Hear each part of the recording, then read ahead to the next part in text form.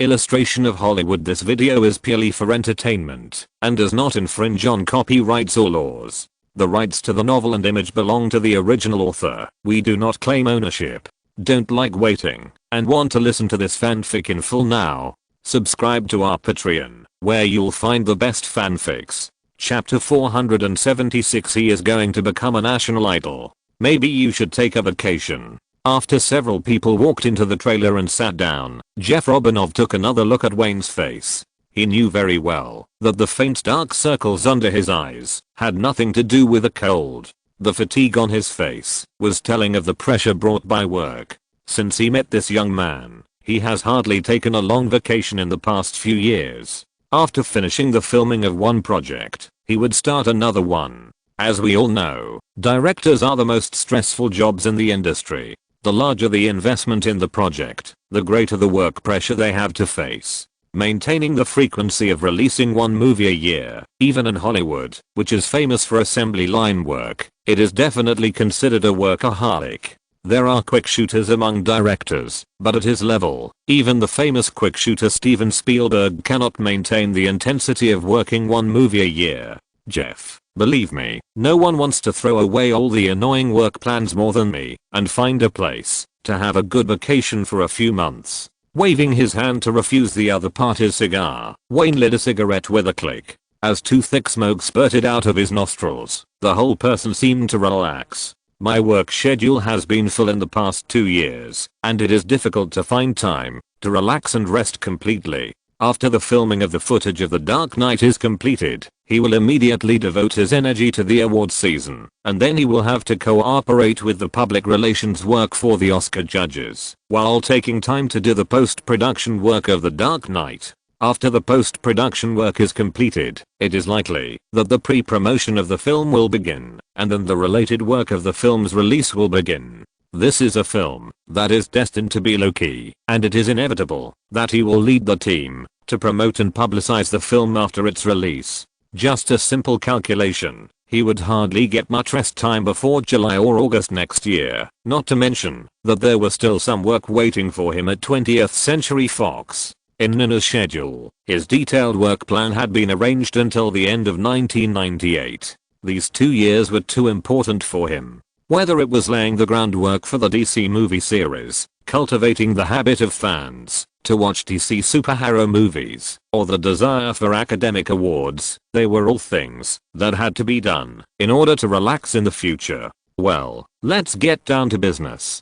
Jeff Robinov ended the greetings and said directly, before coming to New York, the distribution department had already made a preliminary publicity plan. No matter how the shooting progress of The Dark Knight is, it would be best to edit a 30-second trailer before the end of January. We have already booked the halftime advertising time of the Super Bowl. Speaking of which, the first person to promote the movie in the Super Bowl halftime advertising show was the young man sitting opposite him. A few years ago, the other party opened up a new idea of publicity and promotion for the entire circle. Faced with the large enough audience of the Super Bowl and the perfect effect shown after investigation, the advertising cost of millions of dollars has become a very cost-effective publicity channel. In recent years, the Super Bowl has become a must-have channel for production companies to promote their top projects. Without waiting for Wayne to agree, Jeff Robinov continued, "Bruce has some other ideas. He asked me to ask you if you want to take The Dark Knight to the film festival. Although European films have declined, it is the birthplace of the light and shadow art of film after all, and the influence of the 3 major film festivals is still there. In recent years, the 3 major film festivals have shown a clear trend of becoming more open-minded and gradually becoming commercialized. Bruce Rosenblum's idea is not to win any awards. He believes that with Wayne's emphasis on The Dark Knight and the huge reputation accumulated by the previous work, the battle begins. As long as the film enters the screening stage, it can use the remarkable marketing capabilities of the 3 major film festivals to attract more overseas passers-by fans to the theater, to contribute to the box office. Forget it." Without even thinking about it, Wayne shook his head and rejected the proposal. European film festivals are indeed well known, but attending a film festival would inevitably take up more of his energy and time. He had never considered it in the past 2 years. Jeff, you don't need to come to the crew for such a small matter. Just tell me, what is it that requires you to come and discuss it with me in person? Sitting opposite him was the CEO of the giant Warner Brothers, and countless tasks were waiting for him to handle. He didn't believe that he needed him to come and discuss it with him in person because of such trivial matters. Okay. Jeff Robinoff shrugged and raised his arm to point to the studio outside the trailer. You just saw the report in the Washington Post, and you will see other media reports later. What I want to say is that the person who couldn't wait to offer you the Congressional Gold Medal, Wayne, this is the power and influence of Time Warner. Even a fool knows that he wants to be re-elected, but no matter what channel he wants to use to promote his ideas, he can't do without Time Warner, which has various media channels. You saw that Kevin only mentioned it to the other party's representative. As the two people talked about the topic, the voice gradually became smaller. Nina frowned, silently opened the door of the trailer and walked down. Although Wayne never shied away from letting her know about such things, the assistant could tell the difference. She believed that, if her boss was unsure about something, he would naturally discuss it with her afterwards. Wayne's trust in her did not mean that Jeff Robinoff also trusted her. Nina, hey, come and see. Just after returning to the set, Naomi Watts immediately greeted her. Looking at the waving Australian actress, the assistant shrugged and walked over. Where's Wayne?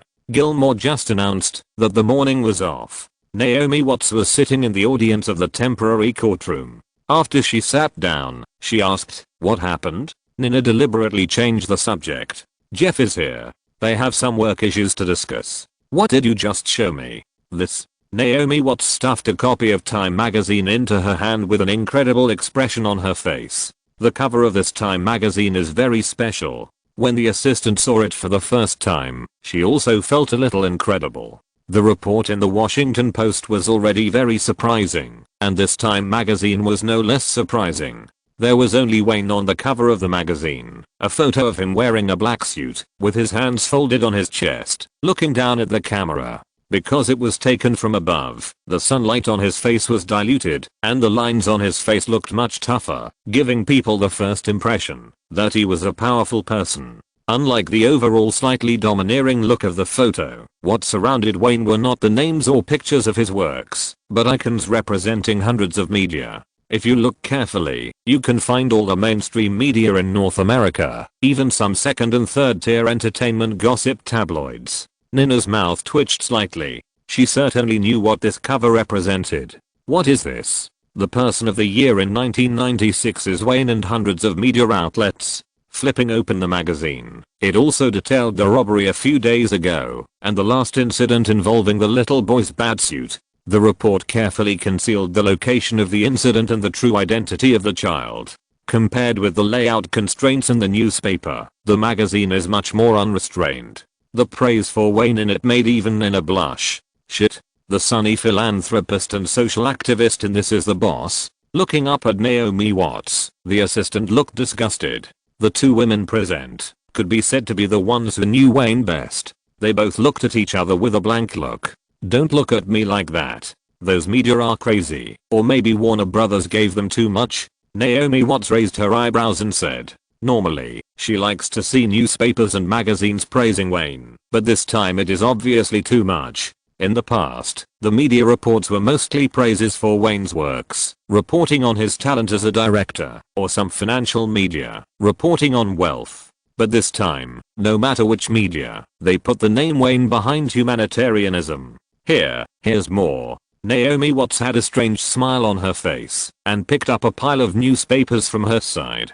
These were all brought by Charles Rowan in the morning. Under the dark style of the work, there is a real Wayne Greenberg, the New York Times. When he picks up the camera, he is a top Hollywood director. When he puts down the camera, he is an idealist who never gives up kindness, vanity, Fahrenheit walking in the modern times. A gentleman worthy of learning for all men. The Hollywood Reporter. Batman will not jump out of the movie to administer justice, but Wayne Greenberg, who created the Batman movie, will. San Francisco Chronicle. Nina flipped through the newspaper casually, threw it aside and said, boss is going to become a national idol. Yes. Naomi Watts nodded thoughtfully. Just as the assistant said, the media's extensive coverage triggered a nationwide discussion among the public. Although no photos of the robbery scene appeared in the media, no one was stupid enough to question the authenticity of the incident. Similar reports raised the expectations of countless ordinary movie fans for The Dark Knight to an unprecedented height.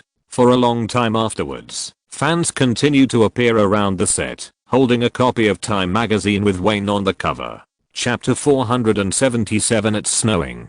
Compared to the reports about Wayne, the crew was much quieter. Since the conversation with Jeff Robinoff, the crew had not been affected by much public opinion. The busy filming work was consuming everyone's energy all the time. There are a few special people outside the studio. After a shot of Nicolas Cage ended, Nina heard Wayne shouting and announcing a break for lunch. As he walked to the trailer with him, he reported in a low voice, "Are those fans still hanging around outside? Let them be." Waving his hand helplessly, Wayne opened the door and walked into the trailer. After sitting down, he watched the assistant lady constantly put food on the table. "No, not your fans." Handing Wayne a pair of chopsticks, Nina shrugged at several special Chinese dishes. They mainly ate Chinese food these days, and Naomi Watts had refused to eat with them. For the Australian actress, it feels fresh to eat it once in a while, but it is obviously unbearable to eat it every day. "What?" He nodded in satisfaction, after eating dry fried beef noodles and a few Cantonese dim sum. These were his favorites. After all, here, the best Cantonese chefs are always the ones who cook authentic Chinese food. They are members of an animal protection organization.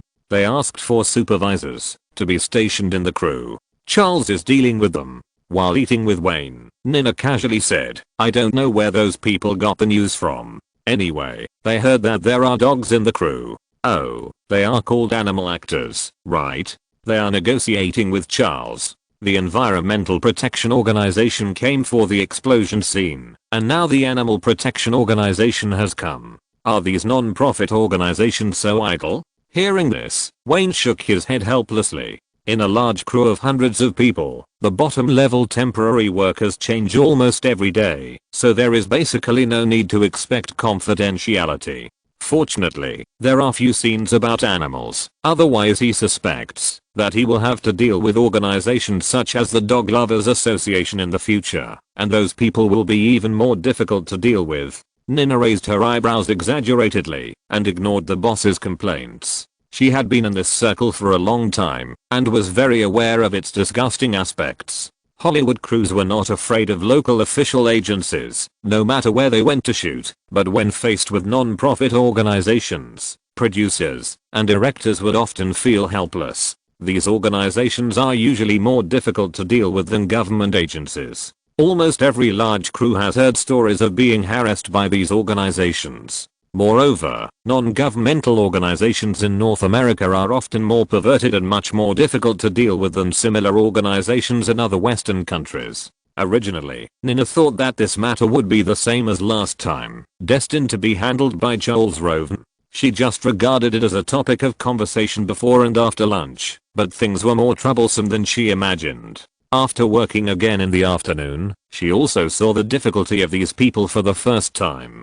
Due to the plot requirements, a trained big dog actor would appear next to the gangsters. The two so-called supervisors who followed Charles Roven in had been silently observing the crew's attitude towards animal actors and did not express any opinions in the middle. But when it was the animal actor's turn to shoot, the two people seemed to suddenly become energetic, and then something unexpected happened. "Wayne, I'm afraid we have to shoot other shots first." Charles Roven looked very unhappy. After a shot was stopped, he walked to the director's seat and looked at Wayne. "What? The animal actor's working time is up." The producer said helplessly, raised a hand secretly, pointed at the two people around the big dog, and shook his head gently. As we all know, animals and children have always been the most unstable factors in the crew.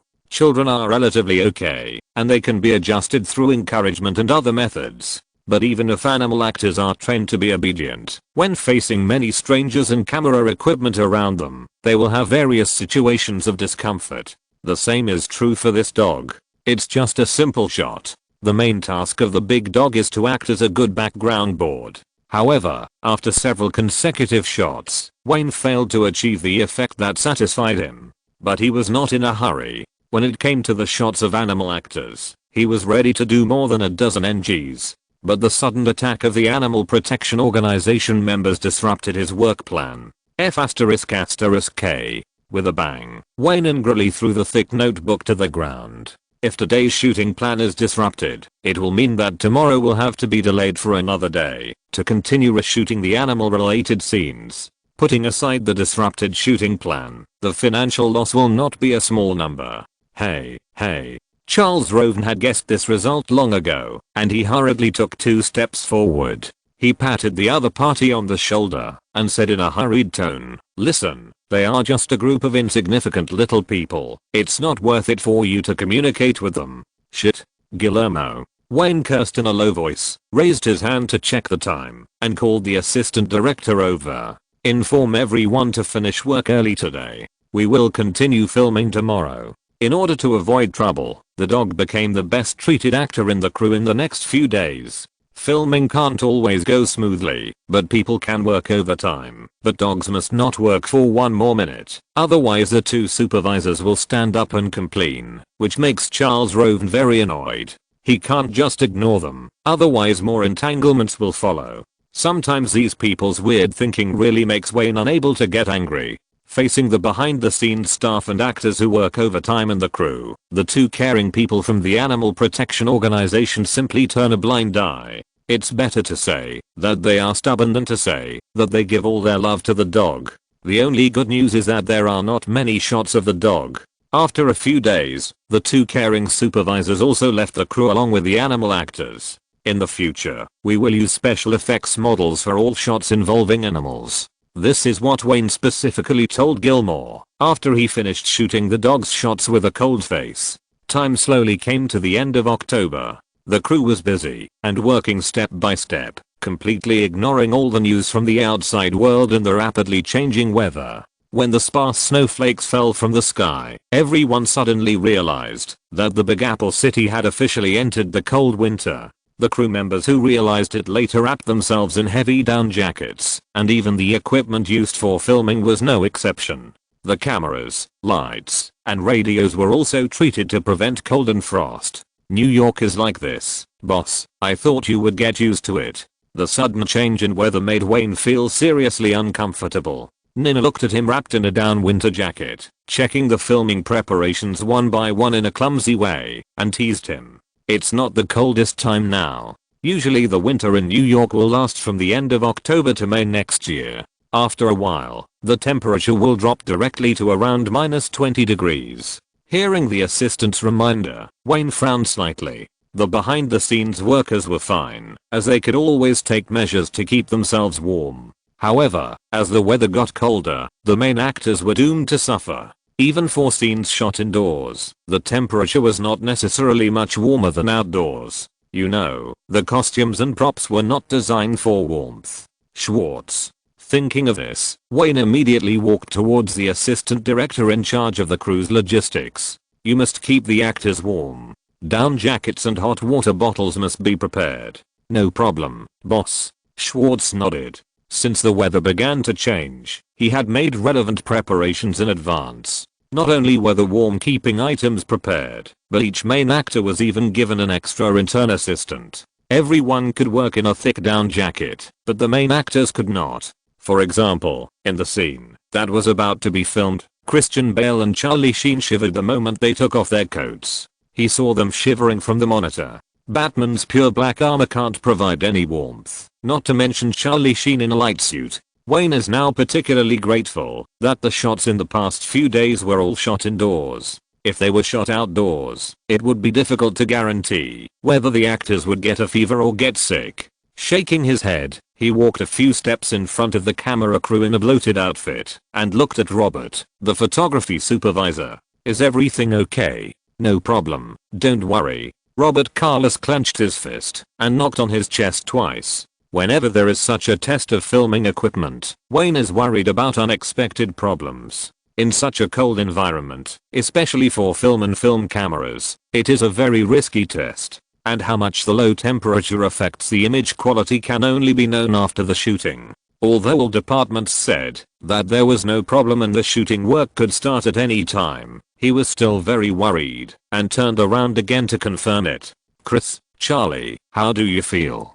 came to the two actors. "Finally, let's prepare. The filming will officially begin in 5 minutes." "Okay, no problem." Charlie Sheen, wearing a thin suit, stamped his feet with cold, but still smiled and said jokingly, "Chris and I have rehearsed in advance. Wayne, if you want us to feel better, you'd better shout it out in one go." "Hey, the filming effect depends on the performance of the two of you." Wayne waved his hand and walked towards his director's seat. "If you want to suffer less, then give me your best performance." Chapter 478. Let's make a bet.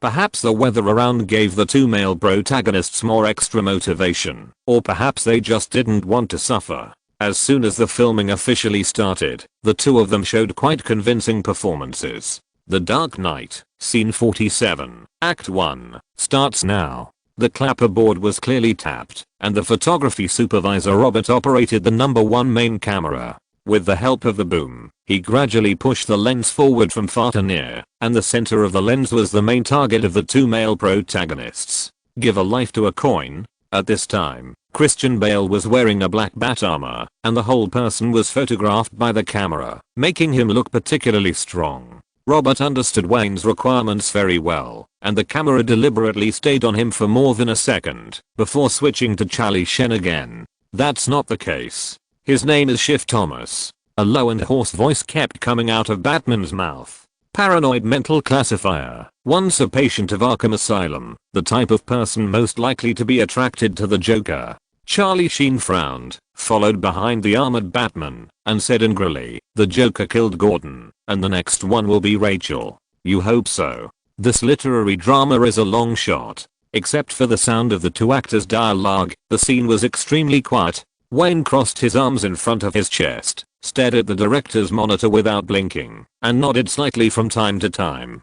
The staff who are familiar with him know that such actions are definitely praise for the actor's performance, and it will not appear on him easily. "Okay, cut." Until the whole long shot was performed, Wayne shouted into the loudspeaker without hesitation, "Well done, this one is passed directly. Give them thick clothes and hot coffee, and pay attention to the actor's warmth." The moment he called a stop, the two actors breathed a sigh of relief, shivered and put on down winter clothes immediately, took the hot coffee handed over by the assistant, squatted on the ground and sipped it. The shooting sequence this time follows the order from simple to difficult. The literary scenes that Wayne is relatively good at are almost all concentrated in the first half. Relying on the adequate preparation of several main actors, the shooting progress has always been ahead of the plan. These shots are considered simple for several main actors. Except for Charlie Sheen and Nicolas Cage, they have all participated in the shooting of the first part. With the previous experience, the shots of several people can be considered handy.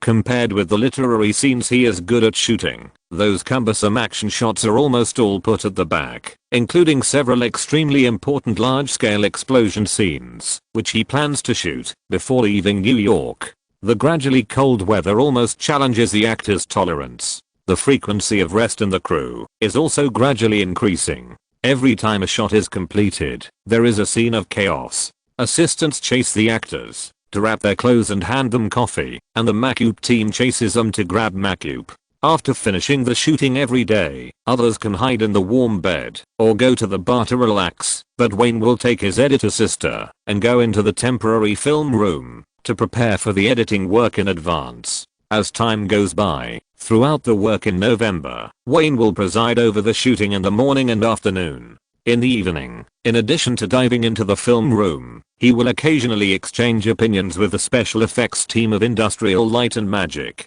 Some not particularly important transition shots were all handed over to Guillermo to shoot in groups. The atmosphere in the crew is full of concentration. Everyone knows why he is desperately rushing for time. Seeing that the pace of the awards season is getting closer and closer, no one wants to make trouble at this time, and everyone is trying their best to cooperate with his work. I have watched the first Batman Begins more than once. In the temporary film room of the hotel, the sky outside the window has been completely dark. Wayne and Julia are still constantly looking through the shots shot during the day and discussing at any time. Julia, the editor who looks like a black aunt, looked at her junior brother with a puzzled look. From the footage you've already shot, I've noticed that Batman is a little different from the first one. Looking at these films every day, it's not hard to notice the difference, if you're a little careful. Compared to the first one, Christian Bale, who appears in the camera now, is obviously stronger, and his armor has some subtle differences.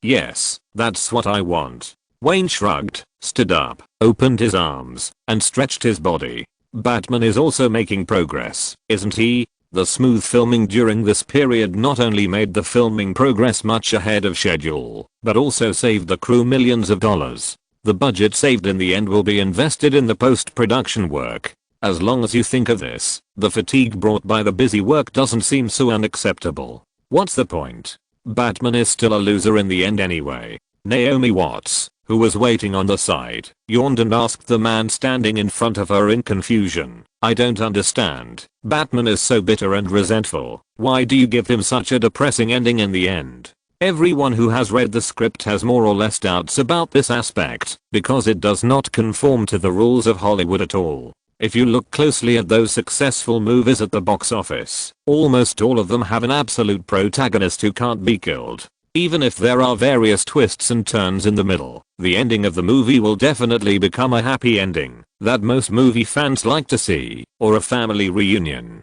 Nami, Wayne has passed the stage where he needs to use a conventional ending to please most of the audience. Before Wayne could say anything, Julia adjusted her sitting posture slightly, looked at the Australian actress, and explained, "Remember the Happy Death Day you participated in?" Although his early films also have a strong personal style, social attributes and discussions on human nature are also not lacking. But think about it, isn't Happy Death Day also a happy ending? In fact, it is not only Happy Death Day, but also Get Out and It that Wayne shot later. Although the film itself has absurd attributes, every time when it comes to the finale, the final plot direction will still give a happy ending that most fans can accept. This has a lot to do with the choice of the film. When entering Hollywood for the first time, all plans must be stable. Only such a film with a happy ending can win the favor of most ordinary people and allow fans to go to the theater to buy tickets to watch the movie. Yes, Naomi. Wayne nodded in agreement and admired his senior sister in his heart. He had to admit that this senior sister who looked like a black aunt knew him very well in some aspects. Not only in Hollywood now, he knew very well in his heart that even after 20 years, a happy ending that met the expectations of most audiences would still be the mainstream of high box office performance in the theater market. However, there are always some special circumstances. Naomi, I don't know if you have noticed that, whether it is literary works or great classical music works, the classics that can be passed down for many years and are always taken out by people to reminisce are generally tragedies. Hearing his description, Naomi Watts nodded thoughtfully, and she understood what Julia meant. Wayne has passed the period when he needed to rely on the routine of a happy ending to gain a foothold among movie fans. What he pursues now is far more than just a good box office. Like Joker? The Australian actress looked at the man beside her and said, "I remember that starting with the Joker movie, the endings of your works tended to be open-ended. This was the case with The Departed, and now this The Dark Knight is also like this, right?" "Yes." Wayne nodded approvingly. An ending with regrets is more impressive, and because of the regrets, it is easier to arouse the audience's empathy. In fact, whether it is a happy ending or a regretful ending, there is no difference between the two. Everything still has to go back to the movie story itself. Does this also prove that you have high expectations for The Dark Knight? Naomi Watts drew inferences from one example, rolled her eyes, and said, "Whether it is people in the industry or ordinary audiences, everyone seems to have determined that Joker will be the pinnacle of your directorial career. I know you will never be satisfied with your previous achievements. It seems that this The Dark Knight is your ambitious work to match, or even surpass Joker."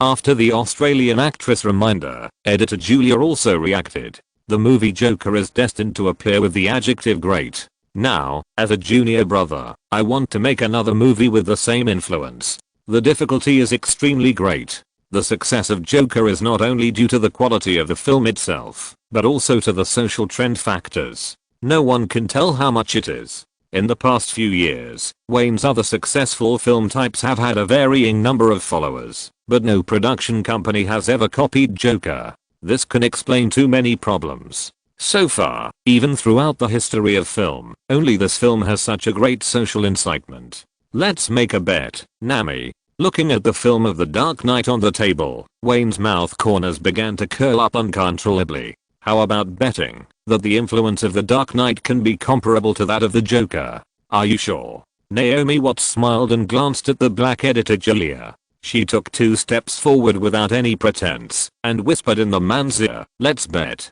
It's up to you. If you're listening to this novel on a channel other than Fanfic World, it means they downloaded and uploaded it without effort. We cordially invite you to visit our channel, Mundo Fanfic Novelos. There you'll find the original version of this story and you can explore many other novels of various genres. We're waiting for you to immerse yourself in a world of incredible novels. Chapter 479. I suggest cutting your losses as soon as possible. As the weather in New York began to turn cold, the crew's filming progress was also accelerating. Whether it was the actors standing on the stage or the staff serving behind the scenes, most of them lived in Los Angeles, where the weather is warm all year round. The sudden change in weather seemed to make everyone more focused on their work and want to leave this uncomfortable place as soon as possible. As time entered December, the crew had been running smoothly. Wayne looked at the shooting progress that was ahead of the plan every day. After careful calculation, if there were no major unexpected situations, he was confident that all the footage in New York would be completed before Christmas, and then he would lead the team back to Los Angeles in advance.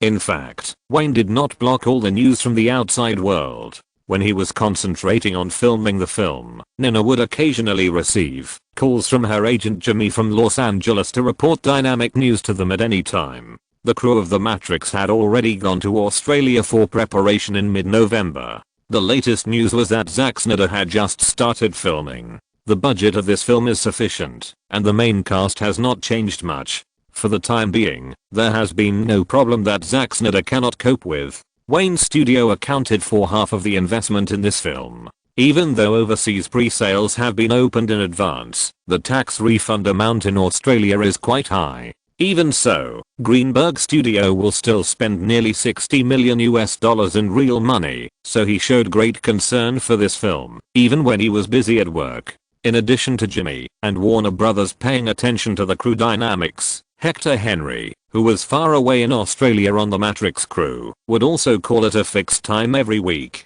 to report the specific preparation and shooting progress. "Boss, I want to remind you that there are less than $40 million left in the Greenberg Studio account." After a day's work, Wayne just came out of the film room with fatigue. Before he could enjoy the hot bath, Nina, who was sitting on the sofa, pushed her glasses, holding her work record book in her hand, and said a piece of news that made him frown expressionlessly. "What?" The steps towards the bathroom paused, and Wayne turned around and sat opposite the assistant, tilting his head and looking at her with a puzzled look. "Are you kidding me? I remember that there are basically no major purchases in my living expenses.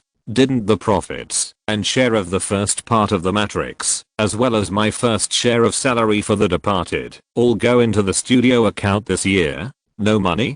Since achieving so-called financial freedom, he has hardly paid much attention to the composition of his assets, and almost everything is left to the assistant. But he still knows the general figures. He doesn't have any major investments or large debts, so the cash flow on hand should be surprisingly abundant. Of course. Nina shrugged and looked down at the numbers on the notebook. The studio account has just transferred the third and final investment of $30 million to the third-party guarantee account of the Hacker Studio. Blue Sky Studios recently updated its computer animation system, and in the second half of this year, it has also transferred about $40 million. She paused deliberately at this point and emphasized the figure of $40 million.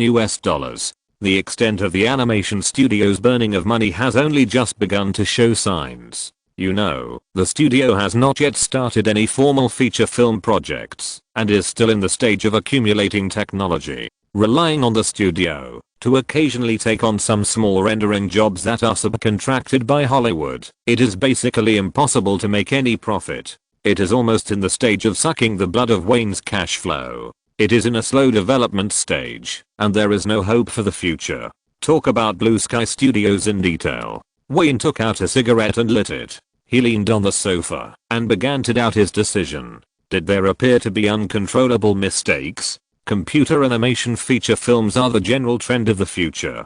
He is very sure of this. Although Blue Sky Studios is inconspicuous now, it wants to enter the market to share the dividends of computer animation feature films. This is the last chance. He is not like Boss Joe, who is a world-class programmer. As an ordinary person, his understanding of computer animation is limited to watching. It is impossible for him to lead a group of people to create a second Pixar. So the only way is to acquire and develop Blue Sky Studios while it is still in its infancy. Nina nodded, took out another document from the briefcase beside her, glanced at him, and said, "Pixar is the leader in computer animation. Latecomers, including DreamWorks Animation Studios and us, must purchase all related software and systems from Pixar, and some need to be authorized.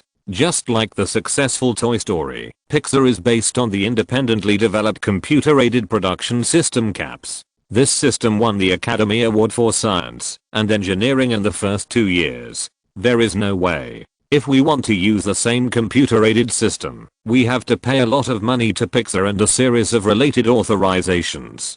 Unfortunately, what we and DreamWorks Animation Studios have spent a lot of money to get is most likely the technology of Pixar's first 2 years, but as long as we want to keep up with the pace of computer animation, these big money must be spent. According to my analysis, this is just the beginning, and the expenses in this regard will not be avoided in the future. Perhaps before 1995, no matter how big or small the studio was, it might still be dismissive of these, but since Toy Story broke the North American animated feature box office record with $192 million and the global animated feature box office record with $360 million, no ambitious animation studio dared not follow Pixar's footsteps. Toy Story is like an animation bomb, allowing fans and related people to see the power of computer animation feature films for the first time, and at the same time, awakened many people in the industry. More and more people began to be optimistic about computer animation, and began to believe that the future of animated feature films is computer animation, and the decline of hand-drawn animation is inevitable.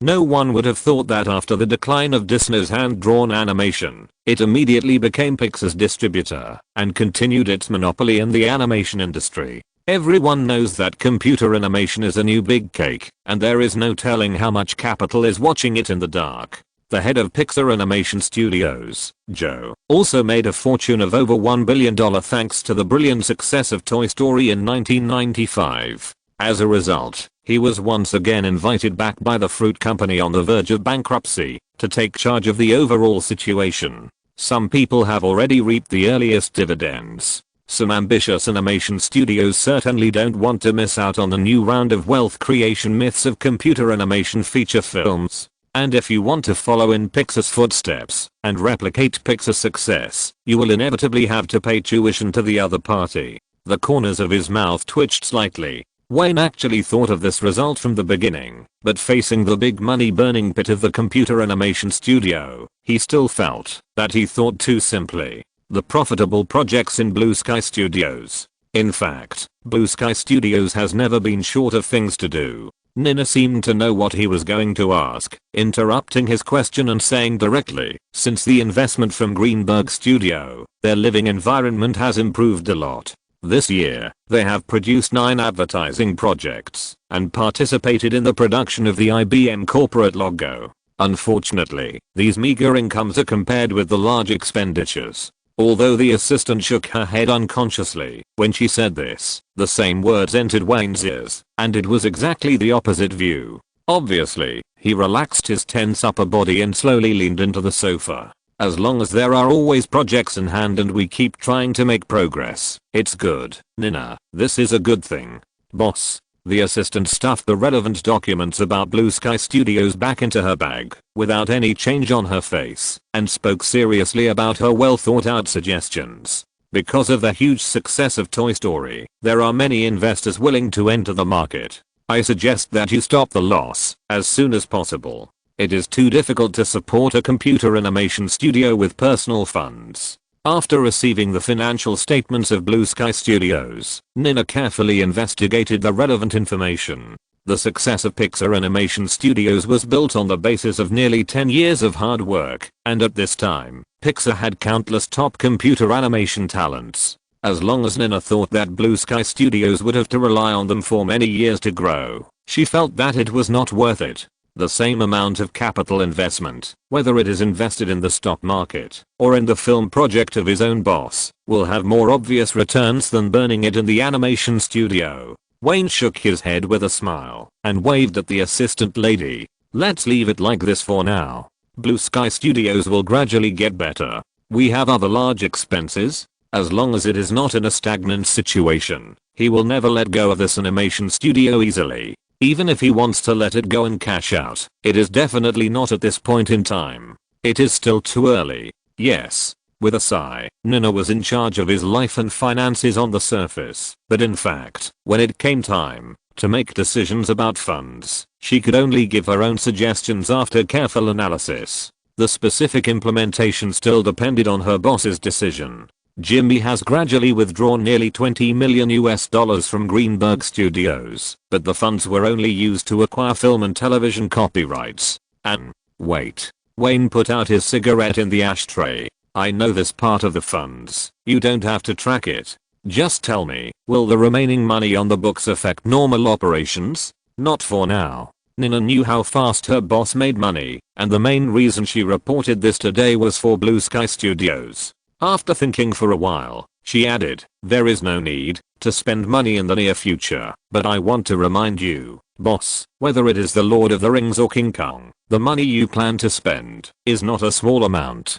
Chapter 480 A surprise. Neither the planned Lord of the Rings nor King Kong will be launched in a short time. At least they will be put on hold until the second part of The Matrix is released. Therefore, the pressure on funding is not too great for the time being, and Wayne basically does not have to worry about not having enough money to maintain his living expenses. As a billionaire, Wayne's consumption habits are extremely conservative. After becoming financially independent, he did not make an expansive real estate investment, nor did he have a luxury car that he could never drive away. Yacht shows and yacht associations always call the manor, but always return empty-handed. He has no interest in the luxury yachts that the rich show off their wealth.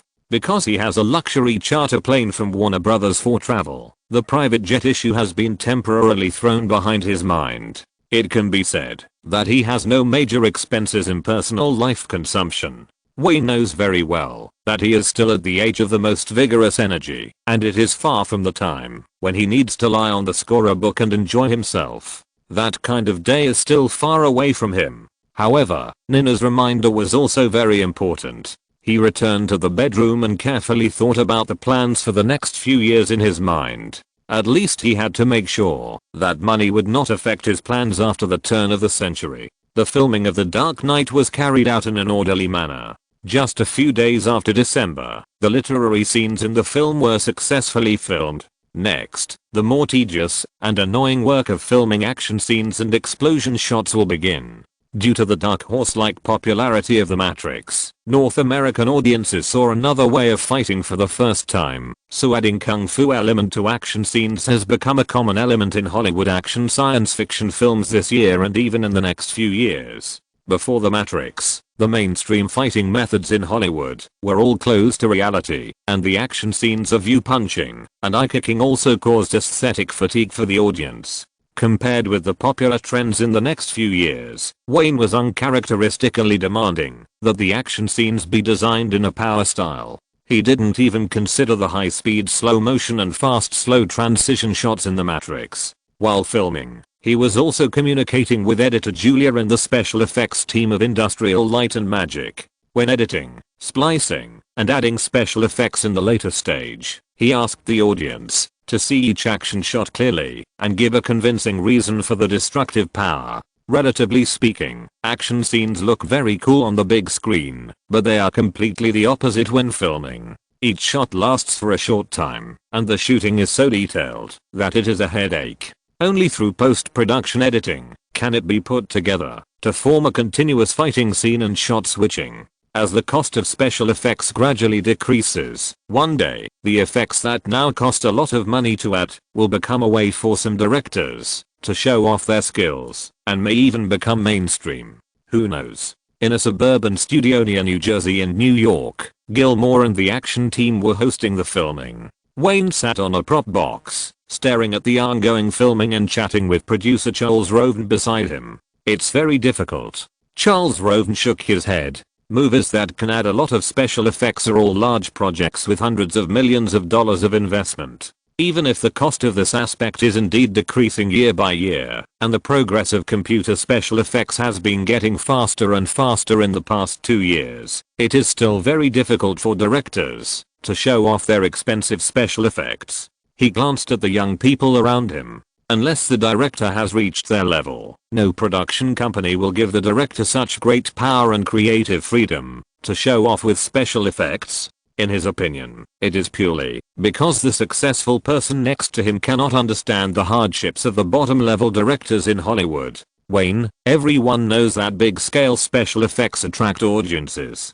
Even if the tracking rendering on the big screen looks fake, most audiences buy into it. If there is really a day when Hollywood movie special effects are rampant to the extent you said, it can only be a good thing for the production companies." Nodding slightly, Wayne basically agreed with the other party's point of view. Audiences love to watch big scenes and beautifully made special effects. This is understandable. Even after 20 years, it is still the same. Even in the hearts of many movie fans, they think that there are enough big scenes to make the movie ticket worthwhile. This is a big trend. As the image carrier began to develop from film, videotapes gradually appeared, and then VCDs and DVDs with clearer images. These carriers have become part of the income of Hollywood movie channels. However, with the rapid development of the internet and the emergence of streaming media platforms, the cost of obtaining image entertainment is getting lower and lower, and the way to obtain it is getting simpler. Going to the cinema to watch a movie will inevitably require a stronger reason to support it. What cannot be replaced in the cinema is the sensory stimulation brought by the extraordinary visual enjoyment and the audio-visual stimulation far beyond home equipment. Then, the only thing that follows is to pile up special effects desperately. Marvel's magic is invincible in the later period, and there is no lack of excellent special effects, because only by entering the theater can you better enjoy the big scenes in the movie. And this is the origin of Wayne's emotion when he suddenly thought of those movies in his previous life. When the cost of special effects becomes very low, the director seems to regard adding special effects as an instinctive reaction. Technology is advancing rapidly, but technology is ultimately just an auxiliary means of telling stories. Charles Roven heard some of his mumblings, looked at the young man next to him with some doubts, shook his head and walked away. "Steven, the lights are dimmed." Wayne, who had been sitting aside and watching, suddenly frowned slightly and shouted to Steve Wilson, the lighting supervisor. Then he saw the change in the lamp tube and nodded with satisfaction. For the action shots, which he was not good at, he did not shy away from handing over the leadership of the crew to the assistant director Guillermo and the action team, but this did not mean that he would relax his requirements. As long as there was something he was not satisfied with during the filming, he would immediately stop the work and make adjustments. In the dialogue-based drama, several actors performed very stably, especially Nicolas Cage, who played the Joker. Facing his performance, even though Wayne kept his expressionless work style, he was very satisfied in his heart. But when it came to the shots other than the literary drama, several main actors showed more or less discomfort. Christian Bale was the easiest one. In those shots of driving the Batmobile, driving a motorcycle, and climbing up and down, he actually only needed to show his face, and the rest was done by the stunt team. The smooth filming work in the early stage left ample time for now, so Wayne simply asked Guillermo to take his time while ensuring the quality. Anyway, there was enough time left for them. Time slowly came to mid-December. With fewer and fewer scenes in New York, the working atmosphere in the crew began to change. It was as if impetuousness was contagious. Even Ralph Fiennes, who once performed very well, began to make low-level mistakes frequently. However, the imagined harsh criticism did not appear. Wayne seemed to have become a good-tempered person, looking at the camera again and again and constantly NG, and there was no scene of calling the actors to his front and talking with a cold face. Chris, has the boss changed his personality? When Wayne announced that the work was over, Ralph Fiennes came to Christian Bale and looked at the direction of the director's trailer in confusion. No. Batman shook his head and did not keep him in suspense. He explained directly, "Don't you watch the news?" After the White House successfully re-elected, the first thing he did was to give the boss the Congressional Gold Medal, probably before we leave New York.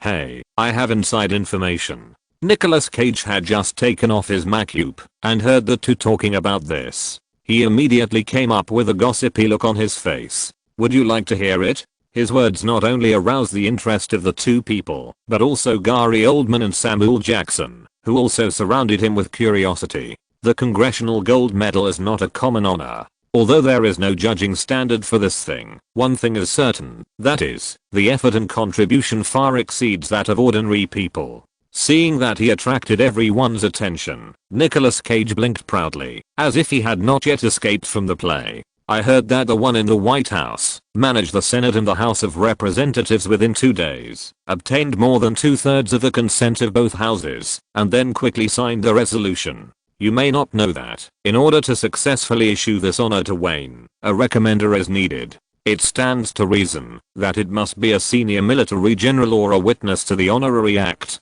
It is said that the recommender this time is a reporter from the New York Times. He was outside the bank that day and watched the whole thing. Nicolas Cage paused and deliberately lowered his voice. Moreover, this medal not only needs a recommender, but also a personal sponsor. The sponsor this time is Kevin Tsujihara, the former CEO of Warner Brothers and the current CEO of Time Warner. In this way, the whole thing is interesting. There have been rumors that the president and Time Warner F***K.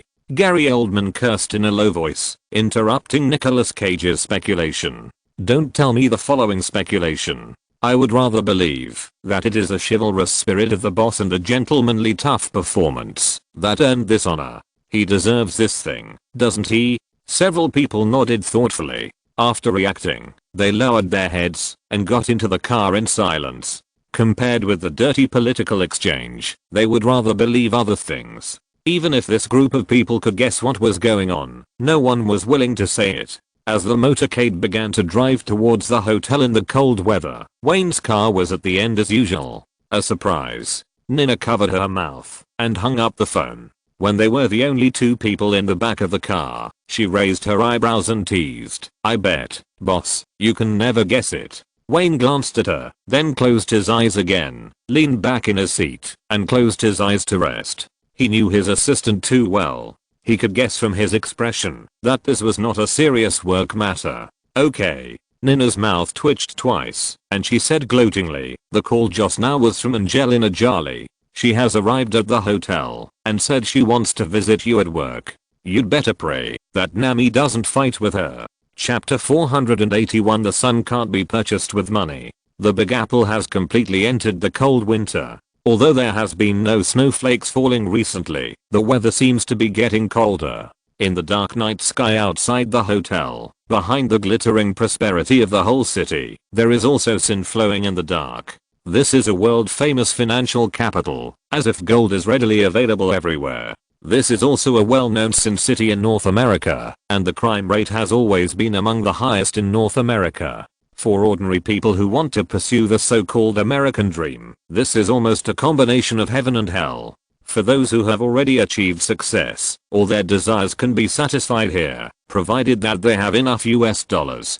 Compared with the biting cold outside the hotel, the large and empty sky swimming pool in the hotel is warm like spring, and the blue swimming pool water forms a sharp contrast with the colorful lights outside the window. Wayne, wearing a pair of baggy beach pants, lay on a wooden lounge chair by the swimming pool, holding a work record book that he almost never leaves. Looking at the few remaining shooting plans, she frowned and thought, and occasionally tilted her head to look at the two women who were struggling on the water in the swimming pool. Nina should be very disappointed to see the current situation. When they returned to the hotel, Angelina Jolie and Naomi Watts, who came to visit the set, did not fight. The two women were like strangers, and there was no sign of a conflict. Everyone is an adult in this circle. Even if some things are not said explicitly, they can still know them in their hearts. Just like Naomi Watts, even though she has given birth to a child, she has always abided by the ideas she once said. She has never thought about interfering in Wayne's private life. She really treats each other as partners in the battlefield of life. Her intelligence successfully avoided conflicts again and again, and successfully defended her almost irreplaceable position in Wayne's world. The water in the swimming pool is not too deep. Most of the time, you can clearly see the different figures of the two women. The Australian actress is like a mermaid, slender and charming in the blue water. Angelina Jolie is the opposite. She is a typical American girl with a bombshell-like hot body, which makes the bikini fabric stretched. The warm room temperature and water flow, in this city that is the coldest in the year, make people can't help but be deeply intoxicated. It would be perfect if we could sunbathe a little bit. With the sound of splashing, Naomi Watts, wearing a big bath towel, walked to the lounge chair next to Wayne and sat down. The warm swimming pool is fascinating. This is the most relaxing time I have had since we came to New York. If I can sunbathe a little bit, it will be like returning to Los Angeles. Naomi, the sun can't be bought with money. Glancing at the long white legs beside him, Wayne shrugged, threw the work notebook on the table, and took a few gulps of lemonade. We can probably finish our work here before Christmas, and then we will all return to Los Angeles. There are not many scenes left. Aha, of course, I'm already dead, right? Naomi Watts curled her lips. Her role had actually been finished, but she had no intention of going back first, and was ready to return with the crew. Wayne, you should think about what gift to give your daughter for Christmas. Lazily lying on the lounge chair, the Australian actress didn't even look at the woman splashing in the pool. She put on her sunglasses, covered her face with a bath towel, and began to rest. She certainly knew why this woman chased to New York to visit the set. The man next to her was like a strong magnet, constantly attracting those ambitious actors. Not only actresses who were confident in their looks and figures. She dared to bet that, if there was a rumor in the circle tomorrow that Wayne was popular with both men and women, there would be countless handsome guys who would recommend themselves. In this circle, how much temptation a successful person is subject to, the Australian actress who is in it knows very well. Because of this, the real chastity has become rare, or even impossible to see. As we all know, fame and fortune will magnify the beast of desire in people's hearts, and Hollywood, a world-class stage of fame and fortune, will once again magnify all kinds of desires. So, to put it bluntly, it is difficult to find normal people here. Sensitivity, suspicion, distortion and other things that are extremely rare in normal people have become the norm for people in the circle. After the filming of The Dark Knight is finished, do you have any plans for me? Although she closed her eyes and rested, Naomi Watts still took the opportunity to ask in advance. This time when I return to Los Angeles, I will sign an agent contract with Jimmy. If you don't have any other ideas, I will let Jimmy help me submit my resume to major companies in advance.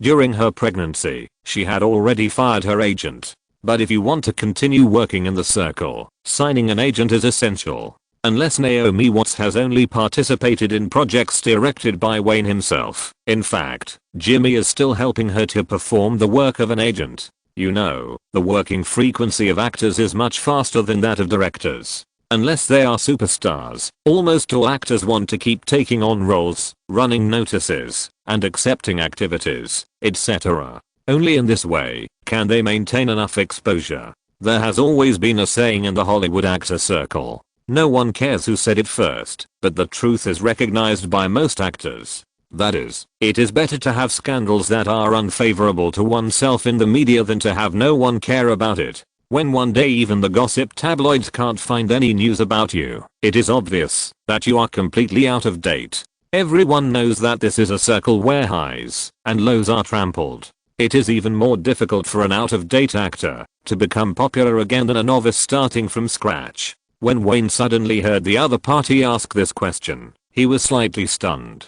After thinking carefully for a while, he spoke. My personal suggestion is that after the work on this film is finished, don't be too anxious to take on projects from other companies. I talked to Jeff some time ago. I will start many projects with Warner Brothers in the future, and there is no shortage of female roles in the projects. Thinking of the conversation between Jeff Robinov and herself in the crew that day, Greenberg Studio will have many cooperative projects with Warner Brothers in the next few years. In this way, even if Naomi Watts does not take projects from other companies, there is a high probability that there will be no shortage of job opportunities. But there are two sides to things. After all, actors are different from directors or producers. Sometimes the two even become opposing identities. The matter is very simple. The projects invested and produced by Wayne Productions and its own studio will definitely be carried out one after another, and during this period, the Australian actress will have a lot of free time. Okay. Naomi Watts nodded without thinking too much. This is a good thing in her opinion. One thing is very certain, that is, participating in the projects initiated by Wayne, the success rate must be much higher than the projects of other companies. Moreover, she had heard Nina mention that, if she had not suddenly become pregnant, Wayne would have already started preparing for a science fiction film tailor-made for her. She had not forgotten that when they first came to New York, she jokingly mentioned the story about the gorilla climbing the Twin Towers. You continue to enjoy. I'll go back to rest. Naomi Watts shook her head, sat up from the lounge chair with some helplessness, glanced at the woman still in the swimming pool, and turned to walk out. That's right. Just after walking out for a few steps, the Australian actress stopped again, then stretched out her long legs, and walked back to Wayne's lounge chair. With a tense face, she bent down, staring at the man's eyes with a dazzling light in her eyes, and warned him in a rare cold tone, "Listen, boy, you'd better distinguish between entertainment and indulgence. I don't care how you want to play with that hot girl, that's your private life. But if you indulge yourself with that Italian woman again like last time, don't expect me to take care of your shitty cold. Also, don't think I don't know the crazy and dirty thoughts in your mind. Don't treat me as a stupid woman like Hallberry. F***K. The woman warned in a low voice, as if she was getting more and more angry. She stretched out her fingers to the man's strong upper body, twisted it hard, and then turned away in a chic manner. Damn, this crazy woman. Rubbing his pinched abdomen hard, Wayne looked at the woman's back and cursed in a low voice. He dared to swear that the Australian actress must have used the strength of giving birth to a child when she pinched him just now. You guys had a fight? I hope I'm not involved. As soon as Naomi Watts left, Angelina Jolie, who had been staying in the pool, climbed up and wiped the water off her body with a towel, while pouting her plump lips and teasing. As soon as Wayne looked up, he saw the other person's hot body. In fact, in his aesthetics, he prefers slender and slim types, but this woman's face is a type that is popular with both the East and the West, and combined with the typical bombshell European and American body, it looks even more attractive. Wow, honey, you are so hot now. The girl showed her advantages in front of him without any concealment. Facing this scene, he sincerely exclaimed, "Really?" Angelina Jolie threw the towel to the ground, bent down slightly to look at the man on the lounge chair, deliberately stretched out her tongue to lick her plump lips, and wisely stopped mentioning the woman who had just left. "Go on, honey, I like you praising me like this." After thinking about Naomi Watts' warning before she left, Wayne looked at the girl in front of him again and suddenly remembered the Italian childhood goddess. Last time, the other party was obviously prepared to cater to his hobbies. Not only did he let the other party perform Elena for half a night in advance, but he also experienced Fatal Encounter in advance. Tilting his head, he habitually put one hand on his chin and gently scratched the stubble on it. It seems that this woman also came prepared. She thought that, since tomorrow is the weekend, she should copy the plot of Fatal Encounter again. Chapter 482 Epilogue. The next morning, Nina, who was sitting on the sofa in the living room, put down the magazine in her hand, raised her wrist to check the time, sighed imperceptibly, and got up to the door of the master bedroom of the presidential suite. Knock, knock, knock. She raised her hand and knocked gently on the door. Naomi Watts didn't come back last night, and she saw Wayne and Angelina Jolie hugging each other in her own eyes. What? Hearing the doubts coming from the room, Nina asked without hesitation, "Boss, it's already 8:30. Breakfast? Don't worry about us. The assistant heard the answer, looked at Surgery who was sitting at the dining table, and shrugged and returned to the sofa. In the bedroom, Wayne shook his head vigorously, reached out to pick up the watch from the bedside, and checked the time. When he lowered his head, he met Angelina Jolie's big eyes. "Good morning, sweetheart." "Good morning, honey." As if knowing what Wayne wanted, the woman propped up her upper body and leaned on the bed and took the initiative to help pass the cigarette over. She had her own purpose for rushing to New York at this time. Recalling the two choices given to her by the other party a few months ago, she and her agent have been in a dilemma during this period. Before boarding the plane, she remembered the agent's instructions very clearly. Wayne Greenberg is essentially a capitalist. In his eyes, everything can be a business, including movies that are sought after by fans all over the world. They are also first of all a business that can make money, and then they will consider subjective artistry. So when you go there this time, ask him directly which of these two choices is closer to success from the perspective of capital. Angelina Jolie has lived in this circle since she was a child, so she can be said to know the operating rules very well. It's simple to say.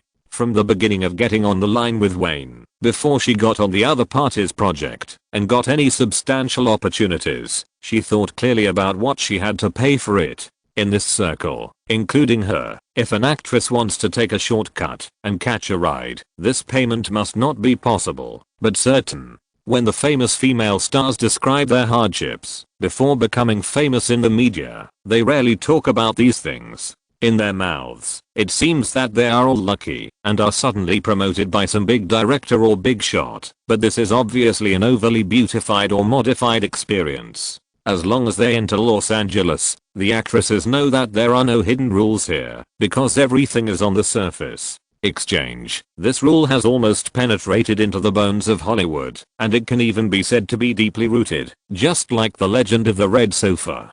This is also the difference between Hollywood and other entertainment circles in the world. At least in most parts of overseas, the so-called hidden rules have always belonged to the dark underground, and the naked exchange will definitely not be put on the surface for everyone to see. Almost all the Hollywood stars in people's eyes have gone through this stage. Unless their families have a deep background in the circle, if they want, anyone can be dug up with similar black history. For example, some women who are more ruthless to themselves at the beginning of their careers did not regard themselves as a person at all, but took the initiative to regard themselves as a tool. The fact also proves that these actresses without backgrounds always get the chance to succeed through exchange. Therefore, because Angelina Jolie has a father who is an insider, she has seen through the rules of this circle since she was a child, so she is willing to pay first without hesitation and then wait for the so-called return. No one knows her situation better than her and knows that the man next to her is the top freeloader. Did someone call you for breakfast just now? Turning to look at the man leaning against her, Angelina Jolie looked lazy, one hand on her hair twice, covering her mouth and yawning. "It's Nina." Wayne smiled, holding a cigarette in his mouth, lifted the quilt, and prepared to get out of bed, put on pajamas and wash up. "Hey, honey." Angelina Jolie's eyes turned, glanced at the other's strong body, and her eyes suddenly moved slowly downwards. "Maybe I can have something different for breakfast. What do you think of this idea?" Huh? Wayne stopped getting out of bed and leaned back on the bed with interest. He stretched his arms out to both sides of the bed and turned to look at the sunlight coming through the gap in the curtains. "You know, I'm almost in love with your charming lips. This idea is simply great." More than half an hour later, Angelina Jolie came out from the quilt, covering her mouth. Not only was there a smile on her face, but she also blinked at him and tilted her neck to swallow. He could probably guess why this woman was working so hard, so he didn't intend to beat around the bush. He shook his head and asked, "Tell me, what do you want to see me for when you come to New York to visit the set this time?" If the other party came all the way from Los Angeles to the cold New York just to have sex with him, Wayne himself would not believe it. We are all adults, and it is natural to double our efforts to get more. Just as the other party's agent analyzed, he appreciated this fair exchange principle very much. If everything can be discussed as a business, it can reduce most of people's troubles. "Remember, you gave me two choices a few months ago.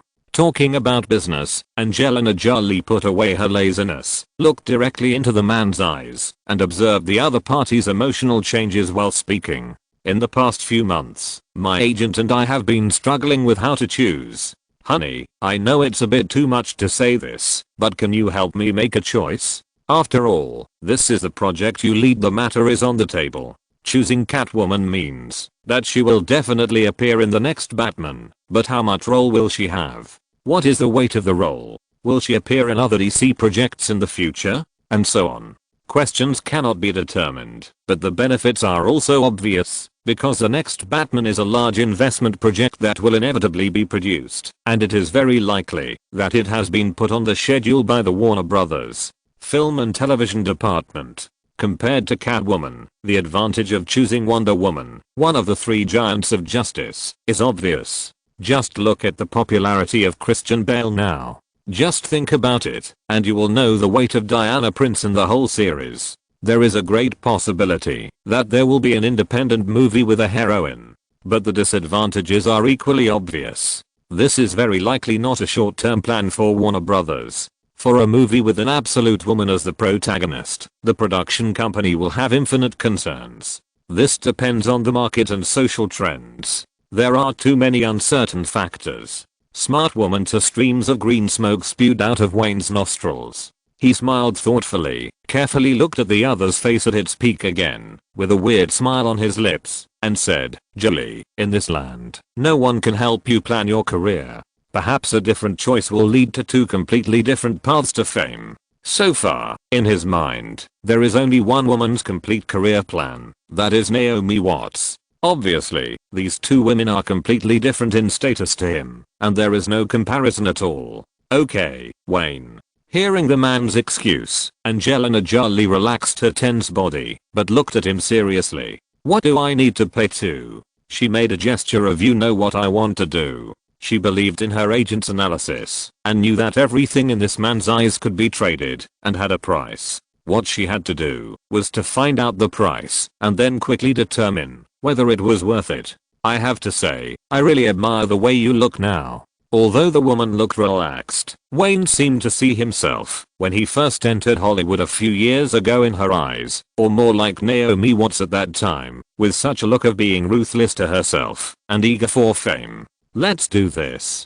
After thinking for a while, Wayne shook his head and continued, next year, my studio and Warner Brothers will invest in a film together. I will give you a script in advance. I can tell you, now that this is a film with women as the absolute protagonists, and there are many factors in it to test the market. If the film can meet, or even exceed expectations, I suggest you wait for Wonder Woman. Warner Brothers needs a successful case.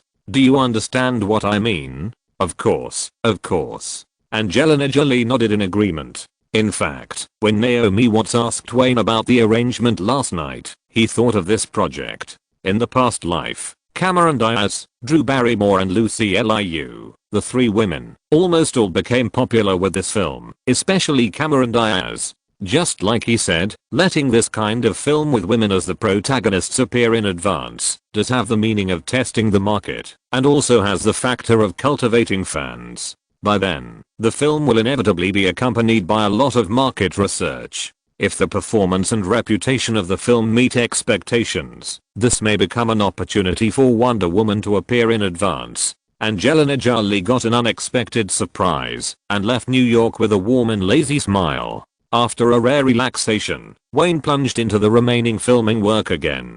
At the same time, he took time to fly to Washington and received a medal with special decorations on the same day. This gold medal, specially designed and cast by the North American Mint, has a unique pattern belonging to Wayne and is a classic 16mm film projector. Faced with a siege of reporters, he did not take the opportunity to hype it up this time, but returned to the New York crew on the same day. The filming here has entered the end. The most important explosion scene occupies his entire mind. Whether he can lead the crew back to Los Angeles before Christmas depends on his work performance in the past few days. Chapter 483 False Explosion Rumors. In a makeshift studio in the suburbs of New York, the pyrotechnics team and the props team gathered together. In the center of the crowd was a model that looked like a hospital building. This was a temporary imitation made by the props team. Although it looked very rough on the outside, the materials used were relatively solid, and everything was done to simulate a real concrete building. Director Greenberg, there's no problem here. Prop team supervisor Wixhart confirmed with the pyrotechnician again. After receiving a positive reply, he turned around and waved in the direction of the director and shouted, "Okay, notify everyone to step back." Hearing the shout of the prop supervisor, Wayne turned around and gave the same loud order. After saying that, he turned around and looked at the music master in front of him, shrugging apologetically. "Excuse me, John, wait for me a moment." The white old man with white hair and beard smiled and patted Wayne's shoulder nonchalantly, saying, "It's okay, I changed my schedule temporarily and wanted to come to the crew in advance to feel the filming atmosphere. You go ahead, and I'll take a look." "Okay, we'll talk later." Without paying attention to John Williams, who arrived early, Wayne turned around and hurried to the prop model, frowned and observed for a while, then nodded with satisfaction. He didn't know how to operate the explosion specifically, which was the work of the fireworks group and the prop group. He just put forward his own needs and asked them to simulate the best effect first. Now the model in front of him is at least very similar to the real building. "Let's start." With Wayne's signal, everyone began to retreat at the same time.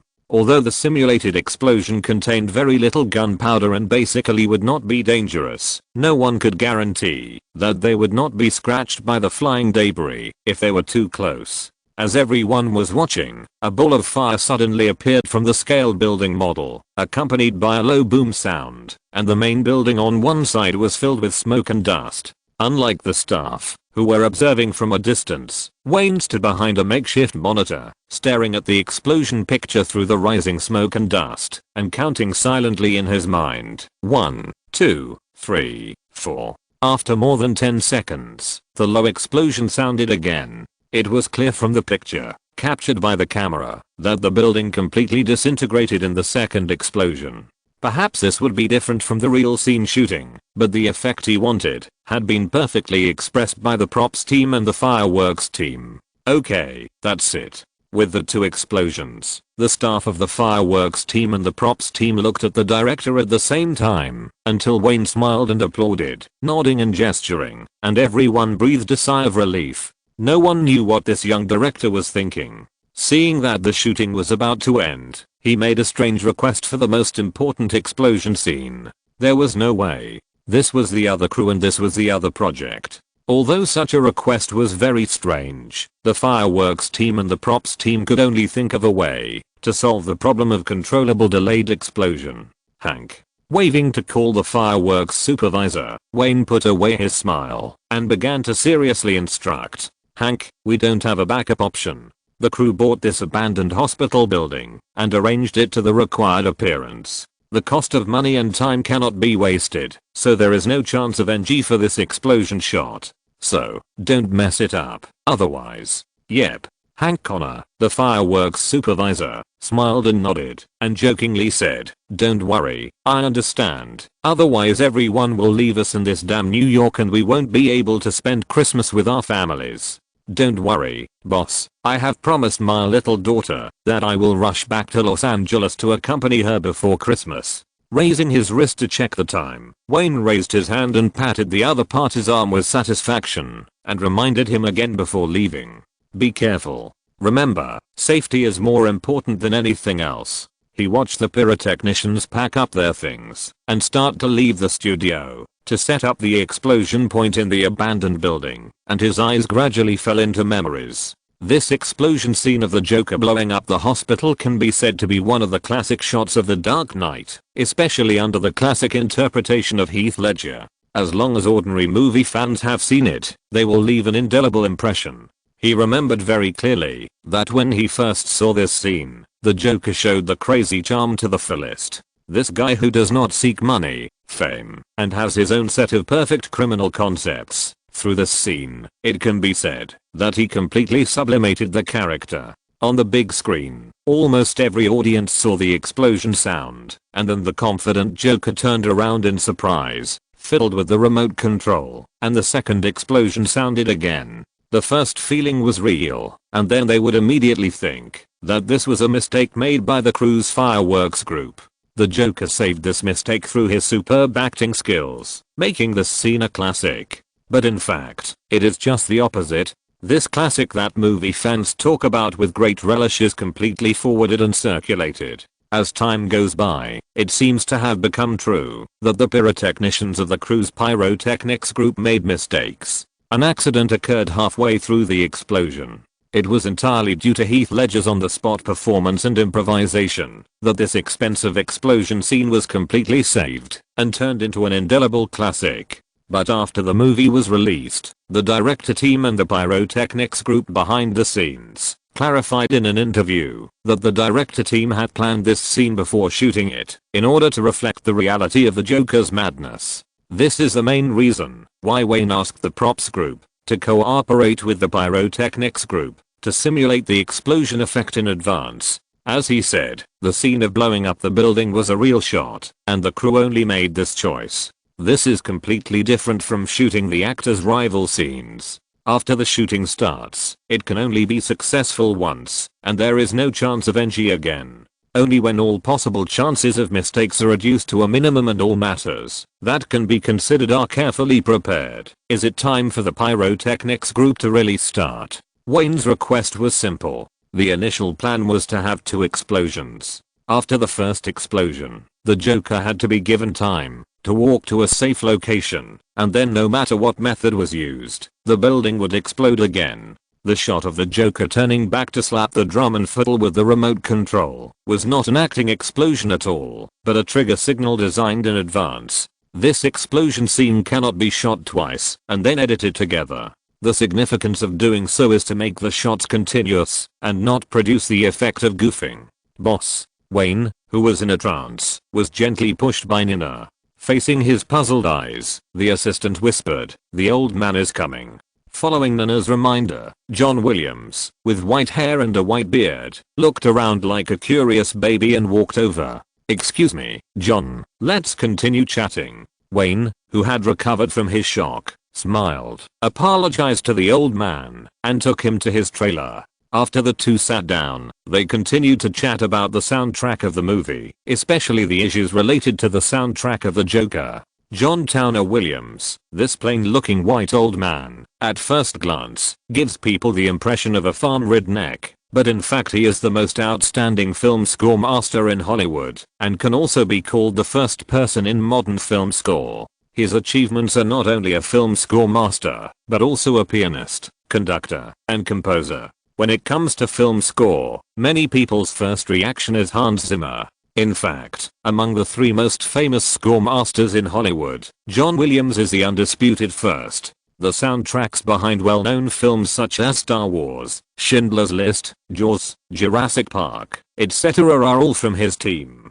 The reason why Hans Zimmer's soundtrack team was not invited again this time is because of the joint recommendation of Steven Spielberg and George Lucas. Warner Brothers is the most happy one for their cooperation, because this old man has a very good relationship with Warner Brothers, and can be regarded as half of their own people. For example, the Harry Potter and Superman series, that will surely be released in the future. All the soundtracks are from the hands of this old man's team. They can be called the leader of modern film soundtracks in the circle. They rely not only on their relationship with Warner Brothers, but also on their undeniable strength. Crazy, funny, dark, perverted.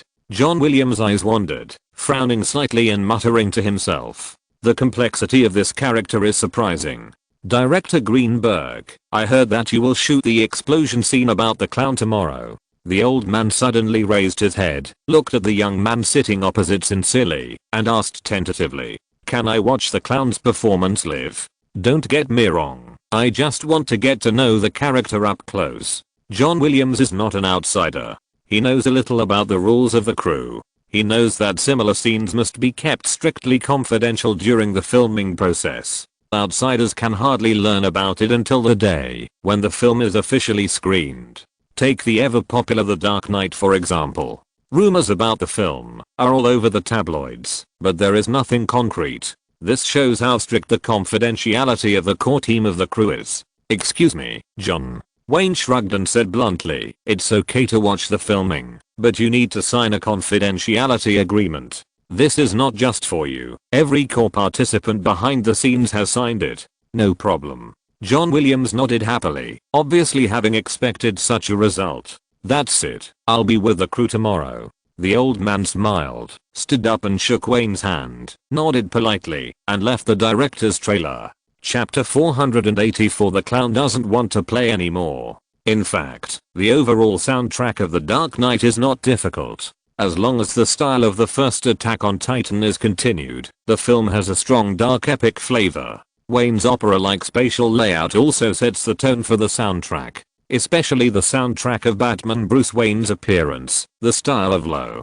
dark, majestic and other element is relatively not so troublesome. The trouble is the Joker. The reason why a movie can stimulate the audience's viewing experience is that the picture, layout, the wonderful performance of the actors, and the director's storytelling ability are naturally indispensable, but the soundtrack is always an indispensable element that can most directly touch the audience's emotions. Thanks to the short video platform that he came into contact with in his previous life, the Joker is also an enduring character. Wayne has seen many netizens' secondary editing creations about the Joker. Naturally, the convenience of the internet also gives many short videos more diverse soundtrack options. In fact, he was impressed by many things, such as the song Time Back, which is always present when the Joker appears. The violin in the chorus, coupled with the strong and low drum beats, easily makes people feel the madness of the Joker. When the prelude starts, people want to go crazy with him.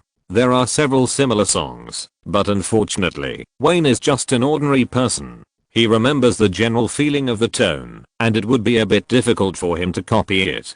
In addition, his energy does not allow him to do everything. The best way is to leave professional matters to professional music masters. Time passed by in a flash. The next morning, the crew's motorcade drove to the suburbs of New York. The long and busy work rhythm made the various teams of the crew have an amazing tacit understanding. Since the motorcade arrived at the shooting site, it immediately operated like a precision instrument step by step. Hank Connor led the fireworks team to check the layout of the blasting point again, and even strictly checked every wiring again. The explosion scenes of such large buildings cannot tolerate the slightest carelessness. Not to mention the money spent by the crew to buy these buildings and the time cost of long-term layout. The most important reason is safety. This is a filming. There must be filming equipment and staff, and the slightest mistake may cause bloodshed.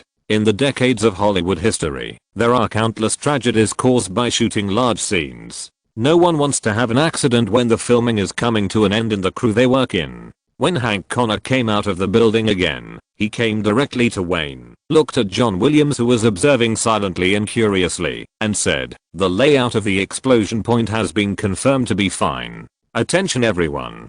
Clear the field. All staff members retreat 2,500 feet." While raising the megaphone, Wayne stood on a chair and began to shout loudly, "The explosion will start in 5 minutes. All staff members, please pay attention. Guillermo, do one more final check and make sure all staff members must retreat 250 feet away." Seeing that the filming in New York was about to end, no one behind the scenes wanted to have any accidents, and everyone began to leave the scene in a familiar manner, and the people involved in the filming returned to their respective positions. While Guillermo was checking the safety facilities, Wayne jumped off the chair and called Nicolas Cage, who had just stepped out of the Macute trailer, to give him the last instructions. "I want to walk the route. You have practiced it countless times, but I still have to warn you, safety first." Speaking of performance, this may be the thing he is least worried about. Nicolas Cage's performance has always been maintained at a very high level. What he is worried about now is that this crazy actor will play some free play of inspiration in order to pursue better lens expression. Similar situations have occurred during previous filming. Wayne has never been a director willing to instruct actors in acting. He prefers to let actors practice a lot in advance to achieve the screen effect he wants. Therefore, he does not have strict requirements for the actors' flashes of inspiration. After all, they are the ones standing in front of the camera lens who are truly immersed in the role. For some minor changes in the lines, he always takes the screen effect as the standard. Hey, don't be nervous, brother. A white hospital gown, wearing on Nicolas Cage at this time, looks particularly funny. If it is matched with his obvious speaking demeanor, it makes Wayne feel very uncomfortable. Believe me, this scene is not difficult for me. Facing the confident Nicolas Cage, he raised his hand and patted the other's shoulder. Remember, follow the practiced position. The first explosion sounded. I know. Nicolas Cage shrugged impatiently. When the first explosion sounds, don't look back. Walk to the preset safety planning point and then look back. Fiddling with the remote control is a signal. The pyrotechnics team will help detonate the second explosion. Then get into that damn school bus and leave the center of the camera. Okay. Wayne didn't care about the other party's impatient expression. Large-scale explosion scenes are not a joke. Any accident may bury Nicolas Cage underneath.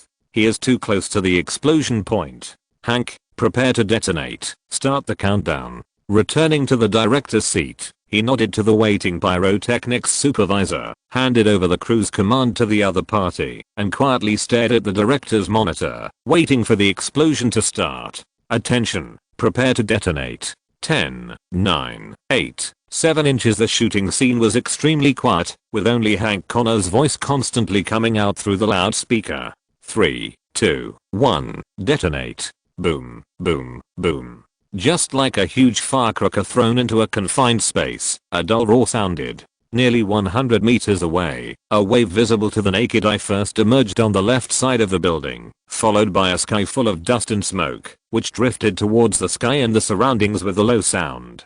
To be honest, the scene of the explosion observed at close range on the spot was far from being modified in post-production. The shock scene on the big screen, just the violent noise, made most of the staff cover their ears. Wayne didn't care about the reactions of the people around him at all. He stared at the center of the monitor without blinking. Nicolas Cage started his crazy performance after the explosion. At least so far, his performance has perfectly met everyone's expectations. As if sensing something was wrong, the clown in the center of the camera lens stopped, looked back in confusion, and began to fiddle with and slap the remote control in his hand twice. Boom, there was a loud noise, and Nicolas Cage seemed to be startled. He took a few steps funny, jumped into the shit yellow school bus from the open door, and drove out of the camera with the transferred patients. Steve, pay attention to filming the explosion center. Following Wayne's reminder, different camera teams at different heights, from different angles, began to capture the collapsing and disintegrating hospital building with all their strength, trying to record all the details. This explosion was far more shocking than the first one. Large and small pieces of concrete kept falling from the air. If you look closely, you can also find that the steel bars in the building were twisted into various shapes by the explosion and flew in all directions. Glass, various sundries and other things also became shattered in the air, and after a short time, they fell sparsely on the nearby asphalt road. The entire building almost turned into a sea of fire at the same time, and then began to collapse continuously. Great. Wayne's voice was not heard until the scene was completely quiet. Hank, you guys performed great. This is the effect I want. Wayne turned around and walked out from behind the director's monitor while clapping his hands, not caring about the hospital that had been flattened, and began to shake hands with each staff member of the fireworks group one by one. Gilmore, tell everyone to clean up the scene. Let's leave this cold New York. After a circle, Wayne returned to the director's seat and gave an order to the assistant director.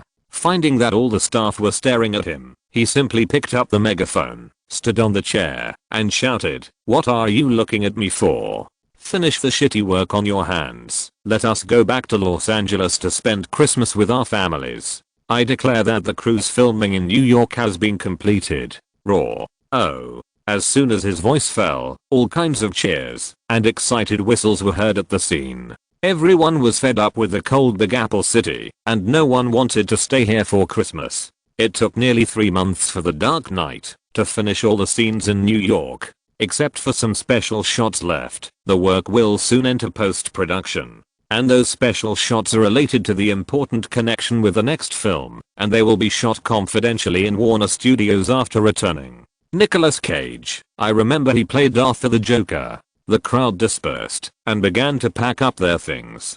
John Williams, who had been watching silently, came to Wayne's side. His performance was excellent. I roughly understand the soundtrack effect you want. John, I think you must have seen Batman, or at least heard about the relevant stories. After thinking for a while, Wayne tilted his head and made a metaphor. You can take a look at the complete script when you go back. For the Joker, the hint I can give is that it's not that Batman won, but that the Joker doesn't want to play anymore. I will come up with the relevant soundtrack as soon as possible and start production immediately when I return to Los Angeles. We can contact and communicate at any time. John Williams nodded solemnly. He also took this cooperation with Wayne very seriously. The director opposite him can be said to be the most special one in Hollywood since the 1990s. This music master likes the feeling of genius colliding with genius. Chapter 485. Really brave. When the crew of The Dark Knight finished all the scenes in New York and boarded a flight to Los Angeles the next day, someone was secretly observing their movements. In a high-end club in Malibu, Los Angeles, Harvey Weinstein looked at the bowling ball rolling to the end, shook his head in disappointment, took the towel handed over by his female companion, wiped his hands, and walked towards the rest area. The main purpose of the fat man Harvey Weinstein coming to such a place is certainly not just for entertainment, but because this high-end club is the best place to talk about something. Harvey, listen to me. Anthony Minghella, who had been waiting in the rest area for a long time, saw the tall fat man coming and immediately stood up with a hurried look on his face. The English Patient still has great box office potential. What we lack now is a big screen to show it. As long as you can fight with the Theatre Alliance, the film's performance will definitely rebound. Rebound? Harvey Weinstein snorted coldly and glanced at the British director with a squint. He was too lazy to continue to explain to him what the Hollywood market rules were. This film, The English Patient, which Miramax had high hopes for, can be said to have received rave reviews as soon as it was released in November. Note that it was highly praised by film critics who represented professional ratings. Just before the film was released, facing many good reviews after the preview, Harvey Weinstein still felt full of confidence. After all, in order to avoid this year's chaotic summer season, he deliberately moved the film to November before it was released. In this way, he made a very wise move. Otherwise this film would definitely be chewed into pieces by Warner Brothers like From Dusk Till Dawn. However, after the film was released, although the professional reputation was overwhelming, and the fans who had seen it also gave it a very high rating, the box office figures after the first weekend were unbelievably low. $14.5 million. This is the number Miramax got after borrowing Disney's marketing network for publicity. When the working day came, the box office performance plummeted. Since Monday, the single-day box office has never exceeded $1 million.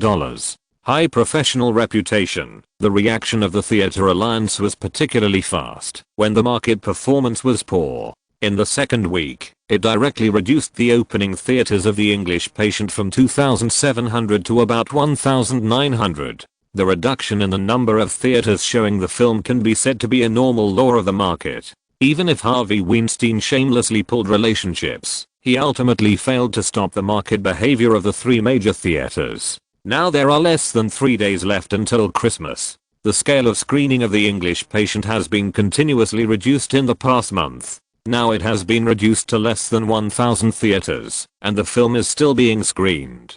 And the current screening scale can be maintained because Harvey Weinstein used his relationship with Disney to retain so many theaters. As for this film that he had high hopes for, he basically no longer has any expectations for its performance in the cinema market. I'm afraid that only director Anthony Minghella is still naively thinking that his work still has hope of turning around. After all, movies are full of so-called artistic atmosphere, right? Harvey Weinstein has watched The English Patient countless times. He knows that the film's slow narrative rhythm and retro shooting style are more in line with the taste of the Academy. Therefore, if the film wants to recover its investment and even make a profit, it can only win the Academy Awards. This was originally his original plan. The reason why he tried his best to maintain the scale of the film's screening was to delay it until the arrival of the awards season. As long as the English Patient can get a significant little golden man, with the powerful marketing ability of the Oscars, the film will continue to expand its screening scale, and the copyright can be operated at a higher price. Not only can Miramax's investment be recovered, but there is even a great hope of making money. Listen, the film will be registered for this year's Oscars. During this period, you'd better not cause any trouble for me. Harvey Weinstein's eyes became particularly sharp, staring at the British director sitting opposite. He knew that, although this British man was very humble in front of him, he was actually not a quiet person. Now I need you to keep a low profile, and don't let any scandals affect the film. When the award season starts, there will be opportunities for you to be high profile. But I heard. Anthony Minghella's throat moved, looking at the big fat man's hand opposite, kneading his female companion's plumpness without hesitation, and quietly swallowed his saliva. But I heard that Wayne Greenberg is determined to win this Oscar. With Warner Brothers' domineering style of doing things, it is likely that no matter whether it is the Best Picture or Best Director, these two heavyweight awards, they will do their best to help him win. He is not the British novice director who just came to Hollywood. The longer he stays in the Hollywood circle, the more he understands Wayne Greenberg's position in Warner Brothers and his value to this media group. In addition, the other party had several experiences of running for the other party before. Although she is not very old, it is definitely not a defect. As far as he knows, Warner Brothers has already started a series of actions in advance to build momentum for the other party, such as the Congressional Gold Medal in front of him. You don't have to worry about those things. Just do what you should do. Speaking of the young competitor, Harvey Weinstein's eyes flickered, and his hand on his female companion paused for a moment. Then he tilted his head and looked at the beautiful little actress beside him and ordered, "Kathy, now you go and contact your girlfriends and call all the pretty ones. I need to have a party tonight." "No problem, Harvey, I swear, those little bitches will dress themselves up beautifully." The blonde little actress named Kathy Catherine, with a warm smile on her face, did not shy away from Anthony Minghella, who was still sitting opposite her. She gently kissed Harvey Weinstein's fat face, then stood up and walked out with a twist of her waist. To the fat man, these young actors who came to Hollywood to pursue their dreams were far more likable than the models in the party company. They were eager to get a chance, and even if there was a tiny possibility, these young actors would work hard to fight for it. And he was the one who could bring them the opportunity. "I'm going to have a reception tonight. If you have nothing to do, go back first. Remember, keep a low profile." Seeing Anthony Minghella still sitting opposite him, Harvey Weinstein frowned and began to drive him away without any hesitation. His current attitude was completely different from when he invited him to direct The English Patient. But this is Hollywood. This is the reality of the red luau. For a partner who cannot create benefits, the actual value is not as good as a piece of toilet paper. However, Anthony Minghella seemed to have gotten used to it. In fact, since the box office performance of The English Patient was not satisfactory, he had gradually gotten used to the other party's attitude. He was now particularly curious about who the other party was going to entertain, and what this fat man could do to face the well-prepared Warner Brothers public relations team. In fact, if he hadn't been hung up by the Oscars, he might have returned to the UK long ago. Although his hope is not great now, if he can get a little golden man, it means that he still has a chance in Hollywood. The marketing effect of the Oscars is not only for the film, but also for the participants.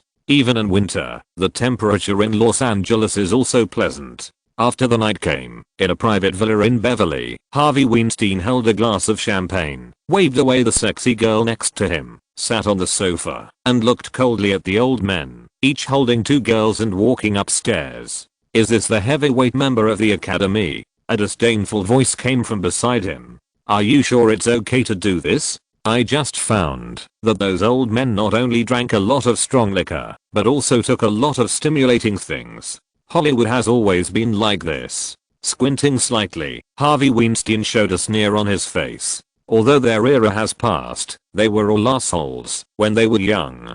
Don't worry, these are nothing to them." After saying that, he turned his head and looked at a middle-aged man in a suit sitting next to him. "What can Roger not say on the phone? He must ask you to fly here in person. You know, since he knew he had cancer, he has become more and more suspicious. The person who came was Roger Albert's agent Lloyd Connor. He shrugged awkwardly and explained.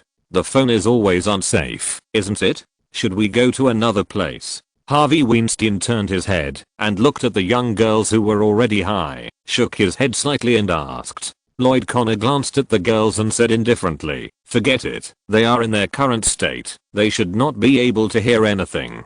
Thinking of his previous client's instructions and thinking carefully about the whole plan, the living room fell into silence for a while. Neither of them spoke first until 3 or 4 minutes had passed, when Harvey Weinstein's deep voice interrupted the other's thoughts. I have confirmed news that Wayne Greenberg has finished shooting all the footage, and The Dark Knight is about to enter post-production.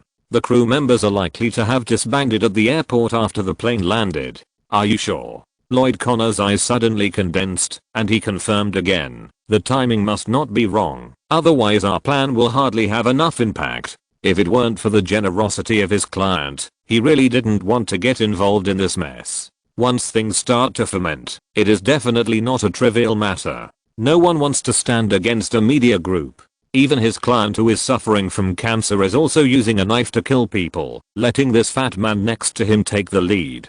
But it must be said that this fat man is really bold in order to disrupt the other party's preparations and make money. If you're listening to this novel on a channel other than Fanfic World, it means they downloaded and uploaded it without effort. We cordially invite you to visit our channel, Mundo Fanfic Novelos. There you'll find the original version of this story and you can explore many other novels of various genres. We're waiting for you to immerse yourself in a world of incredible novels. Chapter 486 Wayne, you need to get busy. I put everything in a safe deposit box at Wells Fargo. Lloyd Connor smiled bitterly and decided to follow the plan he had designed and let the fat man handle everything himself. He took out a key from his trouser pocket and gently placed it on the coffee table. Roger spent millions of dollars to get these things. You know, he wants the bigger the noise, the better. Harvey Weinstein frowned, obviously feeling that the other party was too cautious. Of course, he understood that the other party was using him as a gun, but things had developed to this point.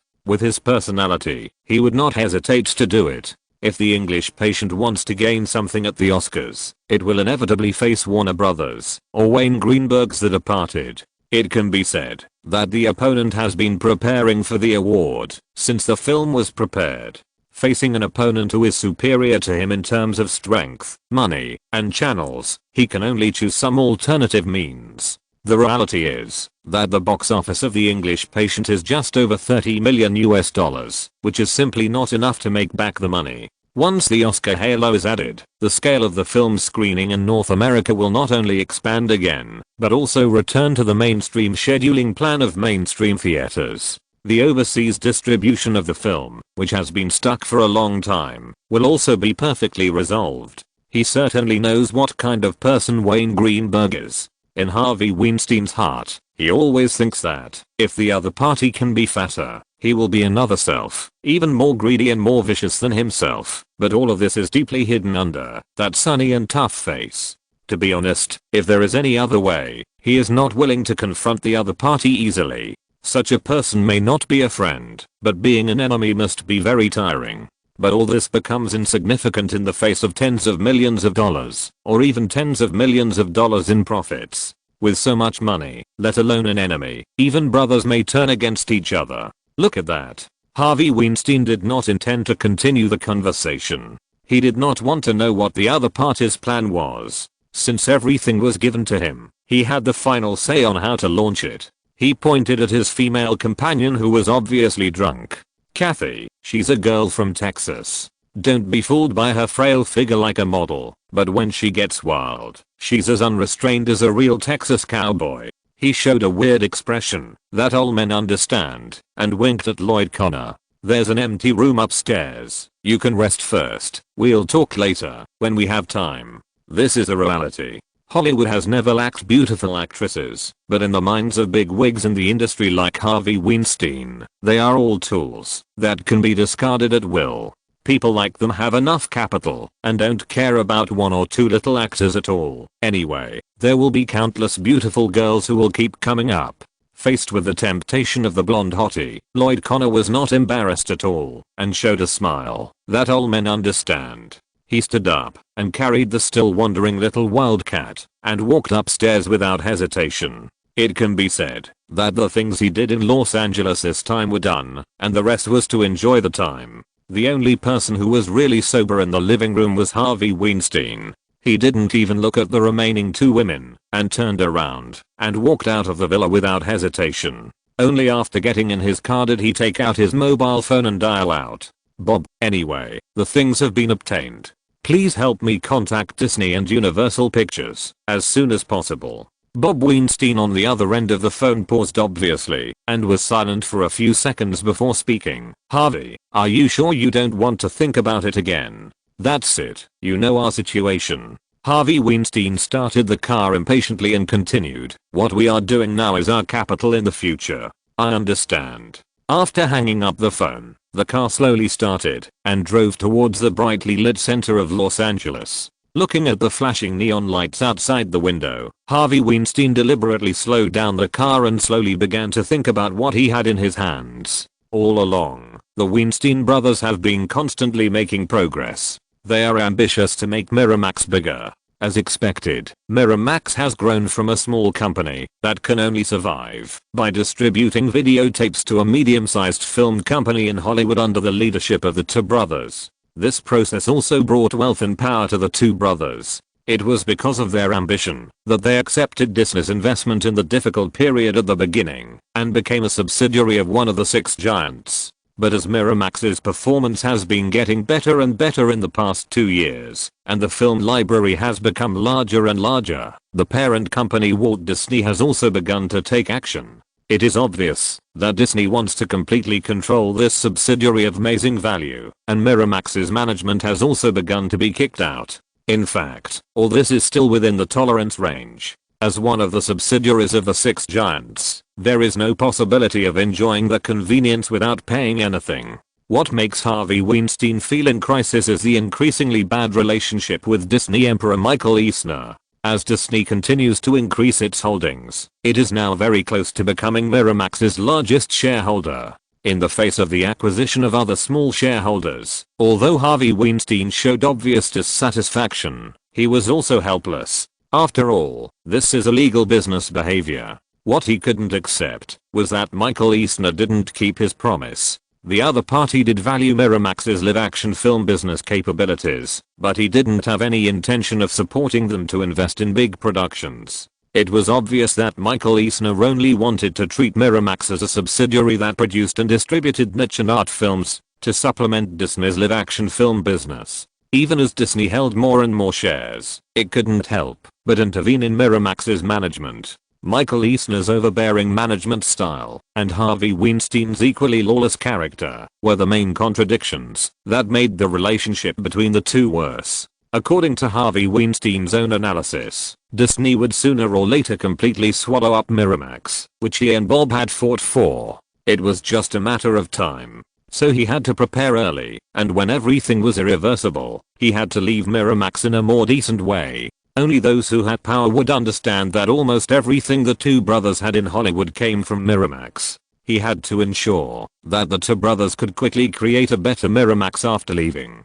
The English Patient is actually a test of the Oscars. This is not only related to how much money he can make, but also to whether he will change his strategy in the future and focus on the business strategy of publicizing Oscar films. No one knows the reality of Hollywood better than him. With the capital the two brothers have now, they can't handle large projects with hundreds of millions of investments. Even if they can barely attract some investment, their risk resistance is still too weak. As long as there is a problem in one link, they will face bankruptcy and liquidation. Therefore, Harvey Weinstein, who started with niche films and art films, and relied on his sharp market vision to be invincible, can only continue to follow this route. Once niche films and art films are involved in Oscars, their profitability will inevitably increase greatly, and using small to win big has become a low-risk means. If Wayne knew all his thoughts, he would definitely be willing to tell him that in fact you did it. Not only did you rely on the Oscars attributes to continuously lower the gold content of the Academy Awards, but you also created another successful Miramax after leaving Disney.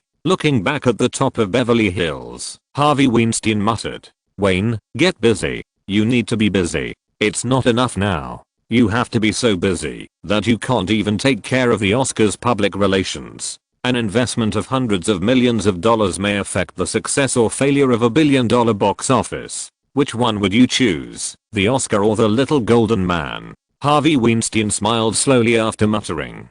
Based on his understanding of the young man, the other party could be called a greedy vampire. His code of conduct must be to put profit first, because he has such a personality. The car drove away from Beverly Hills in the colorful night scene of Los Angeles. At the same time, in the direction that Harvey Weinstein had just looked at the Greenberg Manor at the end of Mulholland Drive, Wayne was smiling like an aunt, his eyes fixed on his lovely daughter. "Hey, little Fendi." Naomi Watts also knelt on the carpet in the bedroom, clapped her hands, and looked at her daughter, pointed at the small plate of complimentary food in front of the little girl, and said, "My little angel, mommy is also very hungry. Can you share some food with mommy?" "Hey, Nami, she is still too young. She can't understand what you are saying now." Wayne shrugged helplessly. The first good news he got when he came back was that his daughter was interested in granular baby complimentary food because of the early development of her teeth. Hella was obviously more experienced in this aspect. It was said that the little girl was willing to eat these things because her teeth were itchy. The doctor had examined the child and there was no problem with the child's body. On the contrary, she was very healthy, which led to the little girl's teeth growing earlier than ordinary babies. "Are we really not going back to the farm for Christmas?" Naomi Watts' eyes did not leave her daughter, and the motherly love on her face was visible to the naked eye. "Forget it." Wayne shook his head and sighed. "There is still a lot of work to do on The Dark Knight. We don't have time to go back to the farm for the holiday. You know, after Christmas, I will immediately start the post-production work of the film.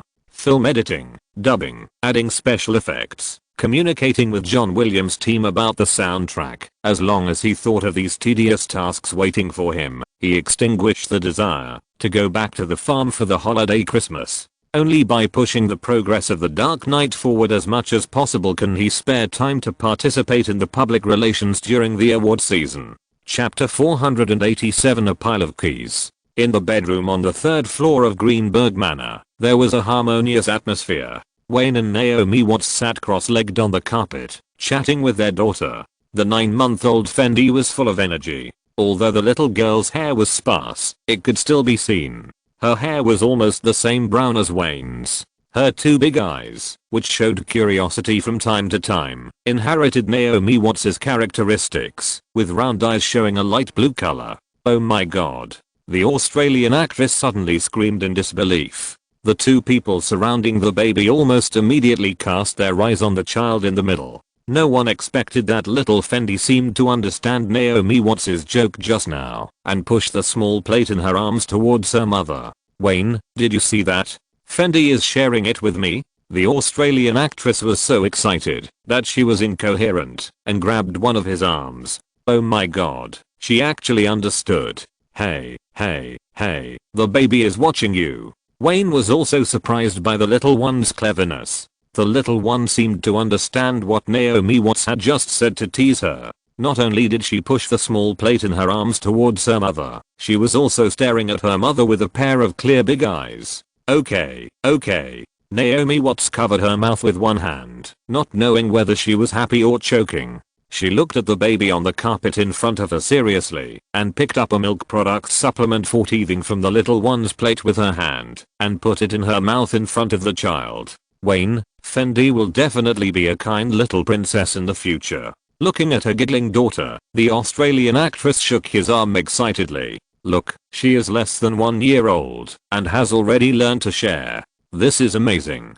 Maybe the child really understood, or maybe it was just good luck, but the little one's behavior still made the new parents very happy. They thought that the little one would become unfamiliar with the two of them after not seeing each other for nearly 3 months, but who knew that they were just overthinking. When Fendi saw her parents, she didn't show any strange expression, as if she was still as affectionate to them as before they were separated.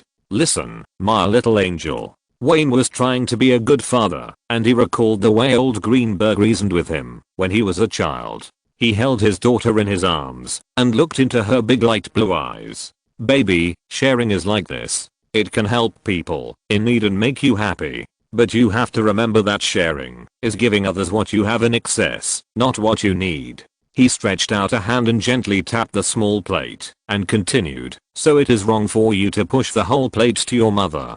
Remember, no matter when you have spare energy, you can use sharing to help others. The premise is that you must not wrong yourself. You must first ensure your own interests and needs. F***ku. Wayne. Shut up. Originally, Naomi Watts looked happy when she saw the warm look of the father and daughter. Even if Wayne tried to pretend to be a knowledgeable father and began to teach his daughter the principles of life, she felt happy, even though the little girl probably didn't understand what her father was talking about. But when she heard the latter, the Australian actress obviously felt something was wrong. The man was instilling pure capitalist logic into his angel-like daughter. This was simply a defilement of the pure heart. It was simply unforgivable. So a sharp roar interrupted the man who was still trying to instill reason in his daughter. "Oh my god, how could Fendi have a father like you? You shouldn't tell her this." Shrugging awkwardly, Wayne knew that he had unconsciously brought out his own way of doing things. "Okay, dear, it's my fault. In fact, Fendi didn't understand what I said at all. Being a good person, or the so-called good man, is a concept that almost every North American parent keeps instilling in their children when educating them. No matter how the parents act, being a good person has always been the most frequently mentioned concept in educating children. In fact, it is too early for Wayne to say this to the child now. Although he apologized, he secretly decided in his heart that when the little girl grows up, he will definitely instill his own educational philosophy into her. As the little princess of the Greenberg family, if there is no unexpected situation, she will basically not have to worry about her livelihood in her life, but being kind blindly cannot control a billionaire. As the daughter of a Jewish capitalist, she must understand the most basic human nature. Knock, knock, knock. "Boss, are you asleep?" The sudden knock on the door saved Wayne, and Nina's voice came in from outside. "Jimmy's call. Do you want to answer it? Or should I ask him to call me tomorrow morning? You and Fendi go to sleep first. I'll go answer the phone." After stuffing the little girl into her mother's arms, Wayne stood up from the ground with a sense of relief. After giving a word of advice, he walked towards the bedroom door. After opening the door, he winked at the assistant lady, and the two of them walked towards the study on the second floor. As the two walked, Nina reported in a hurried tone, "20th Century Fox should have heard about your return to Los Angeles." The new CEO Townsend Rothman personally called Jimmy to urge him, hoping that you can sign the contract as soon as possible. Hearing this, Wayne suddenly stopped and turned to look at the assistant lady beside him. "What do you think? Since the terms have been agreed long ago, let's sign a contract with 20th Century Fox as soon as possible." Under Wayne's gaze, Nina habitually raised her hand to push her glasses and said, "The awards season is coming soon. Having 20th Century Fox's media channels will be of great benefit to us. Don't forget, boss, since they have promised to help with all their strength, it means that the people behind them, News Corporation, yes." Wayne shook his head and continued to walk towards the study. It's not necessary to do such a big thing for the time being. Although the Oscars seem to be out of reach for most people in the circle, in fact, in his heart, this is just another game with special rules. He has made enough preparations. When the award season goes deep, Time Warner's various media channels are enough to make The Departed known to everyone. Therefore, since all the preparations are carried out according to the Academy's game rules, it is highly unlikely that the two media groups ranked in the top 3 in the world will have to work together. "I'm Wayne. Jimmy, tell me what you want to say." After arriving in the study, he picked up the phone on the desk and spoke directly into the microphone. The person on the other end of the line paused for a moment before speaking. "Wayne, I just received a call from Townsend Rothman. He hopes you can find time in the near future to go to 20th Century Fox in person and sit down and talk." Talk? Wayne pondered for a few seconds. "That's right," Jimmy explained. "Townsend Rothman has just taken office. He should give shareholders and senior management a reasonable reason. After all, the price of signing you as the producer and designer of the X-Men series is far higher than the average level in the industry. Ha. Looking at the quiet night view of the manor outside the window, Wayne grinned and laughed.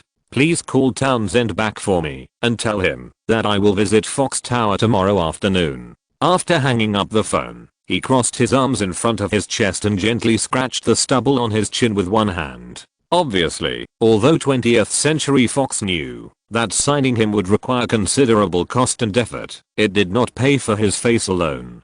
Before signing, at least it had to come up with something that Fox senior management and shareholders could believe. It is not necessary to have a detailed investigation, clear market intention, a rough estimate of the shooting cost, and a project plan with a complete script. In fact, what they should want more is a complete general design plan similar to the DC series. This is also the reason why 20th Century Fox is willing to offer him a price far exceeding the market price. This price includes the design fee for planning the entire series of plans. It seems that we still need to make some preparations. Leaning on the large solid wood desk, Wayne turned back to look at Nina, who was tinkering with the safe. Ms. Clean, what are you doing again? You want these things? Before he finished speaking, the assistant turned around with a pile of printed papers in one hand and gently gathered the hair that fell in front of her eyes with one hand. Yes, everything you wrote intentionally or unintentionally in the past few years is here.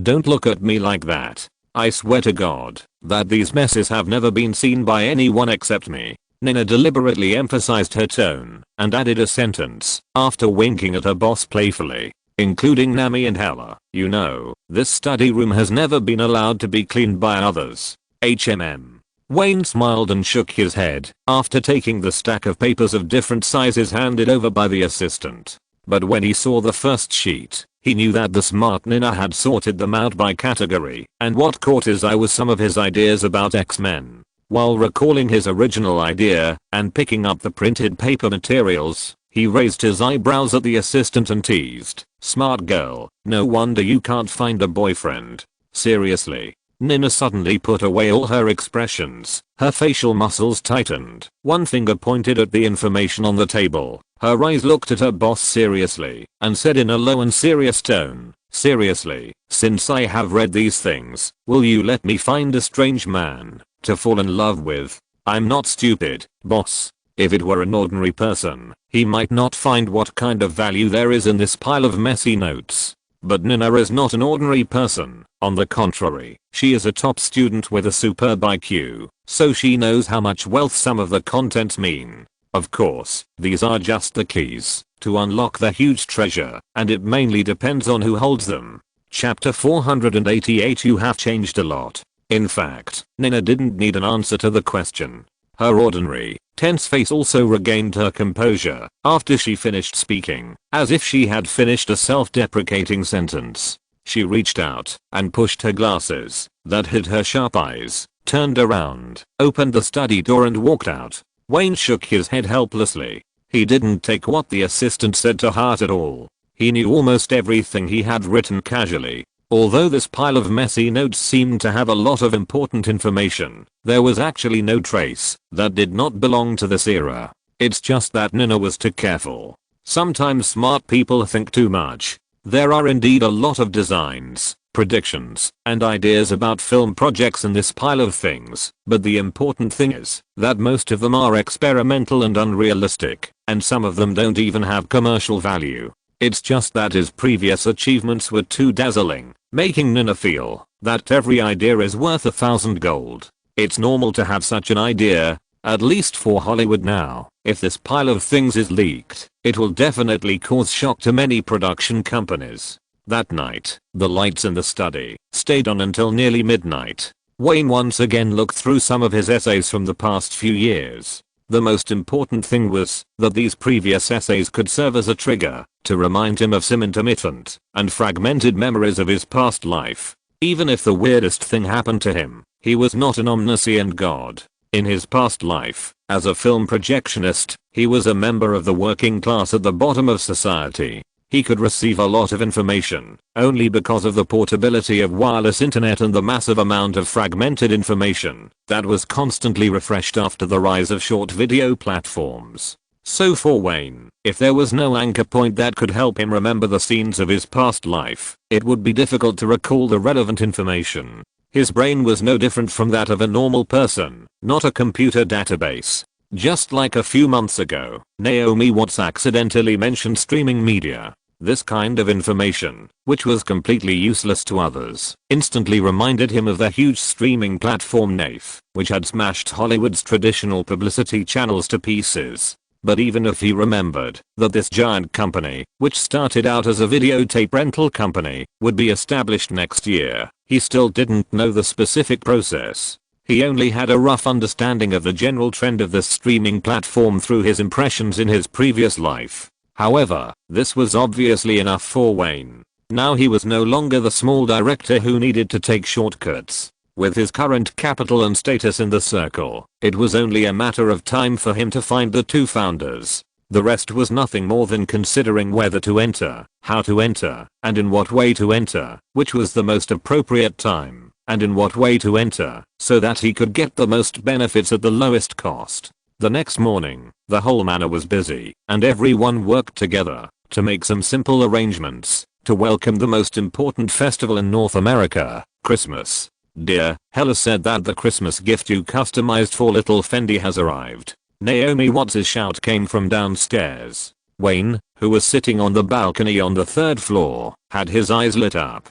He sorted out the information about X-Men on the table in front of him, got up and walked down the stairs. What on earth is this thing? Why is it so mysterious? As soon as I arrived at the living room on the first floor, I saw the Australian actress and the nanny Alana holding Fendi standing at the door, curiously staring at a truck parked in the small square. You'll know in a moment. Wayne shrugged and took the lead to walk towards the truck. Sergey was communicating with the truck driver. This gift was obtained by the Russian bear through his connections. Mr. Greenberg, nice to meet you. The truck driver was obviously a talkative person. He took the initiative to extend a hand and greeted him. My two children are both your die-hard fans. If possible, can you help me sign an autograph? Oh my god. Hello, Ms. Watts. Can you help me sign an autograph? Facing this overly enthusiastic guy, Sergey awkwardly spread his hands and explained. Dick and I have been comrades in arms for 2 years, boss. Nami, he is just a little overly enthusiastic, so. Hey, buddy. Wayne was not unhappy at all. He smiled and stretched out his hand to shake the other party while looking at the closed truck. Believe me, as long as your little guy is healthy, these are not a problem. Of course, I have great confidence in them. As he spoke, the middle-aged white man named Dick raised his chin slightly with pride, walked to the door of the truck, and opened the door in a few seconds. I swear, they will be the best companions in the family. As the door was opened, 3 small balls of flesh curled up together appeared in front of everyone. The compartment was covered with a layer of hay. The 3 little guys were only 2 palms long, curled up together, and the sudden light made them look at the people outside curiously. Although the 3 little guys are not big, their appearance gives people an illusion of ugly and cute. The muscles like small flesh balls make their bodies very compact. Looking at the 3 puppies from the outside, the first thing you see is the small head that is very close to an oval. Against the background of a compact body of muscles, it seems as if there is no neck. This is the latest breed, called the bully dog. Oh my god. Before Dick began to introduce, Naomi Watts immediately let out a cry of surprise. Wayne, is this the Christmas gift you found for Fendi? A pit bull. Damn it, they will tear Fendi to pieces in just 3 or 2 months. It is well known that North American families like to keep dogs, and they especially like large companion dogs, especially in families with children. Sometimes, gentle companion dogs will help take care of children and grow up with them. They are one of the most important friends and family members of children. However, this definitely does not include vicious dogs with extremely low IQs. The pit bulls mentioned by the Australian actress are of the seriously aggressive type. Almost no family will choose them as their children's companions. No, no, no. Dick looked at Naomi Watts' face, which suddenly became particularly ugly, and immediately began to explain in a hurried tone. Ms. Watts, these are not aggressive pit bulls. They are bully dogs. The ultimate purpose of breeding them is to serve as family companion dogs for children. Listen to me, these little guys are very smart, loyal and stable, easy to get along with, and harmonious and friendly. They are already very mature dog breeds. It is worth mentioning that they are very patient with children. Even if they are hurt, they will not choose to attack their own family. It's just that there are relatively few of them now. I believe they will become the first choice for family companion dogs in the future. As Dick explained, the Australian actress's complexion gradually improved, and she looked at the father of the child beside her with a puzzled look. Wayne likes dogs, which is known to almost everyone in the manor. Almost no one is surprised to find a few playmates for little Fendi to grow up together. What is surprising is that these three little guys don't look like they are easy to get along with from their appearance. That's right, Nami, I asked Sergi to get them for me. There are not many bully dogs now. He nodded to the Australian actress, took the initiative to step forward, hugged the three curled up little guys from the car, and came to his daughter. Hey, my little angel, do you like your new friend? This kind of dog only matured in the mid-1990s. As Dick said, the main purpose of breeding is to be a family companion dog. In his memory, it is also like this. After more than 20 years, it has almost become synonymous with family companion dogs. Things went much better than Wayne imagined. The three little guys quickly became little Fendi's little followers. In the giggles, they kept circling around little Fendi, like three little guards. Look, they will become Fendi's best friends. Dick got the autograph with satisfaction and left. As the crowd dispersed, Wayne put his arm around Naomi Watts' shoulders. The two watched their daughter sitting on the carpet in the living room, giggling at the three puppies around her. I hope so, but, glancing at the man's face, she hesitated and asked again, these three guys are too ugly. Are you sure they won't hurt Fendi? Definitely not. To this day, Wayne still remembers the scene when old Greenberg gave him two golden retrievers when he was a teenager. It must be said that the two friends spent his teenage and youth with him, and they were almost inseparable friends until he came to Los Angeles to attend college. Having a few absolutely loyal friends who grow up with him is definitely the most precious gift for a child. He is just a new father, and fortunately old Greenberg is a good role model for him to follow. After a simple lunch, Wayne took the 2 pages of manuscripts he had sorted out, got into the car with Nina, and drove towards Century City. Standing on the first floor of the Fox building again, it seemed like yesterday to him. He still remembered the scene when he, Jimmy, Luke and the 3 young men came here with a nervous mood and held the film of Happy Death Day. What are you thinking about? A curious greeting interrupted Wayne's trance. Welcome to Fox again, Wayne. Come on. Mr. Rothman has been waiting for you for a long time. Nice to meet you, Terry. Very rarely, Wayne took the initiative to extend his hands enthusiastically, wanting to hug the other party. Just now, he actually just remembered that it was this guy who received him when he first came here to promote Happy Death Day. At least for a small figure like him at that time, the other party's attitude was not condescending. The two shook hands with a smile, hugged each other, and walked towards the elevator together. I was just thinking that, when I first came here, it was you who was waiting for me on the first floor. 5 or 6 years have passed, and I didn't expect that nothing has changed. You have changed a lot, Wayne.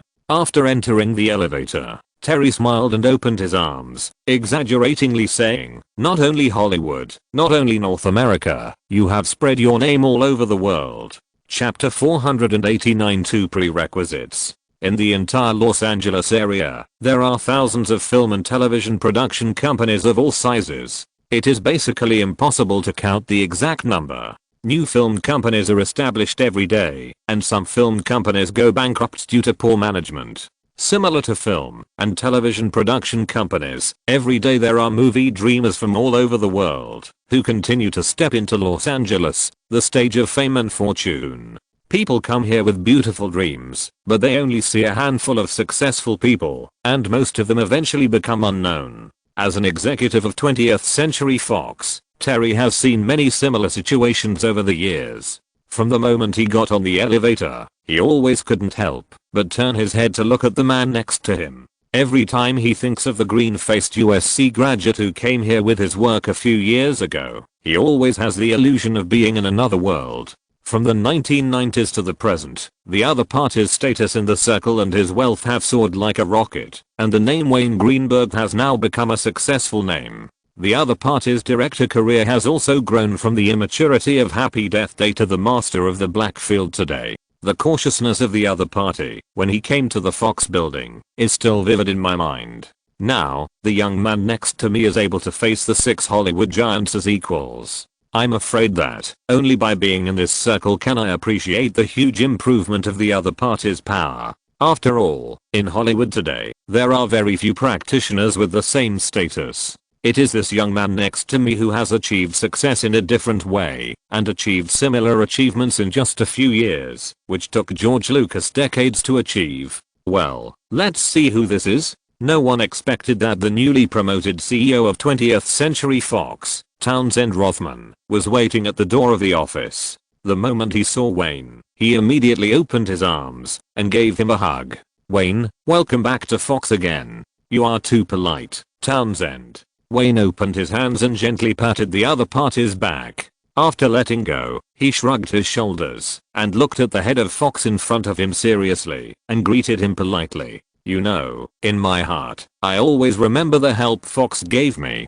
Townsend Rothman patted his shoulder, smiled and shook his head, and did not respond to his words. Everyone can say nice things, but the other party's agent, who is like a vampire, will not say a few nice words for the other party at all, and will step back in the negotiation. So this kind of face-to-face greeting is just for listening. "Okay, let's go in and talk." The two walked into the office like a pair of old friends who had not seen each other for a long time, chatting and laughing. But the moment he entered the door, Wayne saw someone who surprised him. On the sofa in the lounge area near the window, there were already several middle-aged people in suits waiting. He had thought of this before he came. The preparations he had made were probably for these Fox executives to see. After they came in, several people stood up together, and with the introduction of Townsend Rothman, they shook hands with Wayne one by one and said hello. It was not much different from what he imagined. Most of them were executives of 20th Century Fox, and a shareholder representative. "This is Aviadella, Wayne. Do you know him?" When introducing a middle-aged white man with white hair, Townsend Rothman noticed that Wayne's mouth twitched violently. This unexpected discovery aroused his considerable interest. It can be considered as an acquaintance. Wayne took the initiative to extend his right hand, nodded, and turned to look at the filmmaker who impressed him. "Hello, Avi. Nice to meet you." Although there was some confusion in his eyes, Aviadella still responded, "Hello, Director Greenberg." After the few people sat down, Wayne's eyes still intentionally or unintentionally glanced at Aviadella. I'm afraid that only he knows how capable this person is now. Major works such as Wolverine, Iron Man, X-Men, Venom and so on are almost all from this producer and screenwriter. The most important thing is that the other party had become the president of Marvel Comics as early as 1993, and later became the president of Marvel Pictures. When it comes to superhero movies, it can be said that he is an expert among experts. Let's get straight to the point. Townsend Rothman glanced at several Fox executives, coughed lightly, and said to Wayne who was sitting opposite him, "I believe your agent has told you everything about the negotiations. Fortunately, we have reached an agreement after all. Wayne, as long as your signature is on the producer contract, the conditions agreed by Fox can be implemented immediately." He deliberately paused here, glanced at Wayne who had always had a blank expression, and continued, "You understand, Wayne, 20th Century Fox is not my company alone, so we need to talk to you before signing the contract. What are your ideas for the X-Men series?" After a slight silence, Wayne waved to Nina behind him, took the cigarette handed over by the assistant, and lit one with a click. At the same time, he said, "Townsend, can we talk about your original ideas?" When it comes to specific matters, Townsend Rothman shrugged his shoulders, raised his finger, and pointed at Aviadella, explaining, "Originally, the company wanted Avi to be the producer of X-Men. By the way, he is also doing the screenwriting work. You can learn about all the specific related matters from him." Sure enough, Wayne nodded silently and looked at Aviadella. Since the first time he saw this well-known producer, he knew that he could not do without him. Okay, director Greenberg. Aviadella looked serious, picked up an obviously prepared file back from the table, opened it and started to introduce it directly. In the planning of X-Men, we have been preparing for the trilogy. The Batman series of movies you shot gave us a lot of inspiration and tips. As the other party narrated, Wayne kept smoking silently, without any intention of interrupting. This also confirmed some of his own guesses at the same time. With the success of DC superheroes in the past, 20th Century Fox was obviously influenced by his own works in the planning of X-Men. The general route has not changed. The plan of X-Men is still a trilogy structure. In the current Hollywood environment, this is indeed the mainstream practice. But in Wayne's eyes, this is a bit short-sighted. It is not difficult to find from Aviadella's narration that everyone thinks that the trilogy has been considered long-term enough. This is the most flexible big plan in the short term. It can be adjusted after the first film is released depending on the results. This is also a common practice of Hollywood big companies. If the results of the first trilogy are not ideal, the plans for the next two parts will naturally come to nothing. Stopping losses in time is a representative of the conservative thinking of executives of big companies. Of course, it goes without saying that the film is successful. As long as it keeps shooting, it will be fine. According to the shameless eating habits of Hollywood big companies, they will definitely keep shooting this series until it dies and stops making money. This is just our temporary plan. The shareholders and executives want to shoot the first X-Men to test the market and then adjust the subsequent plans based on market performance. As Aviadella finished his brief introduction, everyone turned their eyes to the silent young man. So, if I want to join this series, there are two prerequisites that need to be made clear. Wayne leaned forward on the sofa, raised his hand, and put out the cigarette in the ashtray on the table. Through the smoke from his mouth, he once again scanned the executives around him, and finally cast his eyes on Townsend Rossman, raised a finger, and said, "First, I will overturn all the preliminary plans you have made, including this so-called trilogy. The readjusted plan will be considered from the overall perspective. This is the premise." As he said this, he raised his second finger. "Second, I can tell you right now that X-Men doesn't need to deliberately learn from DC movies and play with the overall rhythm of darkness and oppression. This is not the main factor for the success of DC movies. With the success of Batman and Joker, even if Universal Pictures' dark-style Hulk this year has been a success, 20th Century Fox is still affected by it. It is obviously not possible to make the overall tone of X-Men dark. To be honest, some characters are indeed suitable for this style, but it does not mean that all of them are suitable. Blindly black filmization will only become a reason to drive away the audience. After all, dark and depressing superhero movies are inconsistent with the purpose of watching movies by mainstream audiences. Most ordinary people who walk into the theater actually want to see a movie that makes them feel relaxed or refreshed. Well, this is the purpose of Fox inviting you. Townsend Rossman nodded. "We hope that you can make a big plan for X-Men, just like you planned for DC. Of course, the importance of the first part is self-evident. Only with you, Mr. Success, to escort it, will 20th Century Fox launch such a plan." His meaning is very clear. Wayne can overturn and modify everything about X-Men. What 20th Century Fox wants is a continued success. Otherwise, they would rather choose to make a trilogy to gradually test the market. Wayne smiled with satisfaction. In fact, his task is to design a continuous film plan and then ensure that the first film in the series is successful. As for whether 20th Century Fox will implement the plan designed by itself in the future, or even whether the subsequent films will be successful, who can still hold him accountable at that time? Okay, let's talk about my ideas. Chapter 490, Invisible Core Selling Point. I have done a detailed investigation before. As early as the beginning of the creation of the X-Men comics, it was influenced by the unique background of the times. Facing the executives of 20th Century Fox, Wayne raised his head slightly and talked freely. All these things that are influenced by the background of the times are the most unique features of X-Men. For example, the Black movement represented by Martin Luther King and Malcolm, the former is moderate and the latter is radical, just like Professor X and Magneto. I don't understand what you mean, Wayne. The shareholder representative sitting opposite him suddenly frowned and interrupted his narration. The look he gave him was like looking at a boastful charlatan. Mr. Greenberg, I need to remind you that we are now discussing how to make X-Men a success, not listening to you say these things. Townsend Rossman's stern eyes made the Fox shareholder representative gradually shut up. Although his words were not pleasant to hear, they probably also represented the doubts of most people at the scene. I'm sorry, Wayne.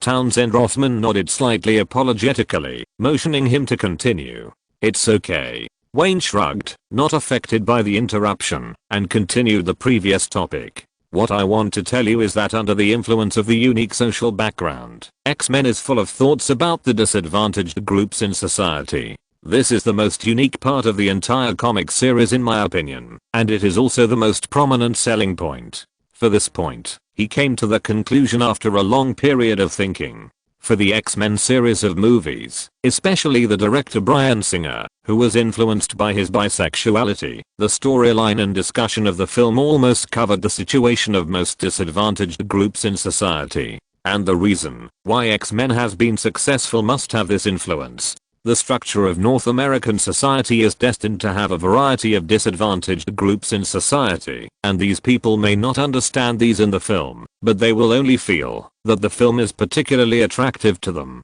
After he made his words clear, everyone in the office nodded thoughtfully. These people are basically elites in the Hollywood commercial system, and are very clear about what Wayne meant. Because no matter from which aspect, a movie should have targeted the audience before it is prepared for filming. At least these things have been determined when the commercial project is doing market research. Obviously, because of the special social background, X-Men has a lot of discussions about vulnerable groups in society. In fact, the main force of North American moviegoers is the so-called lower class masses in society. This will indeed become a unique invisible selling point of the movie. After everyone digested it for a while, Wayne continued to say, my opinion is that no matter how many X-Men series are to be filmed, this feature must be retained, and it is best to run through it all the way. This is the core invisible selling point of the entire series. Unfortunately, the most regrettable thing about him is that these two previous films,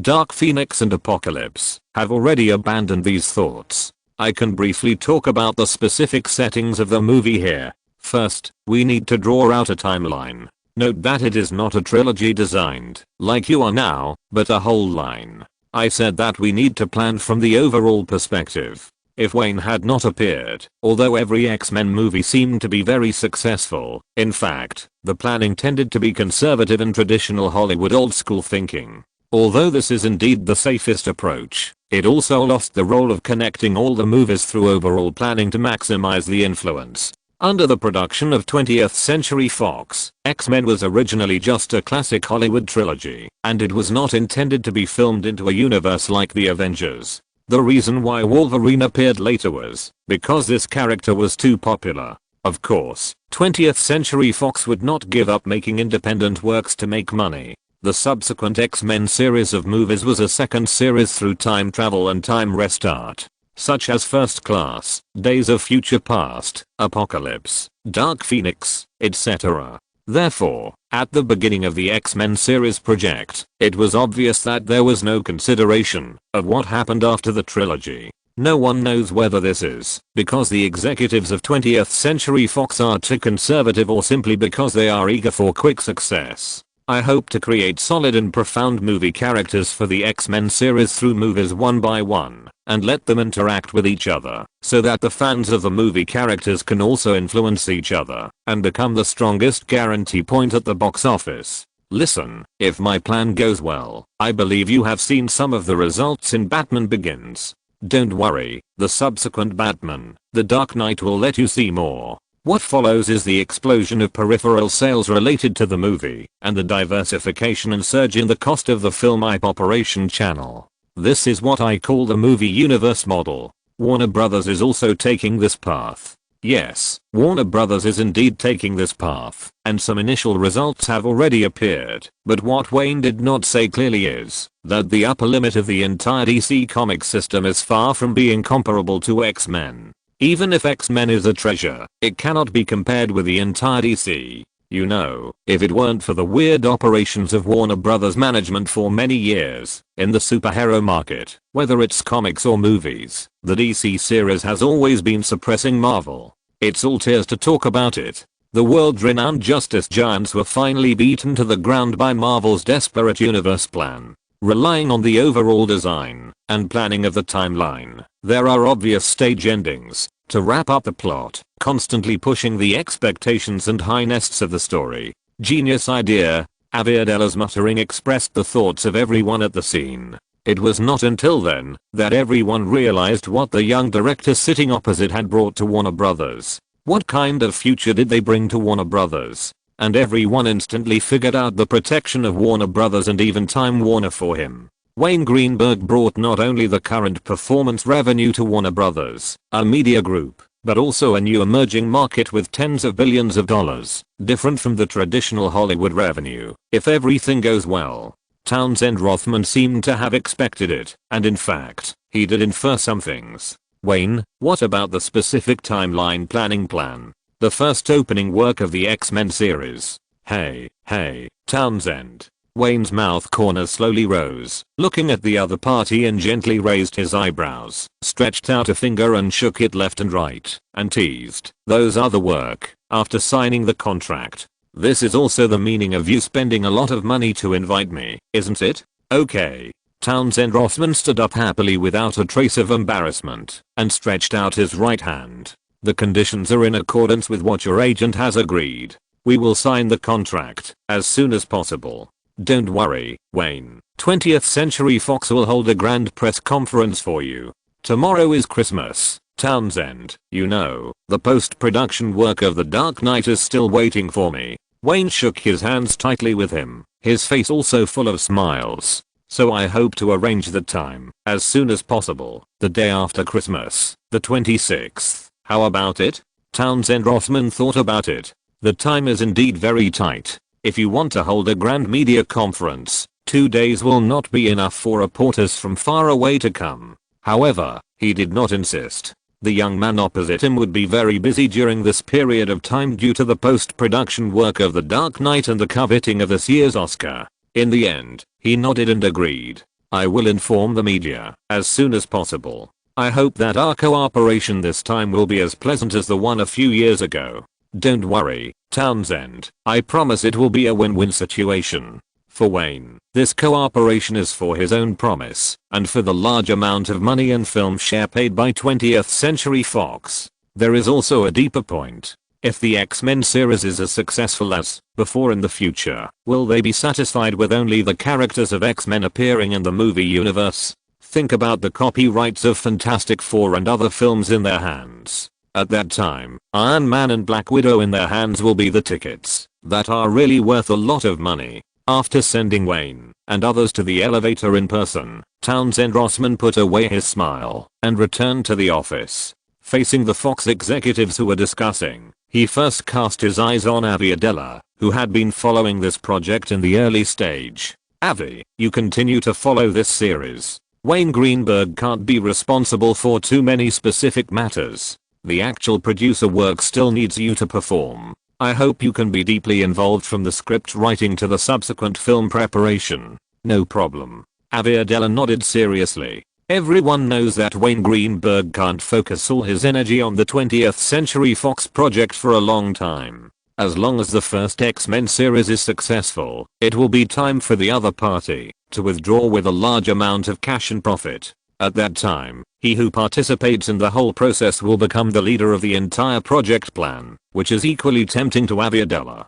He looked out the window, staring at the direction of leaving Century City, and said with emotion, there has always been a legend in the circle that, even if Wayne Greenberg did not become a director, he would become a top commercial producer. Sure enough, the rumors are often proven to be true in the end. Back then, it was Fox who personally sent him to the arms of Warner Brothers. Townsend Rothman did not shy away from his previous misjudgment. He shook his head and smiled bitterly. Who knew that we would have to offer a sky-high price today to invite him back? Chapter 491 Sky-High Price Contract. 1996. The grand festival of the entire Western tradition. Christmas arrived. Although there was no snow in Los Angeles, which made Christmas seem to lack a bit of traditional flavor, the annual North American Spring Festival was not less lively because of the lack of white. From a certain alternative perspective, Wayne had been independent a few years ago. Since he separated from his parents and lived alone, work has become the focus of his life. Festivals have become dispensable to him, just like young people who are struggling. But this year, the situation has changed. The unexpected arrival of little Fendi Greenberg is like lighting up his life. For the first time in 2 lifetimes, he experienced the feeling of being a father. So he would rather put aside the endless things he is busy with temporarily and want to participate in his first Christmas with his daughter. As a novice father, he has been trying to recall the scene when old Greenberg accompanied him when he was a child, wanting to leave a perfect childhood for his girlfriend, even though the little guy now basically doesn't understand anything. One thing was beyond Naomi Watts' expectation. Little Fendi seemed to have inherited her father's dog-loving gene. She was very close to the 3 little bully dogs. Even if she couldn't see them, when she woke up, she would cry in dissatisfaction. The safety issue that the Australian actress had been worried about was obviously just her own worry. Although the 3 little meatballs were less than 3 months old, a careful observation would reveal that the little guys were quite calm and smart. They were also patient, especially when facing little Fendi. Even if they were scratched, they would never make a threatening roar. Just as Wayne expected, in just 2 days, a little girl who was still crawling on the ground became friends with the 3 ugly and cute puppies. If there were no major accidents, these 3 bully dogs would accompany little Fendi through her childhood and adolescence, just like the 2 golden retrievers accompanied Wayne until she grew up to be a big girl. Happy times are always short. Christmas passed quietly. Early the next morning, when the Angel City woke up from the darkness again, the reporters from major media began to gather towards Beverly Century City, as if they were attracted by a strong magnet. The territory of Hollywood is actually not very large. After decades of development, the term Hollywood has long been separated from its geographical attributes. Compared with a not-so-wide Hollywood, there are thousands of film and television companies crowded in Los Angeles, and it is these film and television companies that make Hollywood of new projects every day. As one of the 6 giants in Hollywood, 20th Century Fox, whether it is the company or its film and television subsidiaries, is constantly investing in new film projects.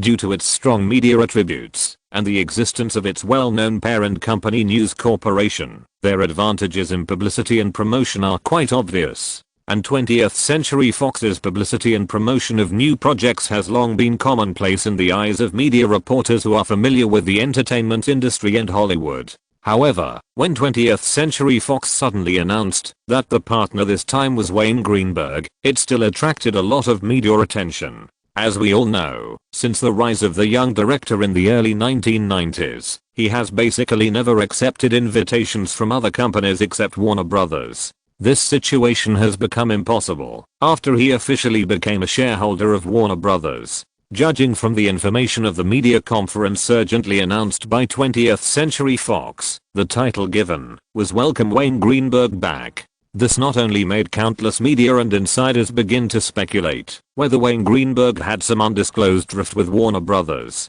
Basically, anyone in the industry who is slightly more informed knows that Wayne Greenberg's random operation this summer made Warner Brothers the biggest winner of the summer season. In addition to the big winner Warner Brothers, 20th Century Fox is also one of the winners with the movie Independence Day. Is Wayne Greenberg involved in this? No one can tell this question clearly, but according to the earliest gossip from 20th Century Fox, he must have played a role in the temporary change of the release date of the movie Independence Day. Another important point is that anyone who has carefully studied Wayne's rise to fame knows that the distributor of his first film, Happy Death Day, was 20th Century Fox, and it was released at a sky-high price. Although the 2 sides parted ways in the end, there were no rumors of discord. It was also because of this Happy Death Day that the young director discovered the first pot of gold in his life. The specific relationship between the 2 has always been the subject of speculation by major gossip media. It is precisely because of all the rumors and speculations with Fog coupled with the slogan of "Welcome Back" by 20th Century Fox, that it has completely attracted the attention of a large number of media reporters. Everyone wants to know what happened. At 10 o'clock in the morning, in the presence of hundreds of media reporters, Wayne and 20th Century Fox CEO Townsend Rothman signed their names on the producer contract. After the two exchanged contracts, displayed contracts, and took photos as a routine, the media conference that the reporters had been thinking about officially began. Obviously, in order to attract the attention of the media and the fans, 29th Century Fox played a headline game. Unlike what most people imagine, this is just a producer contract and has nothing to do with the director's work. However, the content announced by the organizer Fox at the press conference still caused quite a stir. X-Men is the superhero series under Marvel Comics. 20th Century Fox announced the official project. The first producer of the film is Wayne Greenberg, which is completely reasonable. After all, in the field of superhero film and television in recent years, only he can be regarded as a real success. After the project is launched, it will be prepared within the next 2 years, and will meet the audience at the latest in the summer of 1999. In the face of repeated inquiries from reporters, Townsend Rothman did not shy away from singing praises for Wayne, claiming that he had begun to pursue him uninterruptedly before Batman Begins was released. Although it is a little later than expected, and the cooperation method is different, it is still a very pleasant collaboration. What shocked the reporters even more was not Wayne, who sat there with a sunny smile and said nothing. After all, the specific details of the X-Men movie will definitely be revealed at the launch conference or the specific preparatory conference a long time later. What interested them was this sky-high producer contract. At least on the surface, 20th Century Fox readily disclosed the details of the cooperation between the two parties, especially the terms of Wayne's personal treatment. As the first producer of the first part of the X-Men series of movies, salary and benefits are what everyone cares about most. When they heard about the basic salary of up to $20 million, everyone's first reaction was that 20th Century Fox was really willing to bleed and spend a lot of money for the success rate of superhero movies. When they learned that there was also a box office share clause, and it was as high as 20% of the global box office, everyone felt numb to the money figures.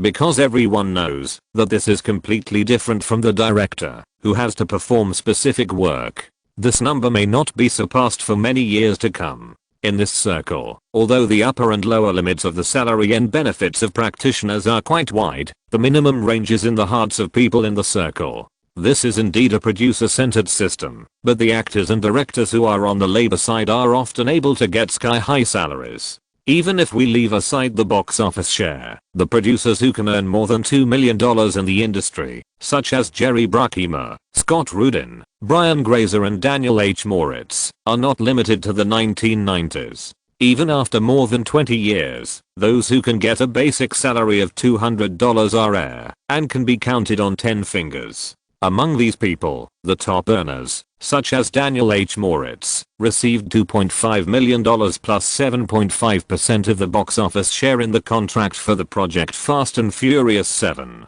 Of course, everyone knows that for the producer, the capital side, these are just the apparent incomes. In fact, the Producers Guild of North America, PGA, has never announced the average income and real income of its members like other labor unions. The reason is well known. Among the successful producers, there are a large number of film company owners, and their income is simply impossible to count. However, according to some reporters' data collection and investigation, except for some popular movie stars and directors who cross over to become part-time producers, the general salary of a novice producer who has just entered Hollywood is only between $250,000 and $350,000. The entire press conference did not last long. Wayne was like a smiling mascot, sitting behind a long table, listening to the spokesperson of 20th Century Fox, constantly answering reporters' questions. Unless there was a question that he could not avoid, he always remained silent.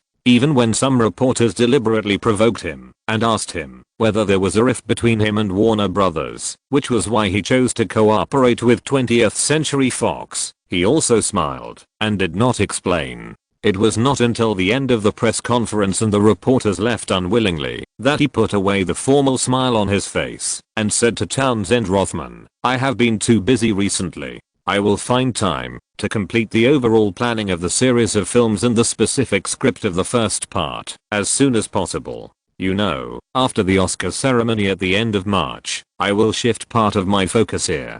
Townsend Rothman smiled, reached out and patted him on the shoulder, and said, "Okay, you can communicate with Aviadella at any time about the script and plan. Believe me, he will be a good partner for you on this project. You can leave the specific work such as setting up the crew framework to him."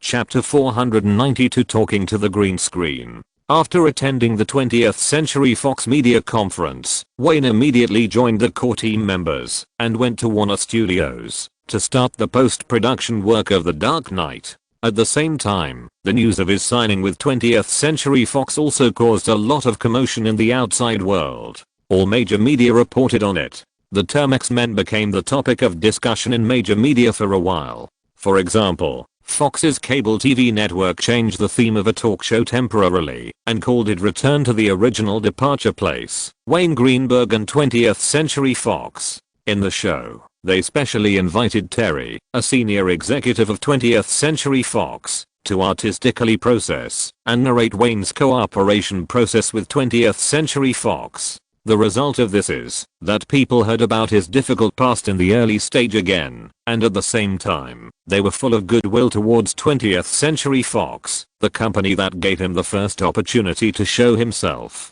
This is the way it is. For every object that is praised by people, there will be some fools who pale in comparison. As a result, the companies and film selection experts who had rejected Wayne were gradually exposed by the tabloids. The one who was most upset was not the small and medium-sized companies that were exposed, nor was it Harvey Weinstein who wanted to take advantage of the situation, but Universal Pictures, one of the six giants. There has never been a secret in this circle. The mess that the executives of Universal Pictures targeted Wayne became a sales explosion point for the tabloids for a while. There is no way.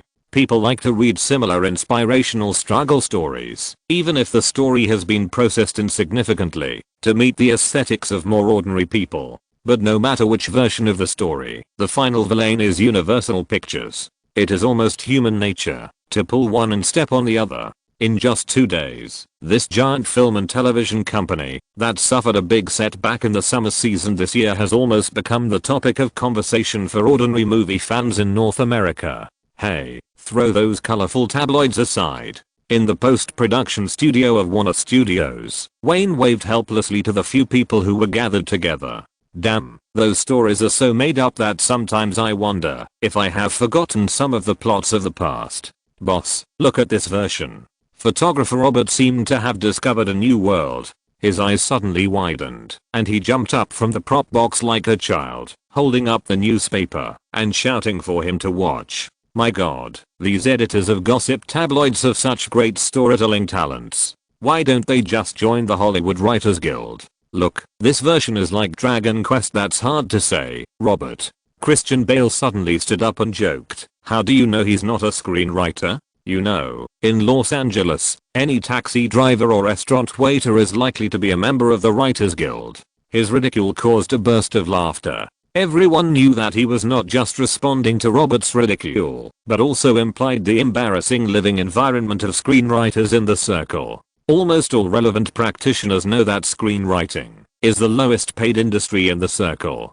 So if you observe carefully, you will find that except for some top screenwriters of big companies and some screenwriters who are willing to join the screenwriter department and are willing not to have the right to sign the project, the rest are almost struggling to make ends meet, and many people even need to rely on part-time jobs to support themselves. This is the current situation in Hollywood. Even though screenwriters have fought countless times in the past many years, and even the so-called strikes have been carried out many times, their own treatment has not improved much. The Producers Guild, which is the capital side, will make limited compromises and concessions to the Actors Guild every time it faces a Hollywood strike, and the same is true for the Directors Guild.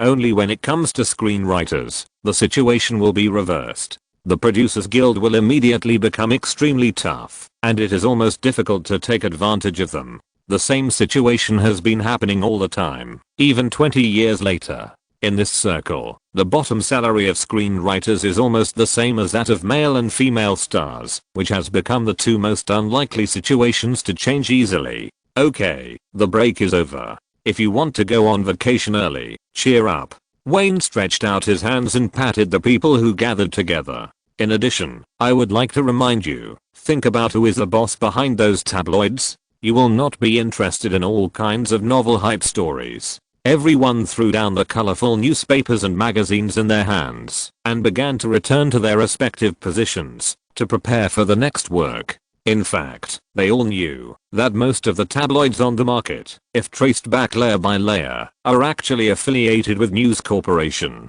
As long as they understand this, most people will suddenly realize that everything is actually 20th Century Fox guiding public opinion.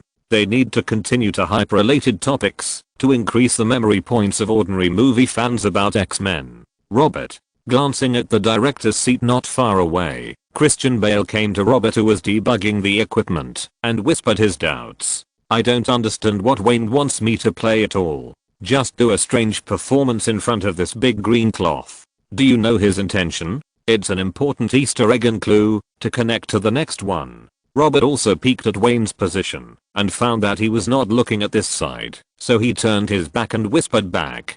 I don't know the specific plan either. The relevant plans are highly confidential, but I can be sure that the next DC comic adaptation movie should not be the third Batman, because the footage is basically disrupted when shooting. The plot, timeline, and scenes are basically disrupted. In fact, no one except Wayne can guess the final film effect, and even where the Easter eggs and clues for the subsequent chapters are preset, no one can guess. Just like the current shooting work, it was notified at the last minute before the crew was officially disbanded.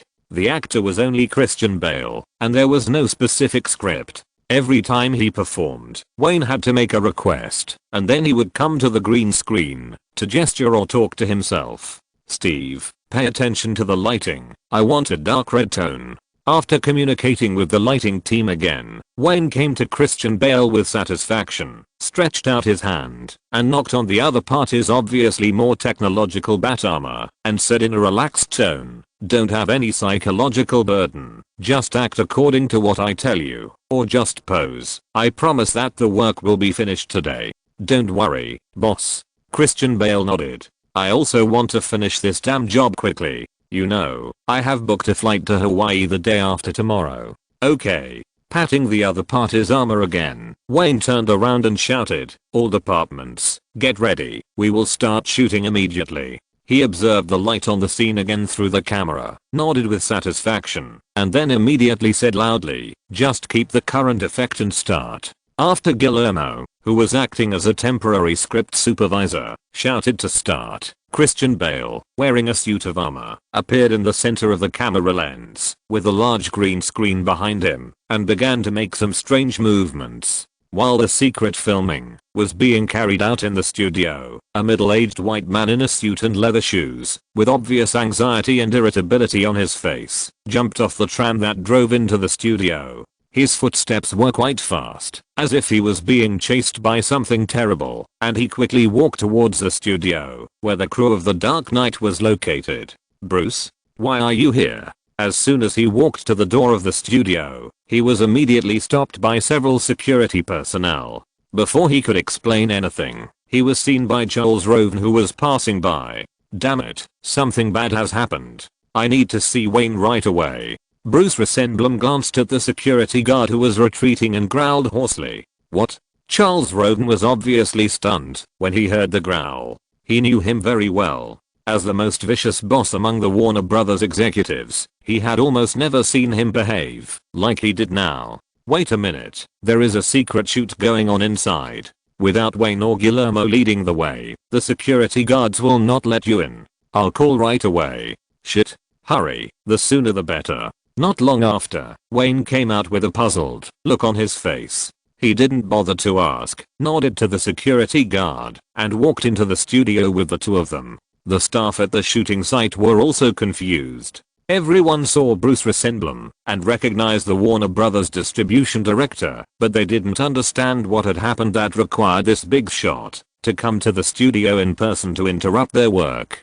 Wayne waved to the team members, signaling them to take a break, and he led the two people behind him to the office. Just now, Bruce Rosenblum lit a cigarette irritably, sat down on the sofa, stared at Wayne's eyes, and said in a hoarse voice, "I got a shitty news release through a special channel." At this point, he took 2 puffs of cigarettes, and the corners of his mouth twitched violently twice, and then continued, "The manuscript records the specific plot of The Dark Knight in detail. I read it carefully. A small part of it is exactly the same as the script, and most of the rest should be guessed and supplemented, and M**********************************************************. Wayne, who was about to light a cigarette, threw the lighter and cigarette away directly, and at the same time, his upper body leaning on the sofa suddenly tensed up. You know, a hot movie that is about to be released is leaked in advance, which is basically equivalent to a disaster, and the impact on the box office is self-evident.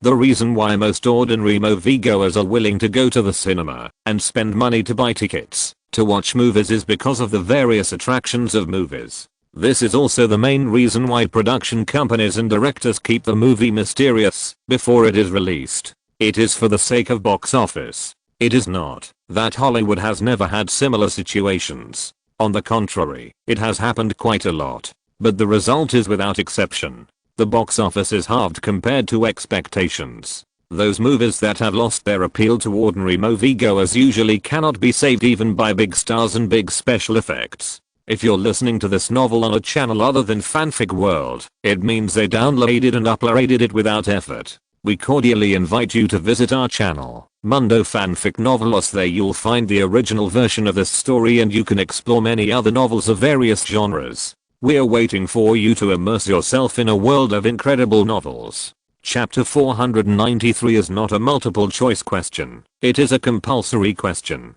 Bruce Rosenblum had just begun his narration when he was immediately interrupted by Wayne's angry and surprised swear words. This news was really too shocking.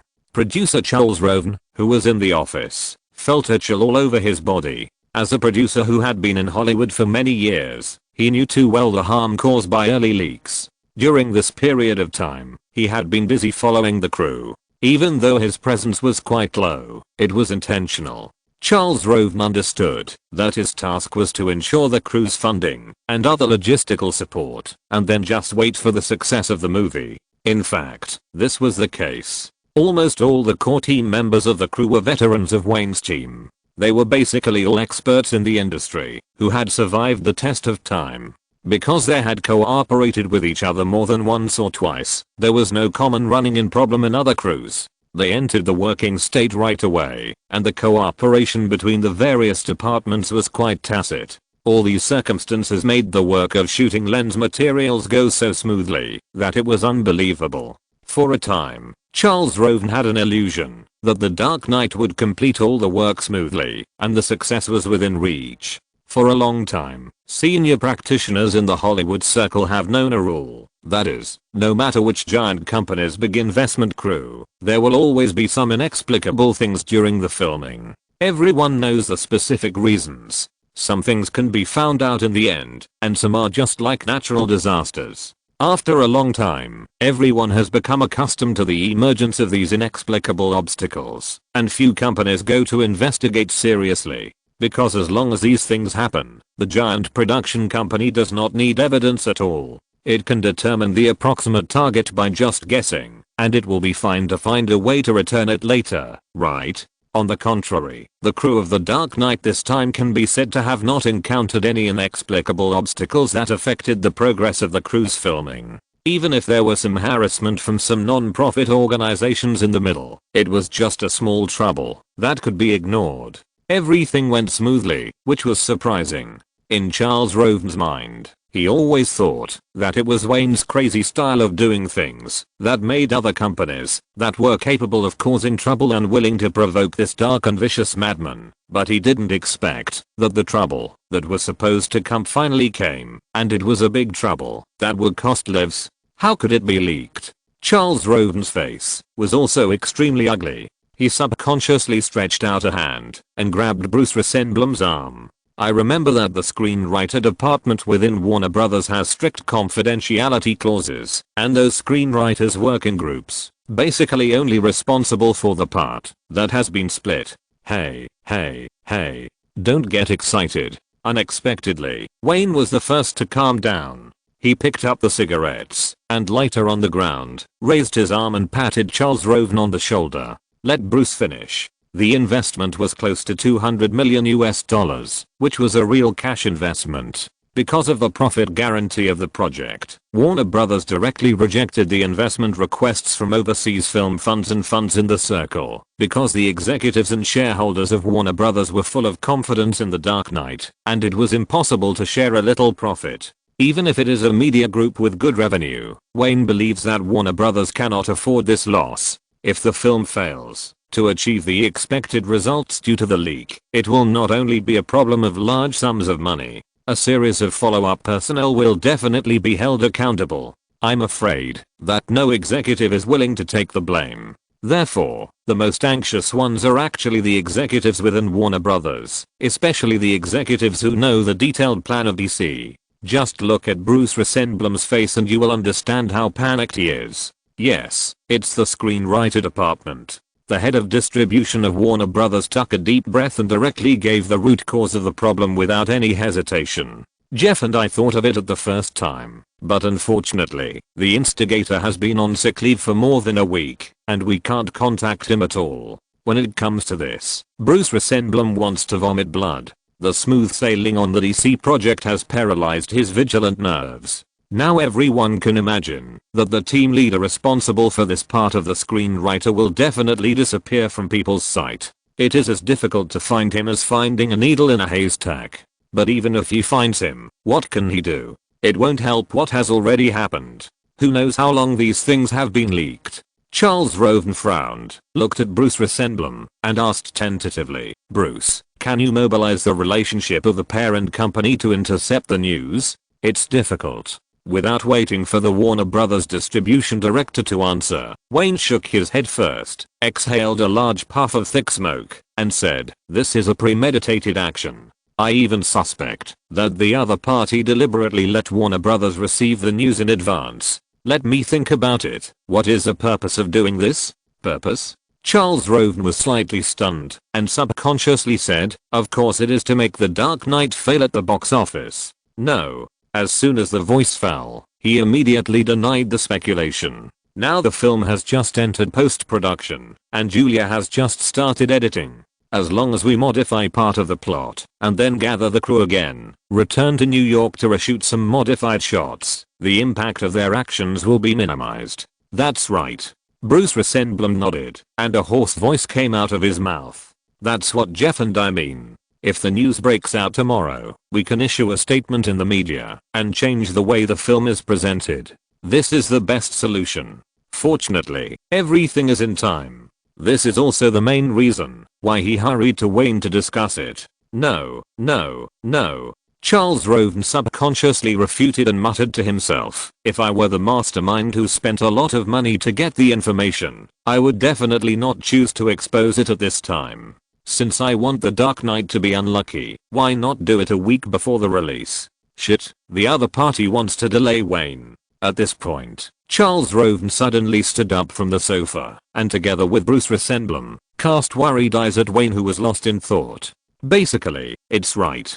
The two people can now be sure that the other party just wants to delay Wayne's energy. Now most of the behind-the-scenes members and actors of the crew have disbanded, and I'm afraid some have already flown from Los Angeles to various parts of the world to start vacation. It will definitely take some time and effort to gather everyone back. At the same time, some movie plots need to be modified to determine which footage to keep, and which footage needs to be reshot in a different way. Now, the overspending of filming funds has become the least worth mentioning trifle. After all, so much money has been invested in this film. In order to ensure the film's performance, Warner Brothers will never be stingy to invest more money. As long as the quality of the film can be guaranteed, all this can be earned back anyway.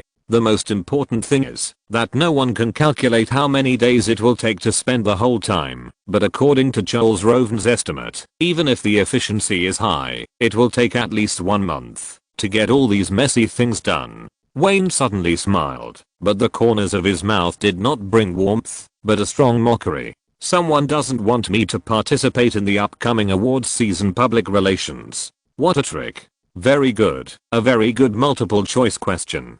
In fact, this is a must choice question. Regardless of his identity as a shareholder at Warner Bros. Or his emphasis on the founding work of DC movies, it is impossible to allow The Dark Knight to have any accidents. Warner Bros. Shareholders and senior executives will not let the film risk remaining the same. On the contrary, in this comparison, the professional awards during the award season, when placed in front of hundreds of millions of dollars of investment and billions of dollars of expected revenue, do not seem that important. After all, there is an award season every year, and there is an Oscar. Wayne's age is the biggest advantage, and these things can be fought for again in the future. He is sure that the person who is playing tricks behind the scenes should have similar ideas. So this is not a multiple choice question at all, but a compulsory question that tests human nature. If he dares to go crazy again and pursue award public relations regardless of anything, this time Warner Brothers and Time Warner will not only not help him, but will also have huge opinions about him. It's a sinister conspiracy, a good method, and the timing is just right. Bruce Rosenblum sighed, and he even wanted to applaud the person who made the move. Charles. After thinking everything through, Wayne calmed down and regained his icy expression. He looked at the producer calmly and said, "Please go out and announce to everyone that all the work on hand will be suspended and everyone can go back to rest today." "No problem." Charles Rowan nodded, stood up from the sofa, and opened the office door. Just as he walked out of the office door 2 steps, he heard the voice behind him again. "By the way, please help me call Nina, my personal assistant. She should be handling work in the corner. Thank you." When there were only 2 people left in the office, Bruce Rosenblum gritted his teeth, stood up and closed the office door. Under Wayne's surprised eyes, he walked in front of him, bent down and stared at his eyes seriously, and whispered, "Listen, Wayne, in terms of our personal relationship, I should actually respect all your decisions, but I'm first and foremost an executive of Warner Brothers. So, listen to me, don't be impulsive, and don't try to test human nature with interests." Chapter 494 Life is about choice. In Bruce Rosenblum's opinion, Wayne has never been a good-tempered person who is willing to be manipulated by others. As an absolute genius in an industry, he usually has some quirks and strange tempers. He is afraid that the other party is unwilling to temporarily bow his head and focus on The Dark Knight. "Don't worry, Bruce," Wayne responded with a hint of meaning. "I will solve this matter perfectly. In fact, it is too early to take action now. He needs to observe the extent and impact of public opinion tomorrow and see everything clearly before making a decision. That's it for today. I will go back and think about it carefully. I will go to the company tomorrow morning. At that time, we will discuss the impact of public opinion and countermeasures." Seeing Nina pushing open the door with her briefcase, Wayne nodded to the Warner Brothers distribution director who wanted to say something, ready to end this conversation. "That's it." Bruce Rosenblum shook his head, sighed secretly, and said again before leaving, "With the media publicity advantages of Warner Brothers and its parent company Time Warner, plus we have sufficient public relations funds. Even if you don't participate in the entire award season, the probability of winning is not low, right? Hey, don't comfort me, man." Wayne stood up and hugged the other party with a smile, waved his hands, and said with a smile, "Even if we are well prepared, in fact, if the person does not show enough fighting attitude, the Academy will still choose to ignore it, right?" Bruce Rosenblum shrugged awkwardly, turned around and nodded to the assistant lady, left the office, and walked out of the studio. As we all know, the attitude of the Academy has always been to encourage competition. If a film or a person wants to win an award, at least they must show enough attention. How to show it? So the work of the public relations company or the public relations team came. In fact, even after more than 10 or 20 years, the Academy has always tacitly acknowledged the existence of public relations and lobbying, and is still secretly encouraging it, because in the minds of those members of the Academy, this is the greatest respect for the authority and rarity of the Oscars. As long as the public relations methods are not excessive, there will basically be no warnings. This is also the main reason why Harvey Weinstein has repeatedly tested the bottom line of the Academy and lowered it again and again. On the contrary, no matter how good the reputation of a film is, the Academy also agrees with its values, but as long as the participants do not show an attitude of striving for it and take things as they come, they will not get the honor they deserve. They will definitely not get it. The old men in the Academy will never give the little golden man to those who do not value the authority of the Oscars. Boss. Helping Wayne pack up his belongings, the two walked out of the studio, and Nina tilted her head and asked a question. No hurry, let's talk about it when we get on the car. From the time he got on the tram until he changed to his own car, the Rolls-Royce Phantom started smoothly, and Wayne broke the silence and told him the news brought by Bruce Resembling and his own analysis. Hearing this, Nina did not help to find a solution at the first time. She knew very well that her boss was an expert in everything related to movies. Instead, she took out a phone that she rarely used from her briefcase and silently dialed a few numbers. The car remained silent. Not long after, someone picked up the phone. Nina habitually covered her mobile phone and whispered, "Hello, Mr. Pellicano, my boss needs your help with something." That's right, the first person that Nina thought of was the famous Hollywood eye, Anthony Pellicano, the sharpest private detective in the dark entertainment industry. As early as a few years ago, the two sides had infrequent, but very close exchanges and cooperation. Nina was the main person responsible for maintaining this relationship.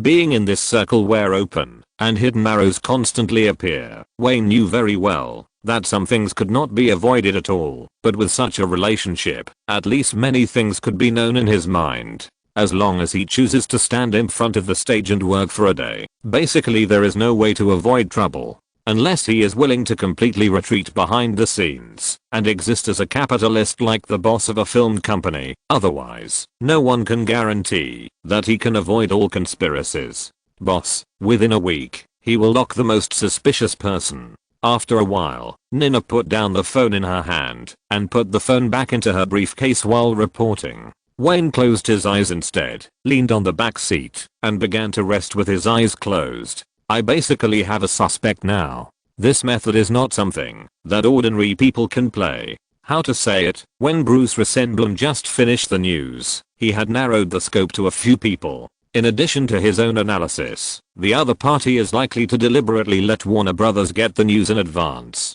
All these signs made him think of the famous Oscar troublemaker, Harvey Weinstein. Obviously, if everything is guessed correctly, the fat man really sees through human nature, and also sees through part of his personality, and is deeply sure that he will definitely choose the huge interests at hand. You just want me to be busy all the time, Wayne muttered to himself with full of sarcasm. Time passed by, and the next morning, a controversial report appeared on various second and third tier newspapers and local newspapers in major cities in North America. It only took one morning, like dropping a public opinion bomb. The popularity of The Dark Knight has always been very high. Since the project was established, not much specific information about the film has been revealed. In addition to the vague explanation of some characters' appearances, there is almost no accurate information from the crew. This has also led to the mystery of The Dark Knight rising all the way, and at the same time, it has brought the curiosity of the general public to the peak.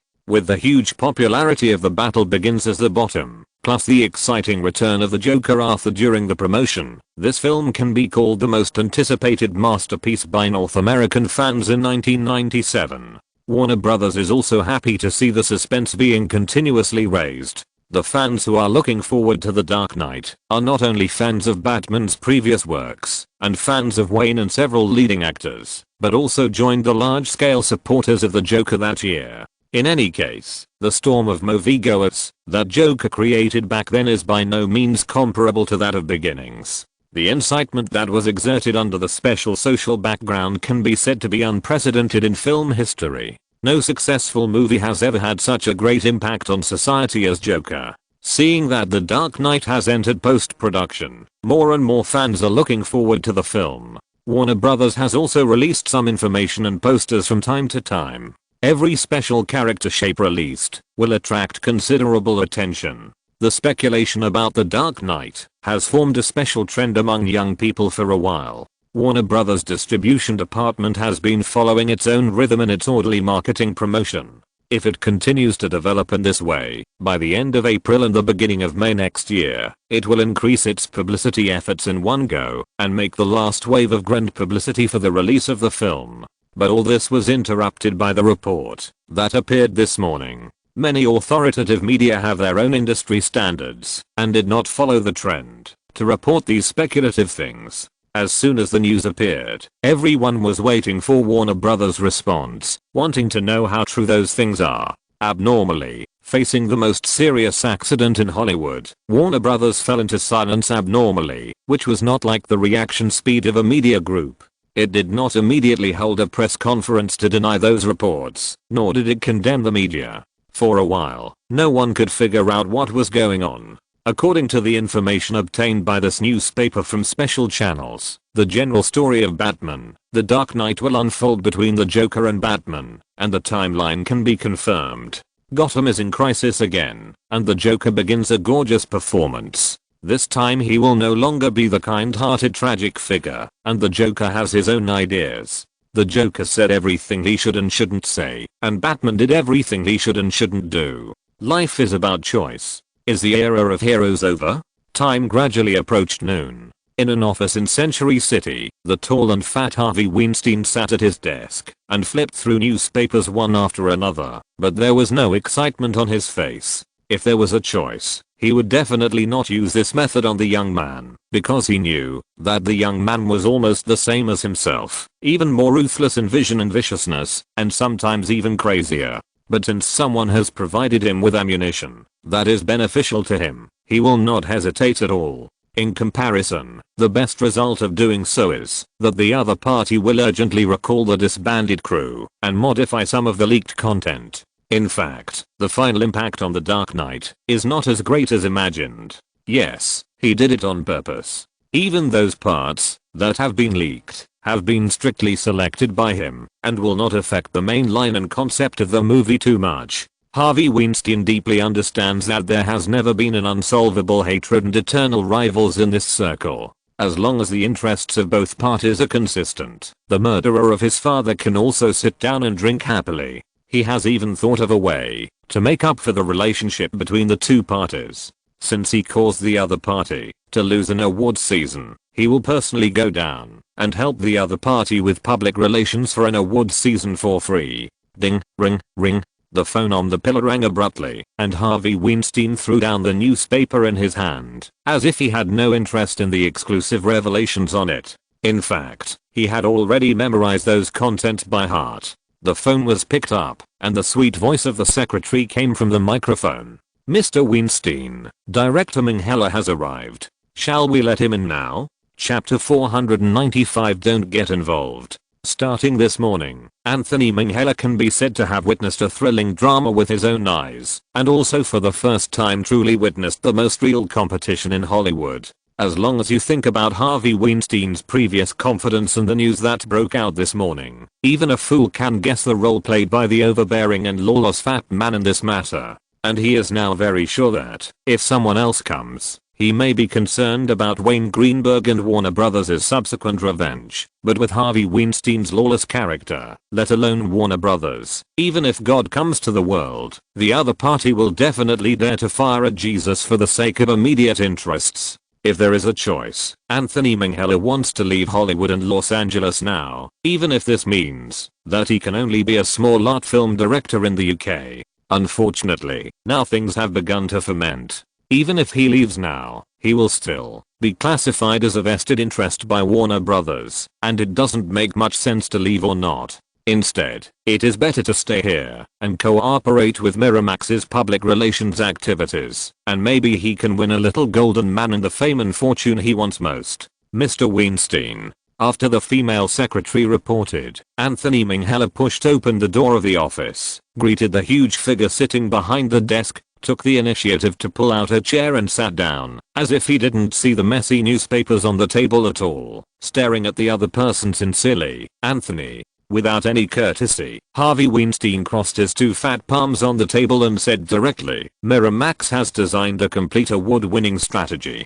Don't let anything unexpected happen to me. You should know how much benefit these jobs will bring to you." Anthony Minghella nodded and responded in a low voice, "Yes, I understand." As the most certain award of the 4 major Oscars, The English Patient must not make any mistakes in the British Academy of Film Awards. Now Harvey Weinstein can be sure that his tricks have worked. Warner Brothers has not issued a statement through the media, which is the best way to prove it.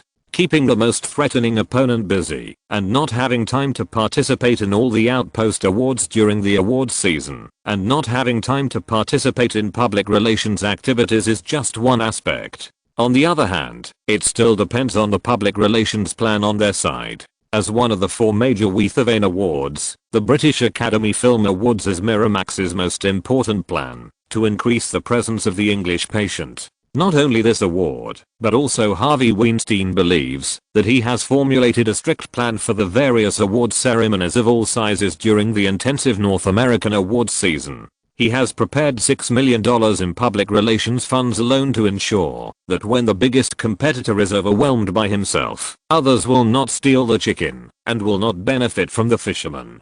At the same time, it is not only Harvey Weinstein, the initiator, who can see the opportunity. The core creators of the Jimmy Jane crew, who had just run a large circle of publicity in major cities in North America and received an emergency call, did not take time to rest after getting off the plane. They ran directly from Los Angeles International Airport to 10,202 West Washington Avenue, the location of Sony Columbia Pictures. This movie starring Tom Cruise was cleverly released by Sony Columbia in early December at the end of the year.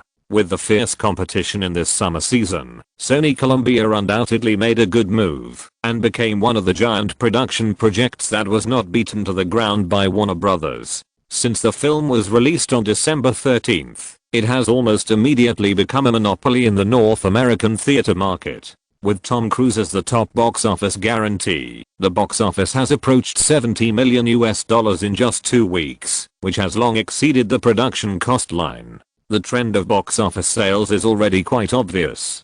Paul, are you sure you are not kidding? In the office of Sony Columbia's distribution director, the film's director and producer Cameron Rock frowned slightly and asked incredulously, "Of course I'm not kidding." Distribution director Paul Knight leaned back in his chair with a confident look on his face. "I have my own information channel. Warner Brothers has already tacitly agreed to modify some shots of The Dark Knight. As the film's leader, Wayne Greenberg will inevitably miss the entire awards season for the tedious work ahead. It can be said that Warner Brothers' award-winning plan for The Departed is likely to fail from the beginning. I have to say, a brilliant move." Cameron Rock sighed sincerely after learning all the information. If it is revealed at this time, even if those seemingly true things are false, they will be compared with magnifying glasses by fans after the movie is released. Yes, modifying some shots is undoubtedly the only option. This is our chance. Almost everyone present had similar thoughts at the same time. The advantage of The Departed is too great. The original plan of the crew and Sony Columbia was just to seek more nominations for the film, but now the situation is obviously different. "Tom, what do you think?" The director turned to look at the superstar who had been silent. As long as they were practitioners in this circle, he believed that no one could resist the temptation of the Oscar statuette, and the young superstar beside him was no exception.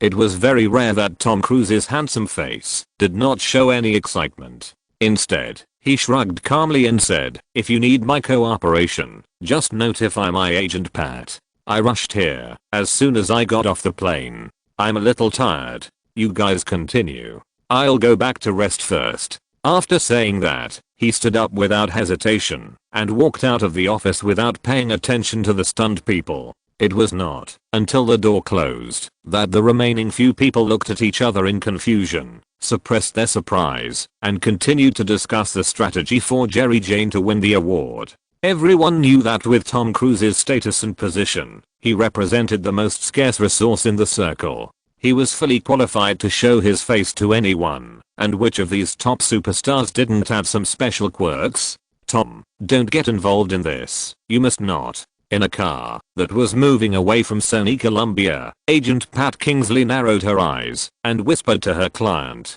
She really knew her superstar client too well. Although he was arrogant, eccentric, and sometimes spoke nonsense to the media, when his mind was twitching, as long as there was someone around to remind him, his mind could still remain clear. Your performance in Jerry Jane was indeed well received by film critics this time, but Tom, you should know that those old men in the Academy will never give you that little golden man. It's very sad. This is almost certain in advance. Tom Cruise, who is known for his commercial performance, has never been favored by the Academy. They will allow him to be nominated to accumulate points, but they will not give the little golden man to this brain smell school representative now. And this year's known competitors, to put it politely, all performed no worse than Tom Cruise. To put it bluntly, the acting skills of those people are their own signature in Hollywood. I understand. Tom Cruise suddenly smiled, as if he didn't take it to heart at all. In fact, as early as 2 or 3 years ago, he had seen through the Oscars attitude. Anyone who can climb to the top of the list in this circle of intrigues and keep the status for many years probably has a smart brain. Even the Oscar nomination for Best Actor this year was taken by Sony Columbia to promote the film. After the last party, my relationship with Wayne is good. It's not worth it for Sony Columbia to wade into this muddy water. Pat, do you remember what I said before? What? Pat Kingsley just breathed a sigh of relief and was immediately stunned by the other party's sudden question. Tom Cruise shook his head slightly and said with a smile, I said in the summer that Fendi Greenberg needed a godfather. Maybe now is the chance. But, don't you believe in Scientology? Pat Kingsley immediately shut her mouth tightly in the middle of her words. She quickly realized that no one could guess what her client was thinking about some sensitive matters, especially the attitude towards Scientology. Many people now don't understand Tom Cruise's belief. No one can guess why a billionaire superstar would willingly believe in a famous cult.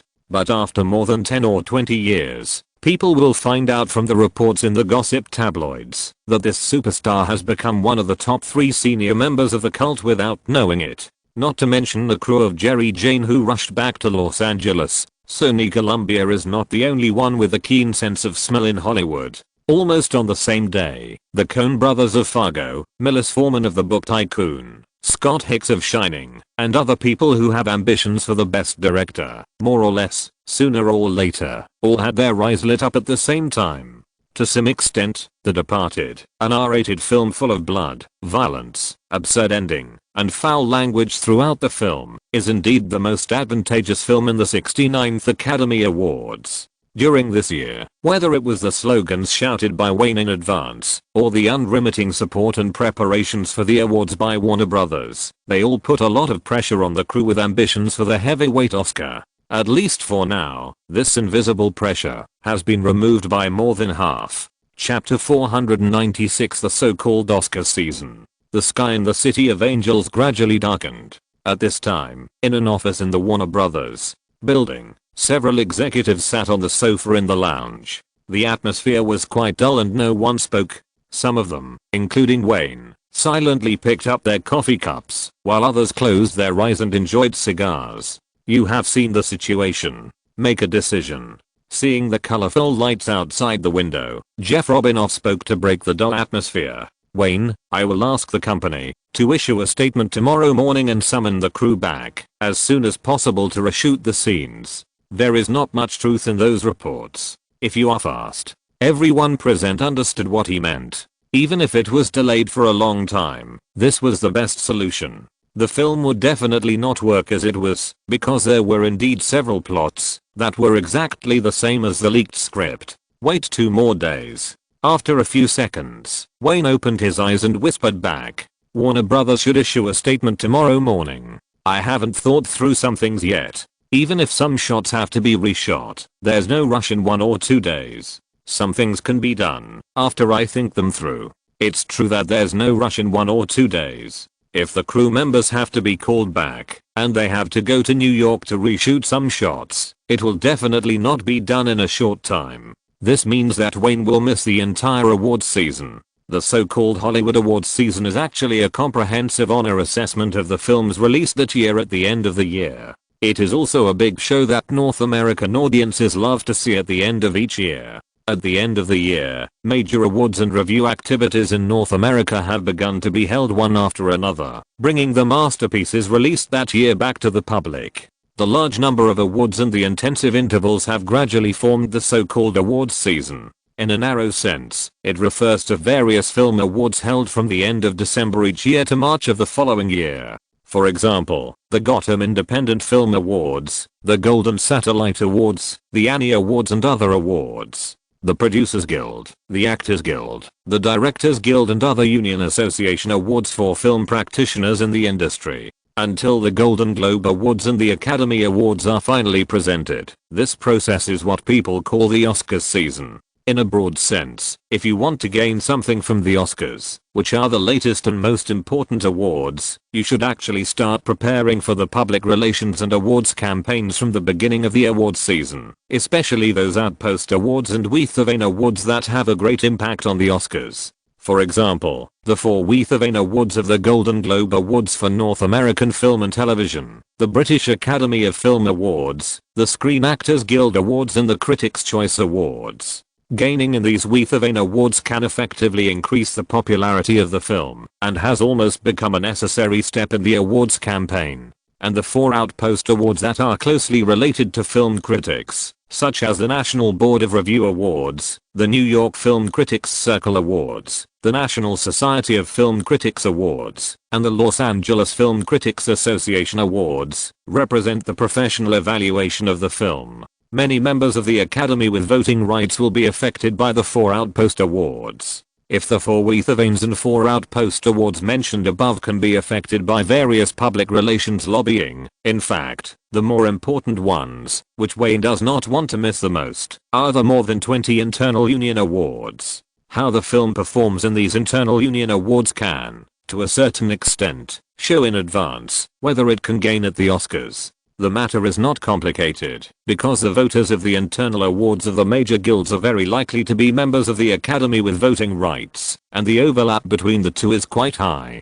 Therefore, the Golden Globe Awards, which people say, has the greatest influence on the Oscars, and seems to represent the outpost of the Oscars, actually does not have as much impact on the Oscar selection results as people imagine. It can even be said that the two are completely selected by 2 different groups. Faced with Wayne's request to wait for 2 more days and continue to observe, Warner Brothers executives acquiesced. In the minds of Jeff Robinov and others, this was regarded as his last stubbornness, and in fact, they had to choose to call the crew to reshoot. At the same time, he also specially notified the relevant staff of The Dark Knight to temporarily stop any post-production work in the next 2 days, and everything would be done after his notice. Early the next morning, a statement appeared simultaneously in the print media under Warner Brothers and authoritative media with good relations with Warner Brothers. Warner Brothers has noticed the recent reports on the plot of The Dark Knight in the media. Here we specially declare that all the so-called reports on the market are all false speculations.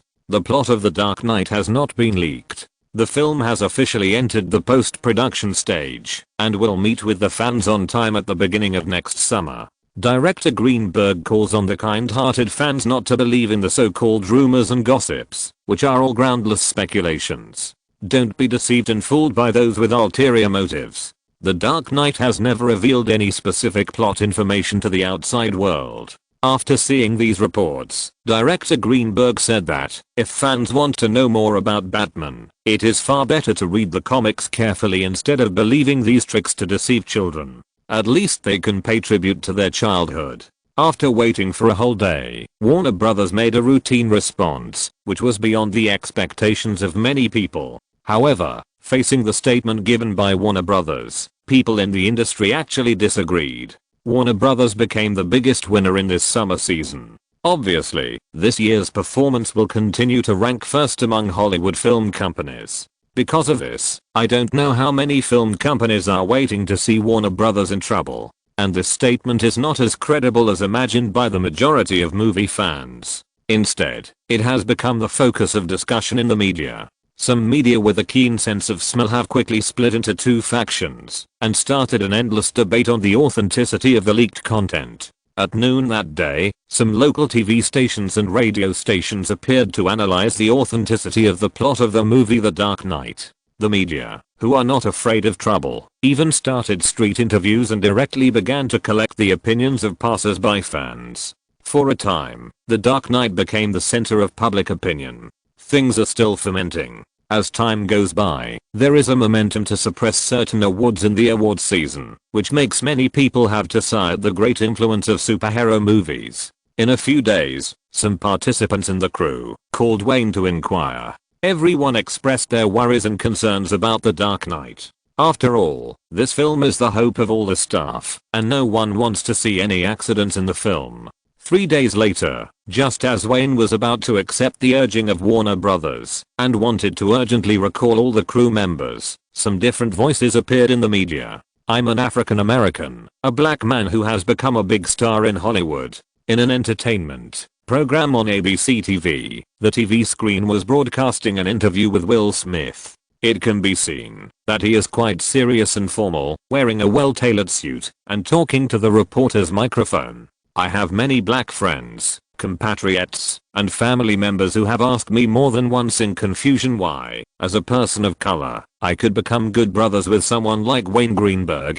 It was not until I was annoyed by them one time that I told them the real reason. When I was just a rapper and a nobody in Hollywood, the film industry did not give me, an African American amateur actor, even a chance to try to prove myself. Yes, I once again walked into the audition room with a trial mentality. Yes, it was the audition room for the actor for Get Out. I thought I would get strange looks again, but Wayne Greenberg, even though he knew I was a hip hop singer, still gave me fair and just performance opportunities like other actors. As a result, you all know that I got the role that allowed me to gain a firm foothold in Hollywood, and the huge success of Get Out completely opened up my path as an actor. Actually, there are some things I have never told the media over the years. After the filming of the movie was completed, Wayne Greenberg once encouraged me solemnly and said to me, "You are very talented in acting. Well, don't give up. Believe me, keep working hard. You will become a big star in the future." At this point, Will Smith shrugged at the camera and continued, "From then on, I regarded Wayne as a brother. You saw the result, didn't you? I really became a big star in a few years. The reason why I accepted this interview today is to tell those with ulterior motives that you can't destroy the results of a noble person's hard work for several months because of dark thoughts." He emphasized the words good man and high character on purpose. Meanwhile, this interview was being broadcast live on ABC TV and was being broadcast to countless TVs in North America. Finally, Will Smith adjusted his tie in front of the camera and made a serious appeal. "My fans, and my African American friends, please ignore all the speculations about The Dark Knight in the media. Director Greenberg is a great filmmaker. His hard work and high character deserve everyone to go to the theater next year to watch the wonderful The Dark Knight, regardless of whether that movie has anything to do with the leaked information now." This live interview came very suddenly. Will Smith did not greet Wayne beforehand. With the explosive popularity of this black star, the heat of the whole thing reached its peak in an instant. However, the surprises of Wayne, Warner Brothers, and many people in the circle who were watching the excitement were not over yet. Will Smith's statement was like the beginning. The direction of the development of the matter was beyond everyone's expectations. Chapter 497, Reversal, Publicity. After Will Smith's statement, the public opinion changed from the previous nationwide discussion. Some fans became quite rational and chose to believe Warner Brothers' statement. They did not want to destroy their expectations for The Dark Knight and continued to wait for the film to be officially released. More minorities were instigated by Will Smith. In several subsequent media street interviews, a large number of African, Mexican and Latino young people clearly stated that they did not care whether the leaked content was true or not. They would rather wait until next summer to personally walk into the cinema to express their support. As we all know, great movies always go through more ups and downs before they can successfully meet with the majority of fans. Undoubtedly, The Dark Knight is such a great movie. We should not harm the hard work of a great director because of the deception of those dark mice. In Greenberg manner, Wayne held little Fendi in his arms and looked at the handsome face on TV in a daze. He turned his head mechanically and saw the expressions of several people around him who were also incredible.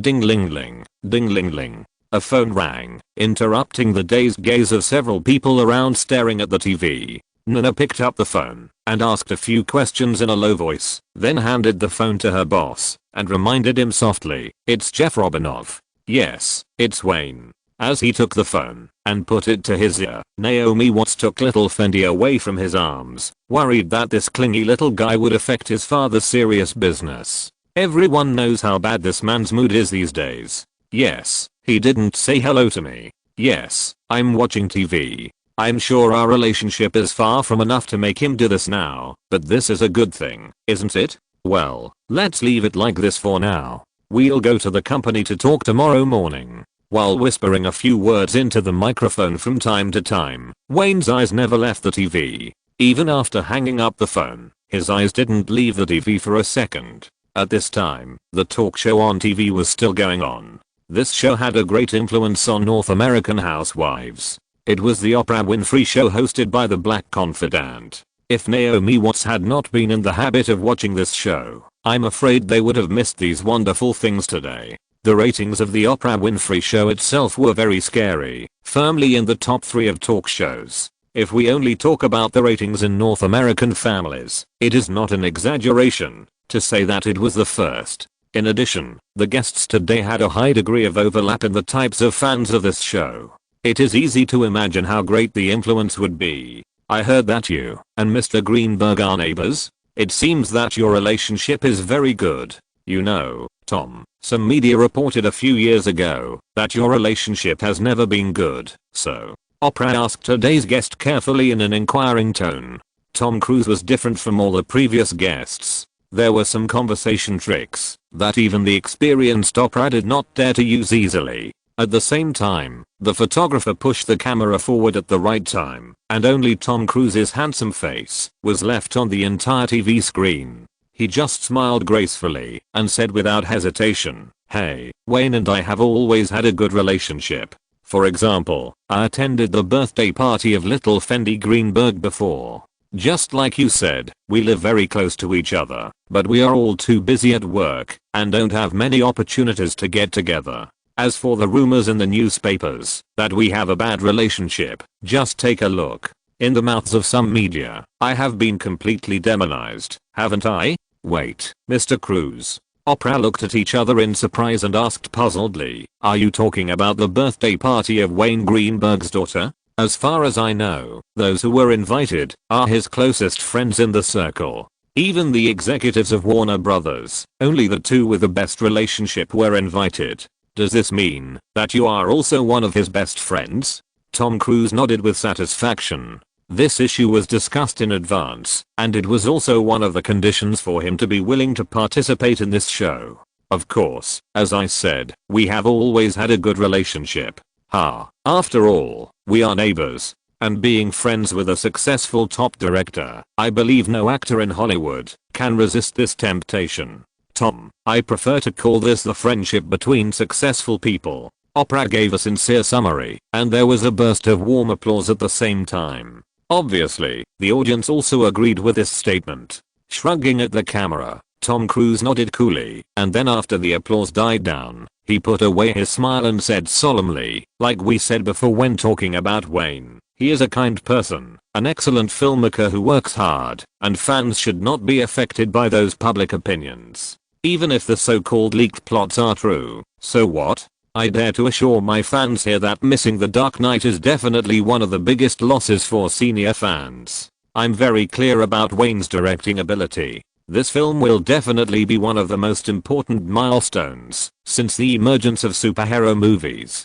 So, ignore the shady hype, let us wait for the completion of the post-production work of the film, and then go to the theater together to enjoy the damn visual feast." In terms of his current status and appeal, Tom Cruise can be regarded as a top star in Hollywood. The few appeals he made to his fans in person can basically save Warner Brothers tens of millions of marketing funds. No one dares to say that the favors involved are small. In the subsequent program, Oprah asked the questions on behalf of countless fans. Tom, when can we see your collaboration with Mr. Greenberg?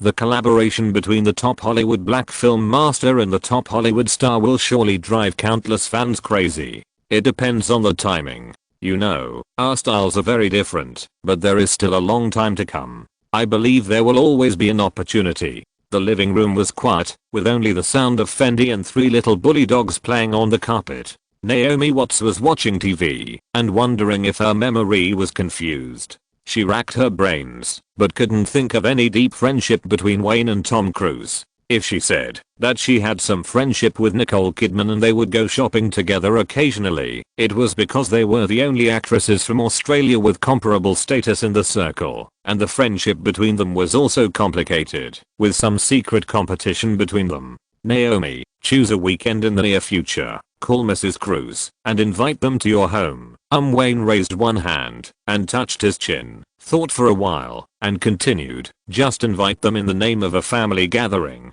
Huh. Naomi Watts nodded woodenly, responding subconsciously. Okay, aren't you going to gather the crew to shoot in New York? If things continue to develop like this, there is no need at all. Wayne grinned and wanted to reach out for a cigarette, but when he saw his daughter crawling around with the dog, he shook his head and retracted his hand. Warner Brothers will not miss this opportunity. Now it seems that it is really hard to say whether this is a good thing or a bad thing. The development of the matter was beyond everyone's expectations. The statement of a Hollywood hotshot may only affect his part of the fans, but when a Hollywood superstar follows up with a statement, the combined influence of the two is completely different. However, soon some people realized that this was just the beginning. Smart people would not miss such a rare opportunity to gain the favor of Wayne and Warner Brothers at a low cost. Director Greenberg is like the real Batman. Although his movies are full of dark element and human nature, he has a warm side in reality. He is a recipient of the Congressional Gold Medal, which is enough to show his noble character. Ethan Hawke expressed his support for Wayne generously when interviewed by the Los Angeles Times. Believe me, The Dark Knight will be as exciting as Star Wars, and it is not to be missed. George Lucas said at the entrance of Lucasfilm when asked by reporters how he viewed the plot leak of The Dark Knight. Later, more movie stars began to express their opinions in front of reporters. Jeff Robinoff, CEO of Warner Brothers, told reporters after Get Off Work in the evening, such things, whether true or false, have touched the bottom line of Hollywood film companies. No matter who is behind it, Warner Brothers will not let the other party get what they want. This matter is not over, and someone will pay the price. For a time, this social hot event became the reason for many related film and television workers to speak out. Some people supported Wayne and The Dark Knight, and some people felt that it was obviously an exaggeration. But it is undeniable that The Dark Knight has not completed the post-production work, but it has become the biggest hotspot in North America, without a doubt. While public opinion was just fermenting, before the next morning, Wayne received a call from Bruce Rosenblum that night. The other party said that the reshoot plan was cancelled, and Warner Brothers would revise the publicity plan for The Dark Knight. Remind him to go to Warner Brothers for a meeting early tomorrow morning to discuss relevant matters together and take advantage of this social hotspot as soon as possible to let the name The Dark Knight start the emotional bombing in North America in advance. Chapter 498 The One Who Takes the Blame. Look at this. The next morning, Wayne and Nina just stepped into Jeff Robinoff's office, but they were not greeted by a smiling face, but by the frowning brows of the CEO of Warner Brothers and a gossip tabloid. What? Puzzled, Wayne took the newspaper and frowned at the first glance. He subconsciously felt that the public opinion that had already turned into a good thing would be reversed. He had had enough, and anger kept boiling in his heart. According to reliable sources, part of the plot of The Dark Knight that appeared in the media before is true. Just yesterday, our reporter once again received information and materials provided by relevant people, which showed that after The Dark Knight, the Batman series will not immediately start producing the third one. The next DC movie is Cyborg, which is connected with Batman. M asterisk asterisk HERF asterisk asterisk KER. Seeing this, Wayne angrily threw away the newspaper, put his hands on the desk, stared at the CEO of Warner Brothers with wide eyes and gasped, and asked in a low voice, "Didn't you say that what was leaked was just a little plot of the Dark Knight? What is here now? I seriously doubt whether the outline of the first phase of DC plan that I made has been leaked. No, no, no. Impossible." Jeff Robinov and Bruce Rosenblum looked at each other and immediately said, "The outline of the first phase is locked in my safe. Except for Bruce and me, and Kevin in New York, no one has ever seen the complete outline of the first phase of the universe." That's right, after the end of this Batman, Wayne's earliest plan was to create the comic character Cyborg. The reason is simple. This brother is more compatible with Bruce Wayne, because he is also an ordinary person who became a hero due to an accident. At the same time, such transition and foreshadowing can make the audience better accept Bruce Wayne's transformation in combat power and better accept Bruce Wayne's explosion of technology to improve himself. Cyborg accidentally inherited a mysterious power. Does it sound familiar? Does it remind you of the Hulk a little bit? Wayne is ready to make this guy's life miserable. The script is even ready. He is confident that he is very good at reflecting the struggle and contradiction of human nature in the film. He can make Cyborg a lubricant in the DC world. Originally, when Cyborg ended, he would make some accidents in the film to let Aquaman appear in advance and then use the timeline to take over the ending of Batman and make a sea land battle. Batman walked out of Gotham City and came out of the mountains. As the three people who appeared in the early stage of the Justice League, he ended the first part of the DC plan and took over the second part of the plan so that more heroes began to appear. Because there are enough transitions and foreshadowing, and the steel skeleton of an ordinary person can be used as lubricant, which can give Batman a convincing reason to use the timeline to explode technology. In fact, his idea is very simple. The reason why Iron Man can fight Thanos hard without making the audience feel uncomfortable is because he didn't wear Mark I to fight Thanos. 3 full Iron Man movies laid the groundwork and upgraded, plus other characters lubricated, so that he could fight Thanos. Obviously, as long as the top management of Warner Brothers can't be too eager for quick success and affect himself as the leader, after patiently laying the groundwork for several movies, when standing face to face with Superman, he will not give people a sense of disobedience that he will be crushed to death. The reason is very simple. Why not let Bruce Wayne's equipment upgrade? Without the reason that convinces the audience to explode technology to upgrade equipment. Batman standing next to Clark Kent and Diana Prince. That is the pure sense of deja vu of the two giants of justice with trumpets. Is there such a possibility? Nina's cold voice sounded. When several men looked over, she habitually raised her hand to push her glasses, hiding the wisdom under her ordinary face. Boss, could it be that someone guessed it because of the information from the past few days? It's difficult. Wayne shook his head with an unpleasant expression. If the film is released, based on the Easter eggs and hints he buried in the film, as well as Batman's more technologically advanced armor, perhaps some senior filmmakers can guess it, but now that there is so little information revealed on the market, he doesn't believe that anyone can guess it accurately. Nina reminded him calmly again. Shouldn't we think about how to solve this matter now? For the time being, the news won't spread too far. Bruce Rosenblum picked up the newspaper that Wayne had thrown on the ground and said, the circulation of this small media has always been small. Now Warner Brothers has taken action to control it. What we are afraid of is that the mastermind behind this news will make trouble again. Bullshit. When will Warner Brothers be so frustrated? Everyone present knew that it was indeed because Warner Brothers took The Dark Knight too seriously, so the first thing they thought of was to put out the fire. However, after everything was resolved, those guys who made trouble would not have an easy time. No, I won't give him the opportunity to make trouble again. Gritting his teeth, Wayne lit a cigarette with a click and looked at Nina. I remember another completely different DC plan outline, which is still locked in the safe in the manor? Yes, boss. The assistant nodded and said, I swear, I'm the only one who has seen those things. Even Nami and Hela have never entered the study. That's it. Wayne tapped the desk lightly with a finger, thought for a few seconds, and said to the Tust and Warner Brothers executives, "The previous plan is all invalid. Let them report it as they like. Let them leak it as they like. I still have a backup plan. By the way, I need an actor who is willing to sign a long-term contract with Warner Brothers, a thinner and younger one. Bruce, help find one. I want to change the ending Easter egg under the green screen. Listen to me, Wayne."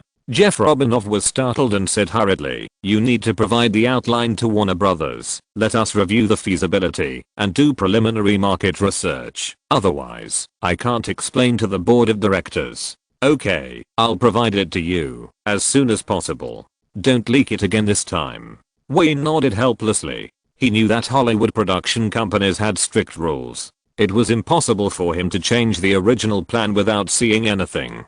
Just as the few people skipped this topic and began to formally discuss the revised publicity and distribution of The Dark Knight, Nina's mobile phone in her briefcase rang. She immediately took out the phone, covered her mouth, and hid aside to answer it to avoid affecting the three people in the discussion. Not long after, the assistant came back expressionlessly. While the three men were talking, she leaned over to Wayne's ear and reported softly, "Those things were provided to the tabloids by Scott Greenstein through various personal relationships. Anthony Pellicano did not get the evidence, but he knew we didn't need it. In addition, I suspect that the report on Cyborg this morning should also be guessed by the fat man through the information. The other party obviously doesn't want you to be idle." Scott Greenstein, one of Miramax's executives, is known as the third Weinstein in the circle. This guy is very famous to some extent. Later films such as Traffic were all initiated by him as a producer. Very good. After hearing the investigation report of Hollywood Eye, Wayne confirmed his inner guess and felt relieved. It is better to identify the opponent than to be in the dark. Others are worried about Harvey Weinstein's lawless and domineering character, but he is not afraid at all. "Harvey, our game has started early. You must not leave early." Hearing Wayne's laughter and muttering, Bruce Rosenblum raised his eyebrows slightly, looked at Nina with some surprise, and asked, "Are you sure it's that fat pig?" The assistant nodded with certainty. She knew that, if it was about using capital and power in the circle to play tricks, her boss was just a rookie compared to the head of distribution of Warner Brothers, and the other party was a big man who relied on these to gain a foothold in Hollywood for decades. "Wayne, you should focus on the post-production of The Dark Knight and the public relations for various awards." Bruce Rosenblum had the same idea. After knowing who was behind the trouble, he had plenty of ways to make that fat pig talk nonsense. "The distribution department will take care of the publicity and promotion plan for the film. Since that fat pig wants you to be busy, I will make him busy in the future." "Okay, that's it." Although he agreed verbally, Wayne didn't let the irritation of the past few days dissipate easily. He directly ordered Nina, "I remember Harvey's phone number, right? Help me call it. I want to talk to him." "Boss, you are not a child anymore. Don't do this." Nina looked at her boss speechlessly. They were all adults. Even if they had to fight each other for the sake of interests, they didn't have to use childish methods and spit on each other's faces, right? "Hey, Nina, there is a theory. I wonder if you have heard of it?"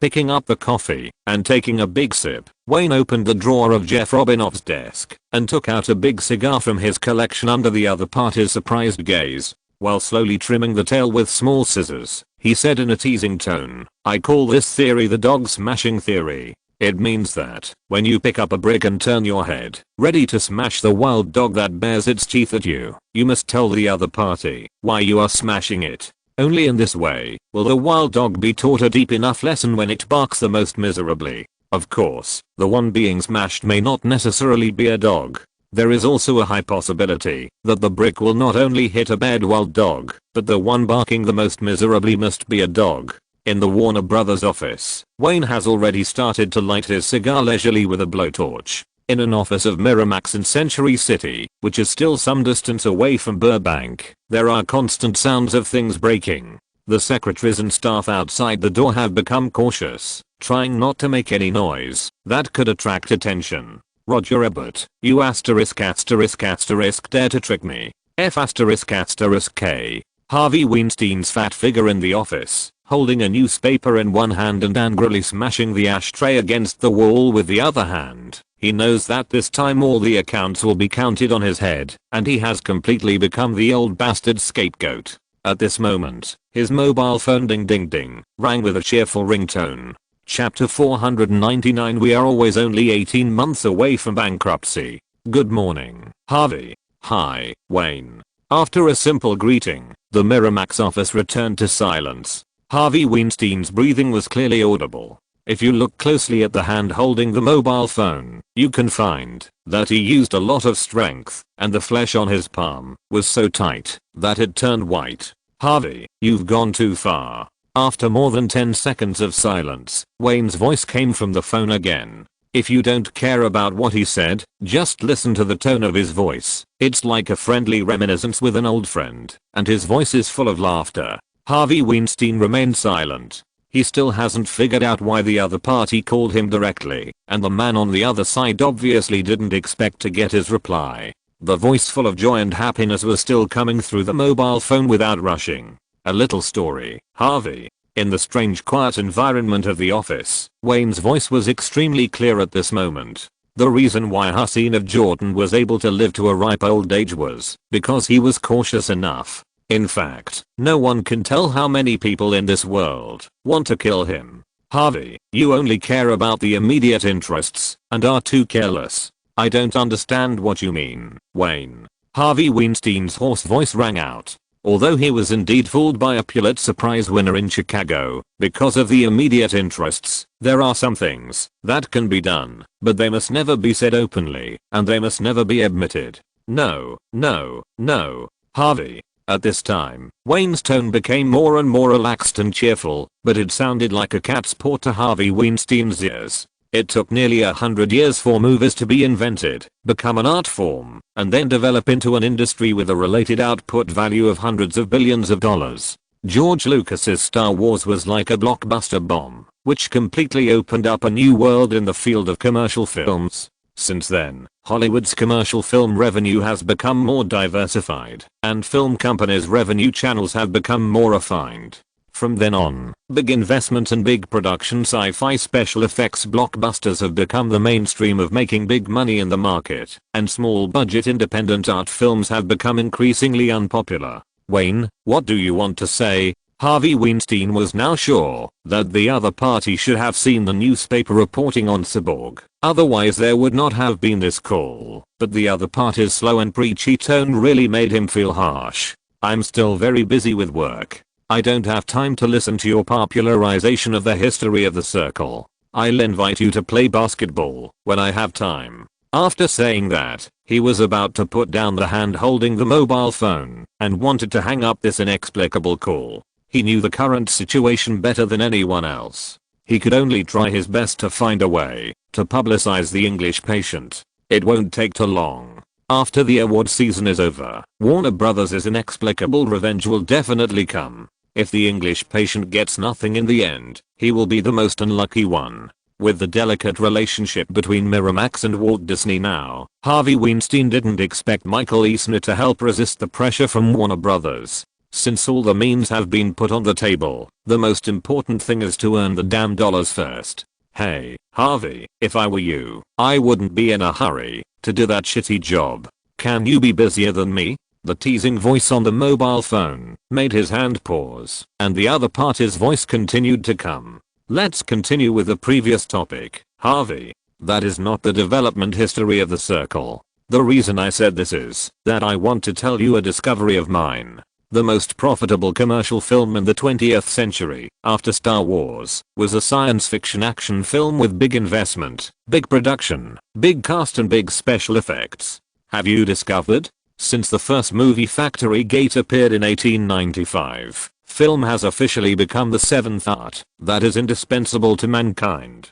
That is why artistic art films have occupied the market for almost 100 years, while big special effects commercial films have only been popular for 10 or 20 years. The 21st century is coming soon, Harvey. I think the 21st century must be the century of superheroes. What do you think? No one knew what Wayne meant by what he said, whether it was the people on this end of the phone or the people around him on the other end of the phone, but Harvey Weinstein subconsciously believed the other party's prediction. Putting aside his bad behavior and overbearing personality, he is definitely a producer with the best business vision in the Hollywood circle. When Batman Begins came out, it did improve the profit model of commercial films to a certain extent, allowing live-action movies to be compared with successful animated films with long production cycles and huge investments in the fields of peripherals, authorization, and channel derivatives. Miramax's parent company is Walt Disney, and before the 1990s, this huge profit model was only enjoyed by Disney.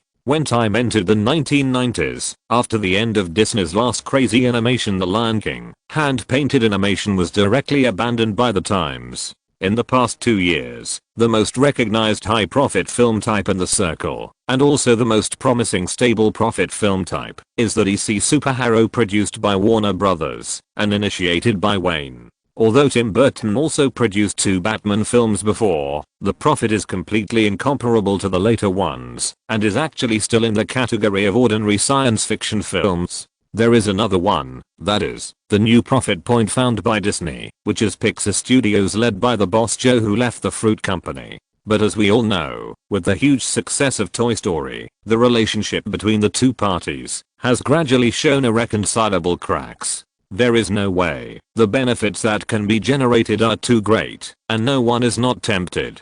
Just when Harvey Weinstein wanted to say something to shake off the bad things about Cyborg that appeared this morning and let the other party look towards the direction of Chicago, the other party's voice came again after a pause. Harvey, the times are developing.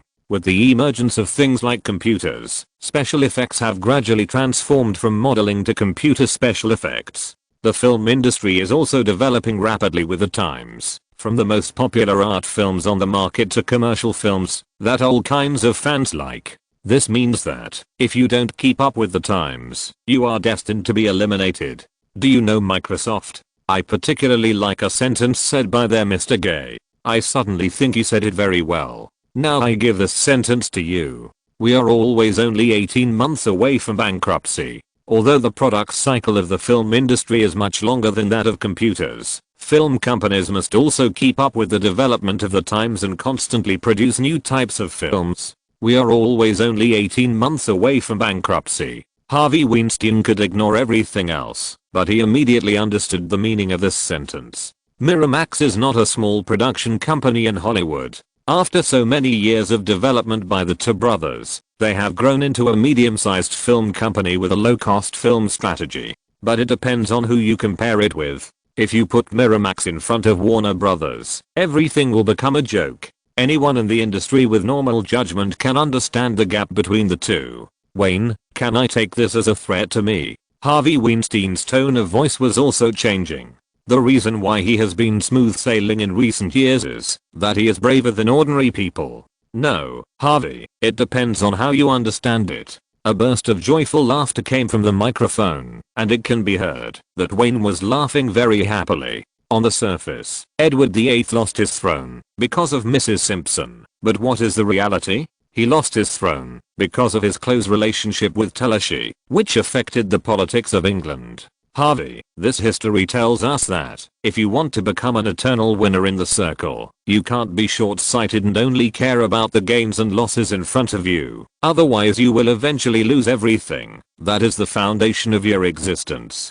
After just a few minutes of talk time, Harvey Weinstein calmed down. He turned around and leaned on the large solid wood desk, looked at the sky outside the window, and responded in the same teasing tone. Wayne, my decades of experience in the circle tells me that business is usually either a win-win or a lose-lose situation. Do you believe it? If I can't make money, you won't make money either.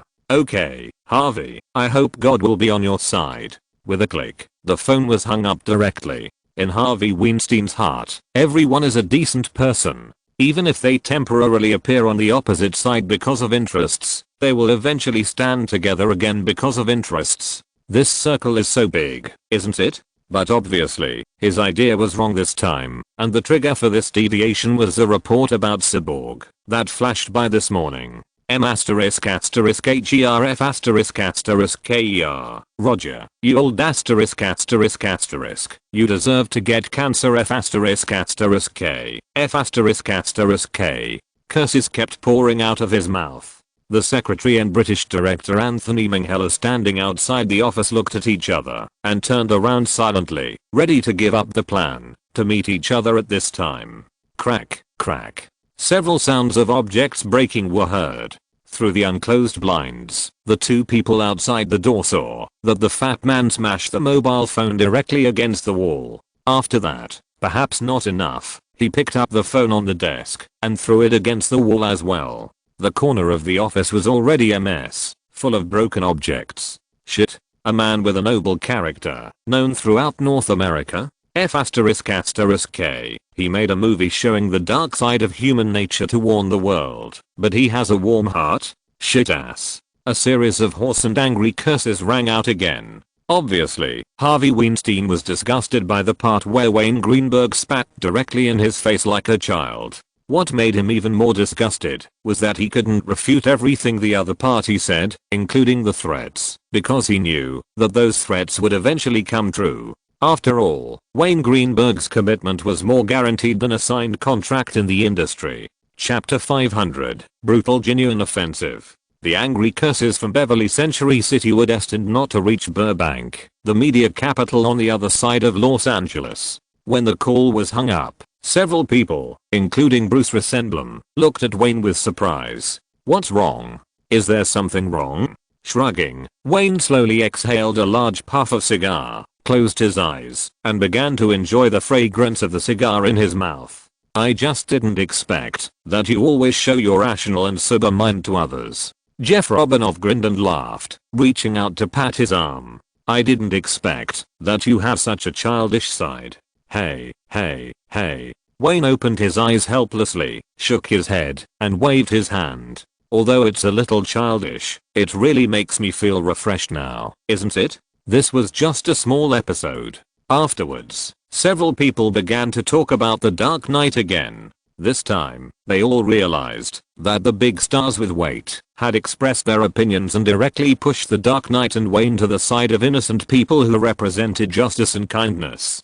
Don't underestimate this justice. Even if most people in a normal society disdain the word justice, when something develops into a hot social event, almost everyone will cast a sympathetic vote for those who stand on the side of justice. This is very important. And because they were pushed to the side of justice invisibly, they would not care about the plots that have been leaked, because the losses that can be generated can be completely compensated by publicity and promotion, and the effect is even much better than when there are no such things. The Dark Knight is already a popular movie, called the most anticipated masterpiece of 1997 by the media and fans. Now after the bombardment of various news in the past few days, the movie will inevitably leave the deepest impression in the hearts of the public. Even those fans who are not used to going to the cinema to watch movies will probably go to the cinema with their friends out of curiosity to buy tickets to watch the movie because of the frequent news about the film.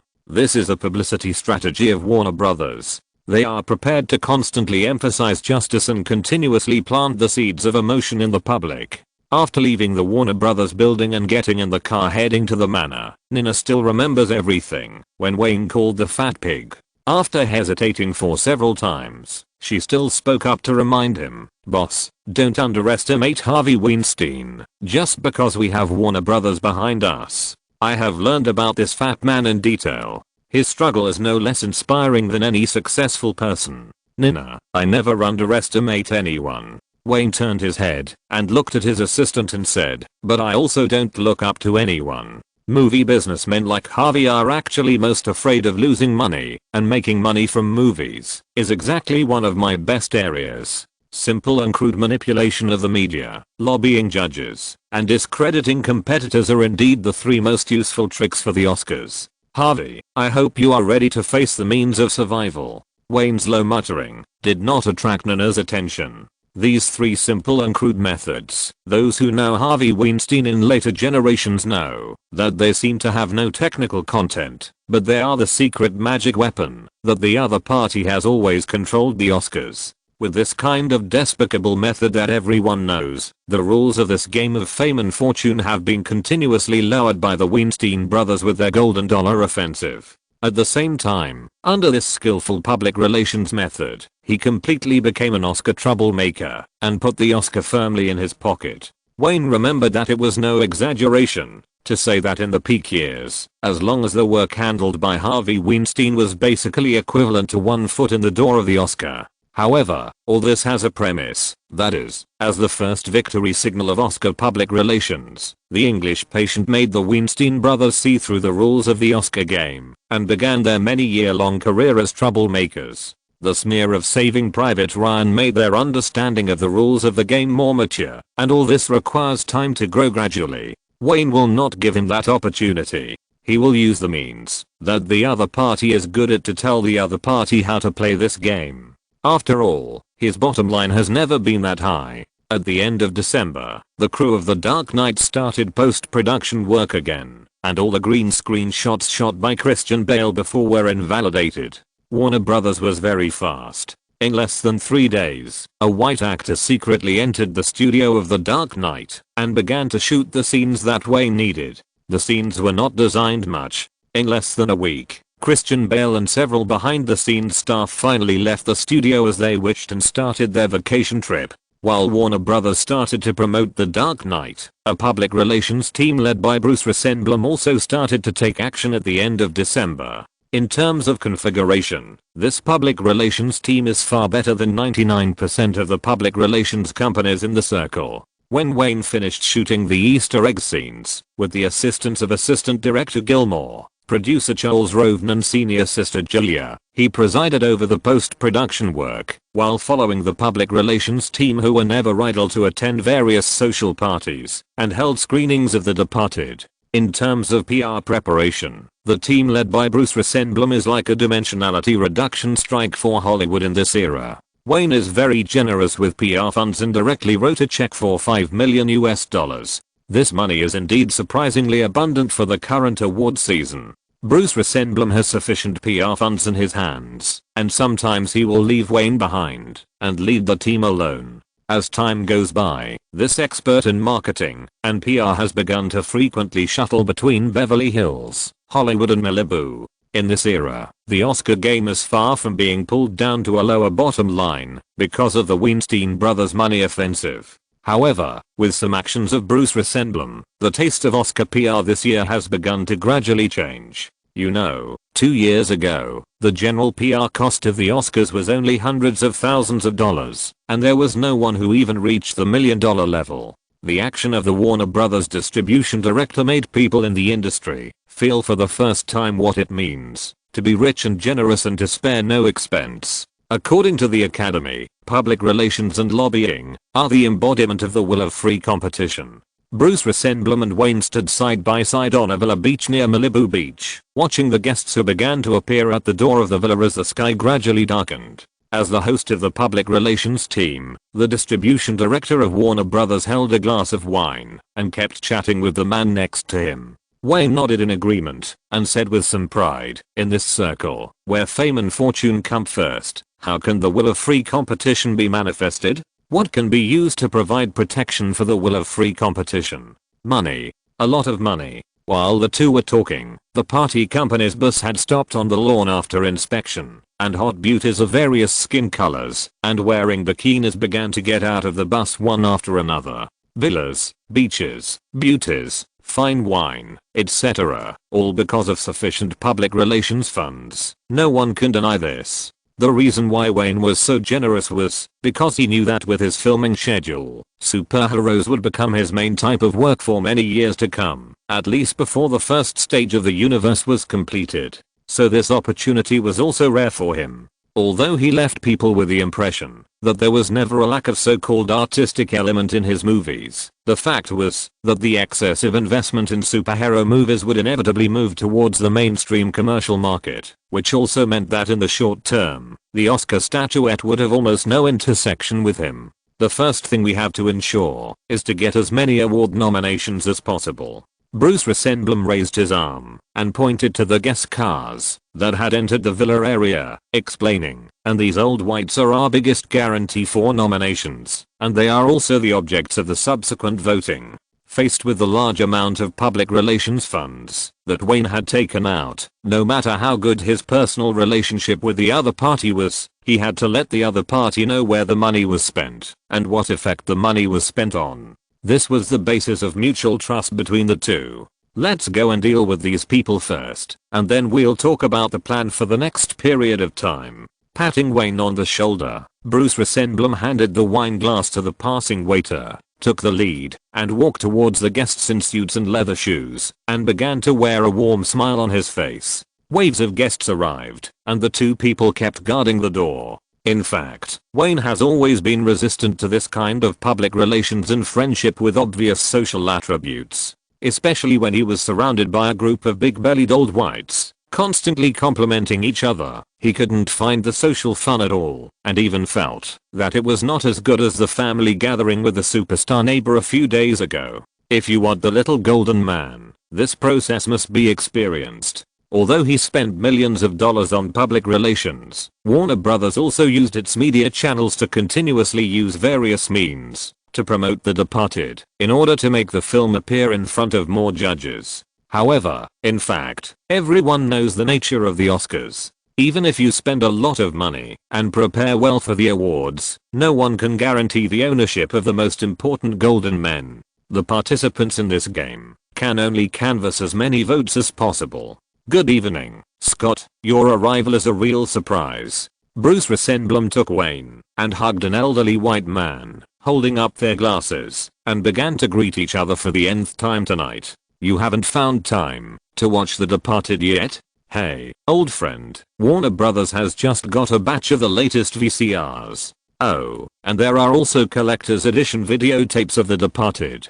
Tomorrow they will be mailed to you and borrowed for you to watch first. Yes, enjoy this damn good wine and beautiful women. We will talk later." End of this chapter. Thank you very much for reaching the end. Don't forget to like. Looking for more exclusive content and immediate access? Subscribe to our Patreon. Remember, every like, subscription, or donation encourages us to continue. Thanks to everyone. See you in the next video.